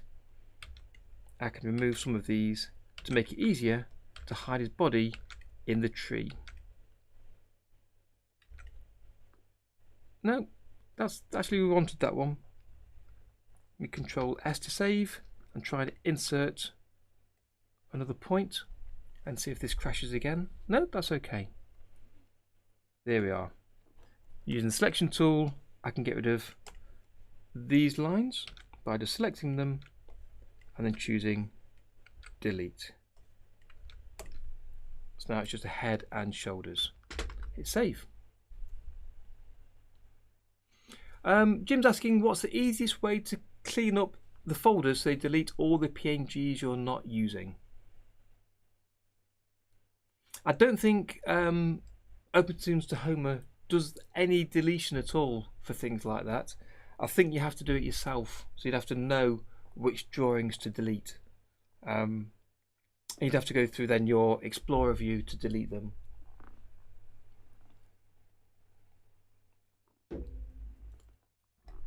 So if I leave this subscene by closing it with that button there, I can then decide on this tree of where I'm going to have the head coming out of.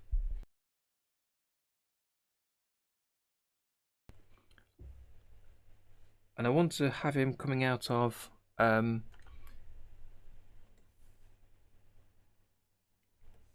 sort of the top left there, kind of a thing. So just sort of peeking out to imagine the rest of his body inside. I'll scale him down even further so it actually fits in the tree. And we don't want him too large to take over the view anyway, to catch your eye too much, just in the background. So we'll start off tucked away, but then I want him to pop out, just have a look, and maybe his eyes will move as it scrolls past, and he can stay with his head out until he goes off the screen. So what I'll use is the hook tool, which we talked about earlier. I'll hit save first. So click the hook tool. I don't know if you've used this before, Maria, but it's really useful. So I can click on the midground frame, and using the hook tool for zoom in, what you want to do is find a point in your drawing to place the hook. I don't want it snapping. Will this let me? Nope. I think that's because it's a shame.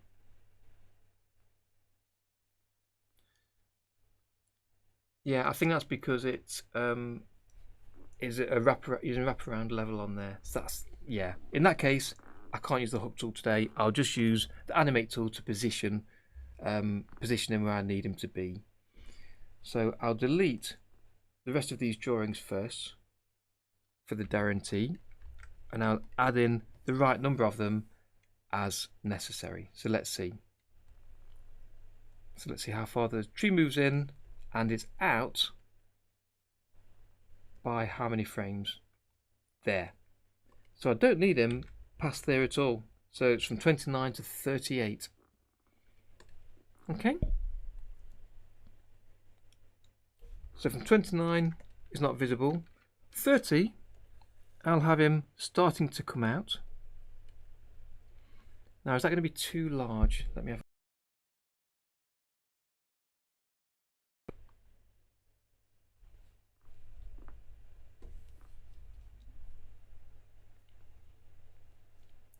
Oh, sorry, what's that, Hans? What sounds like a good way of getting into trouble? What have I done? What do we think? Is he too large there to peek out? I don't think that's too bad. I'm going to delete the first key in the first drawing, so it's frame 30. I want him to first appear. And here's where I'll set the scale.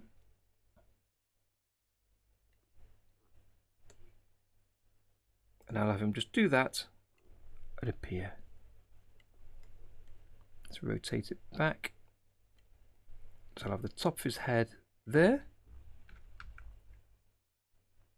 And then I'll lock the Y coordinate, so it's going to move left and right. Although I do want him to pop out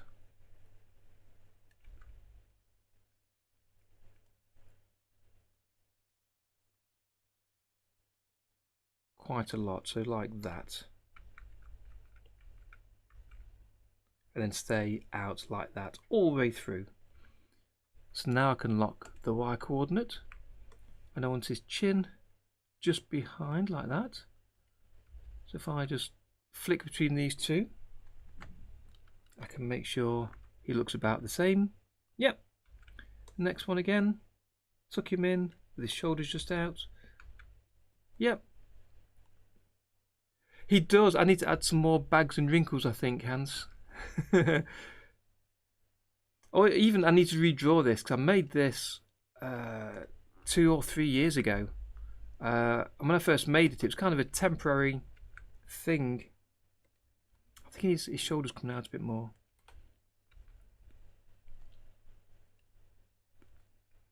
I'll fix his shoulders in a second. Yeah, it was only temporary, a quick experiment for building a cutout puppet. And I've gone back since and changed a couple of things, but not a lot. So I should really take some time and get him right.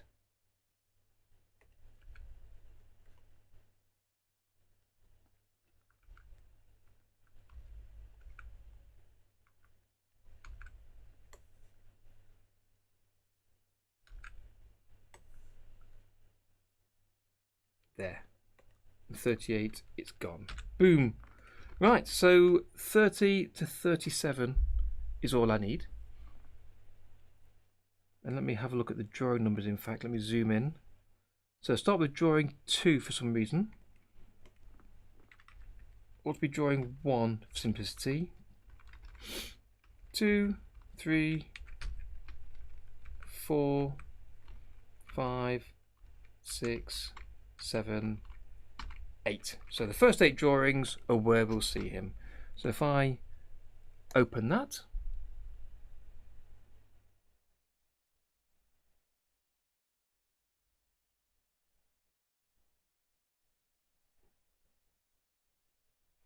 when you say deleting PNGs in the folder, how do you mean? Do you mean on disk or here in the timeline folder? In like the subscene. Okay, so it's only the first 8 drawings I want. So I've got a number of animations in here, very small things. So he blinks, his mouth moves a lot for talking. I've then got a 3/4 view, I've got a wink. He then turns for 3/4 view with the same, a blink and his mouth move in, and a to the side view. So I've got a few different views in there that I don't need. So for a start, let's remove some of those.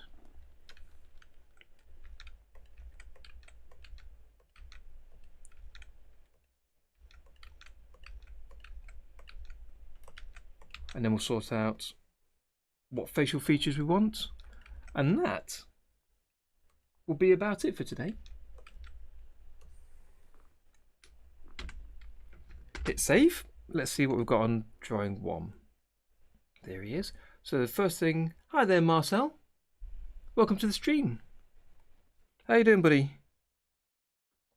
So let's change his body. The first thing I want to do with the control point editor. Let's move that down here. And that down there too. Just so he's got some shoulders to be a bit more visible. That's fine. So he's going to come out, look. I don't want him to blink straight away. Let me make that larger. Good. Good, Marcel. That's great. What are you up to today? You doing some drawing or animating?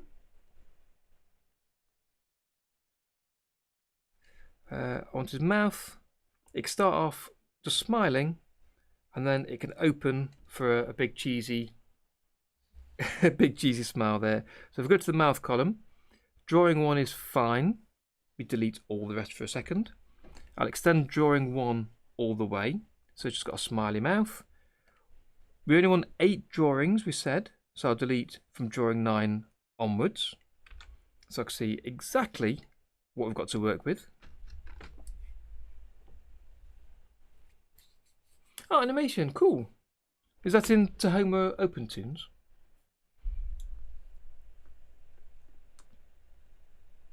Ah, yes. I've not drawn any glasses on him yet, Hans. I do need to do that. Because in fact, when I started doing cartoons and using OpenToonz, I didn't actually wear glasses. These are new only from a couple of years ago. So all the time I've been on camera, you've seen me, I've always wore glasses, but they're only from 2 years ago. So I'd need to add them onto this fella at some point, which won't be today, but at some point. So a couple of frames where he pops out. So from frame 3, if I press the Q or W keys to cycle through the drawings, I'll have one drawing with the mouse slightly open, and then the other one with it fully open. And we'll have number 6 stay there to the end. So I'll delete those drawings. So his mouth starts closed, and then opens like that, and then is off the screen before you know it. It's a flying visit. So next was his eyes. So again, I'll add a little blink here to give it a second to catch up. It's thinking about things.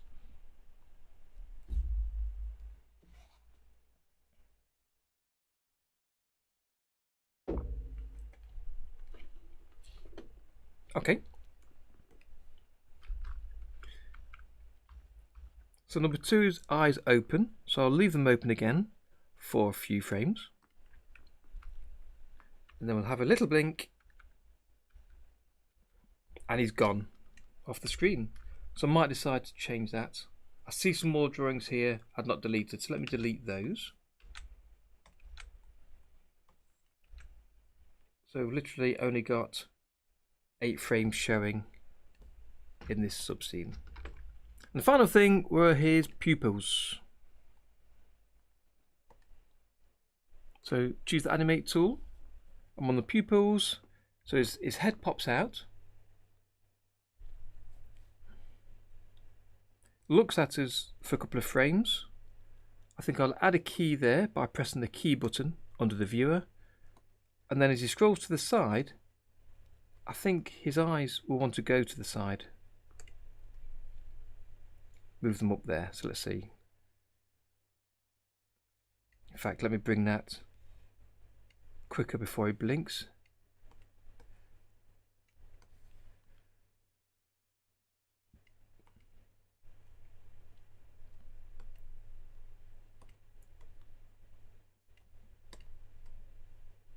Because he's looking upwards. We'll see how that looks in a second. I won't change his eyebrows. I'll leave them exactly where they are.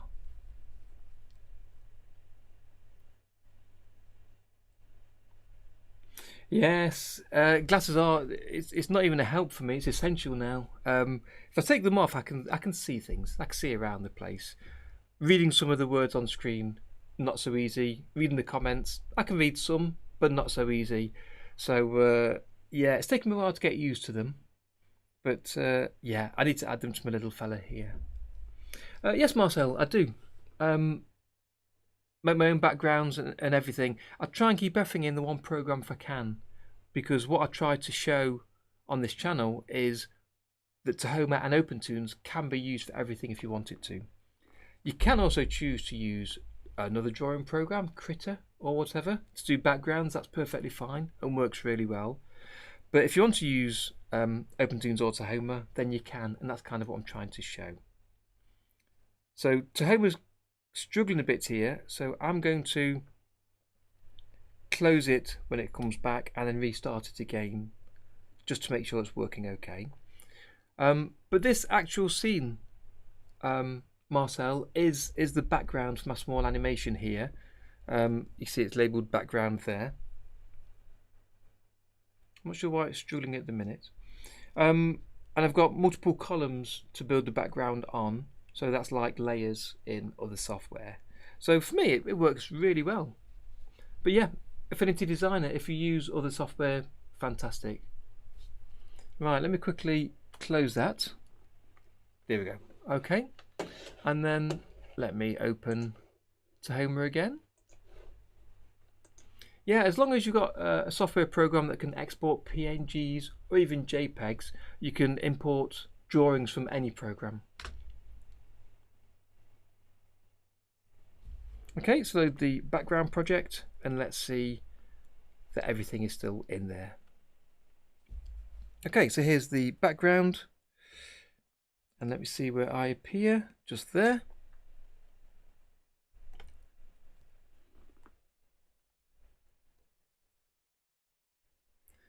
I don't think I've really got time to pop out too much to come out. So I'm going to bring me out at the start.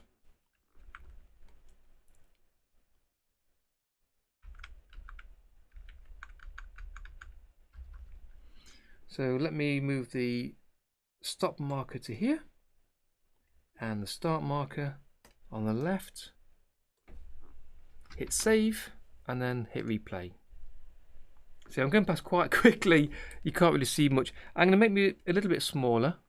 I think the scale, I'm just too large.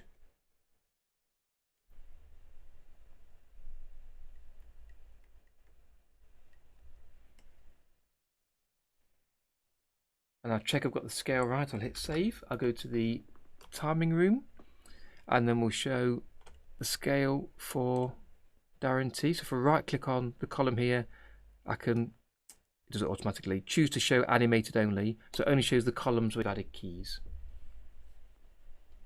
Yeah, CSP, absolutely. Yep, the scale and rotation don't change there, so that's good. So it might come out a little bit far. So let me change the position, zoom in a tad, and look at it key by key. So it's there, just his chin tucked in. So I'll keep that tucked down a little bit.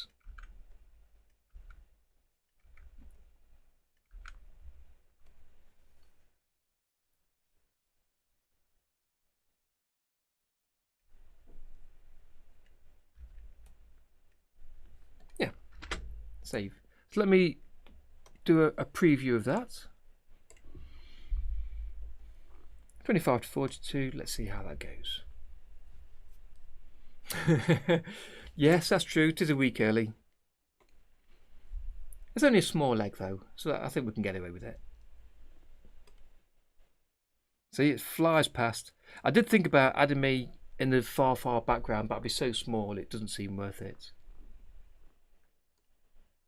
Okay, so because I use these drawings in the main animation, I just need to re-render them.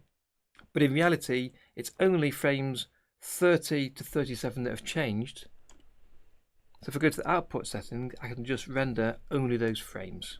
So if I go 30, 37, it's still got the same name as last time, BG. They're PNG images, save and render. So that'll now render much quicker than creating the whole 151 frames.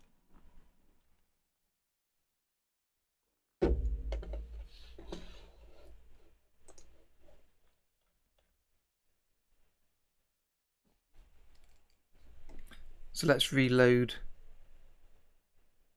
Yeah, reload the other scene, which is the collated one. And that'll now have the backgrounds in. So as I say, I rendered them all as PNGs. So we've got a single column with PNG images, which means there's no recalculation of scrolling, of animation that I had in the previous scene. They're just a number of flat images. So they'll work a lot quicker in this animation. If I change the zoom down, have a quick look from frame 30, and there I am, just in the background, flying past too quickly to notice almost. So let me change my play range so I don't forget, from 1 to 51. Hit save, so I won't lose anything. Hit the preview settings. Thank you, Hans, appreciate that. Mrs. T's not here today, she's out, gone to see her brother or gone for a walk, I think, at the minute. Thanks for joining me today. I'm closing down in 5 minutes anyway. Glad you could make it. Hopefully see you next week. We'll do it shrunk down first to see how it looks, and then we'll go to full size. Yeah, give my regards to Mrs. Hans as well. I noticed that I'm unlocked. So I'll lock the background so I don't accidentally move panels around like I did earlier today. Yeah, MP4 is fine. But for importing images, MP4 has some compression. So if you're using images in another scene where you then go to re-render, images work better. Plus, it means in this case, I've been able to render just 8 images as part of a 151 length scene, so they'll render much quicker. Whereas if I was rendering a full MP4, I'd have to render all 151 images or all 151 frames to get the MP4. So images means you can edit just 1 or 2 frames if you want to. But either works.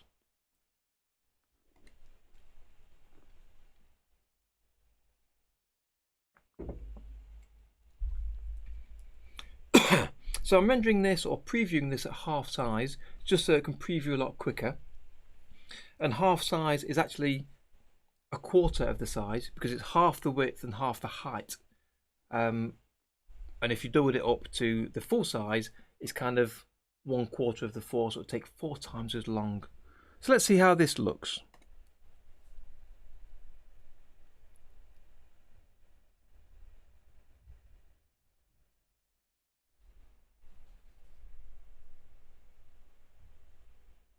So I'm just behind one of the trees, not both of them, as he comes past twice.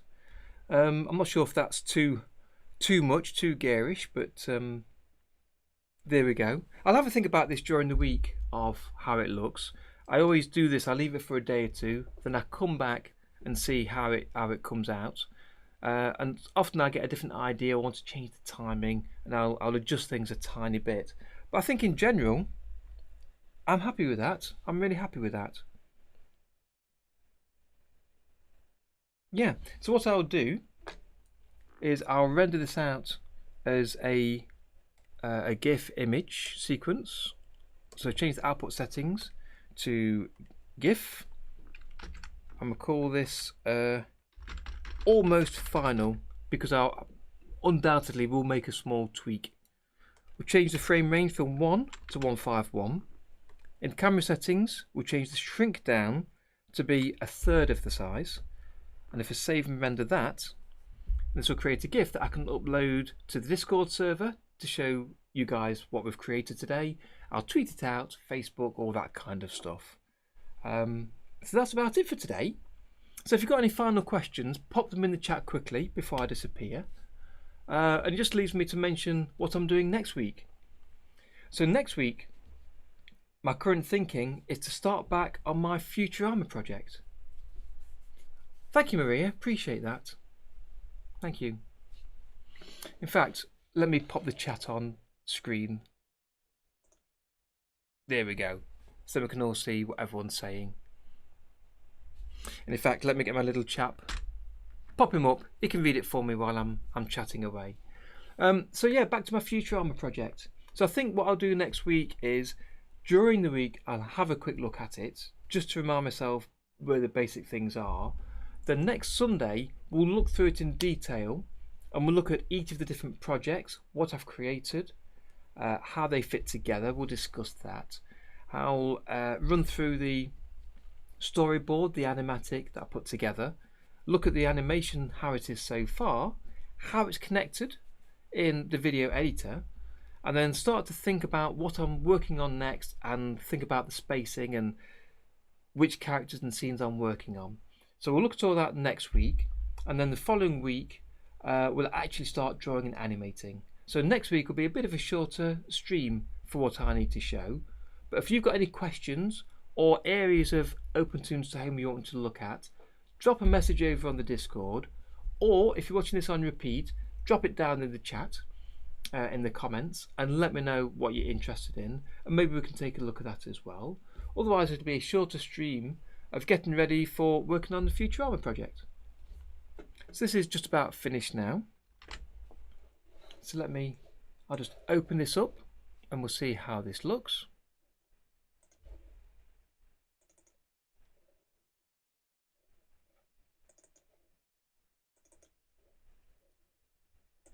Okay, here it is. And it is just under 10 megabytes, which I think is the limit for Discord. So it should be okay to share this. So it takes a second to load up GIFs for some reason. And this is a third of the size, so it is quite small. So I'll have to think about it before it starts to play. Okay.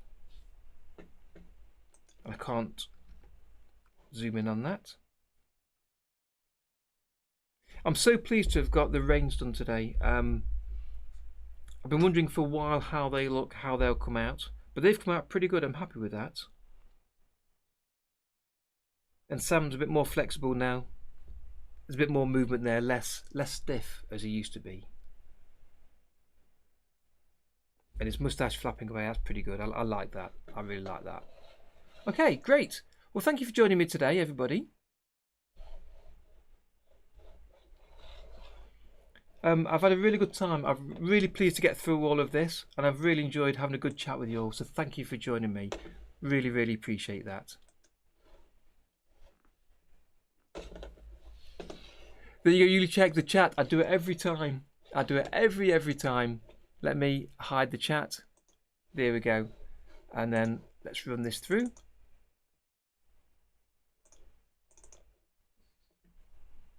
There we go. That's better. So it's quite small on the screen there, but we can see it moving.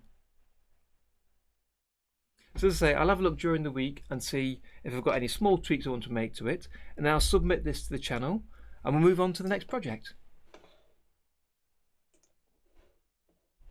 So thank you everyone for joining me. So I'll see you next week for the next live stream. I hope you can be there. I'm looking forward to it, and I'll see you then. And that's a Darren Tea. Have you always wanted to animate but didn't know how to start, and software seemed expensive and difficult to use? Well, with OpenToonz, it's free, powerful, and once you know how, it's easy to use. And it's my mission to get you animating with it today. Hi, my name's Darren, and I've been teaching OpenToonz for the past 3 years, showing thousands of students just like you how easy it is to animate with. I'm cutting through the jargon to show that anyone can animate with it. And by the end of the course, you'll be able to animate traditionally using OpenToonz. And the course is designed for students brand new to OpenToonz, as well as those new to animation. So take a look at the free lessons I've offered below, and then why not sign up and join me animating traditionally with OpenToonz.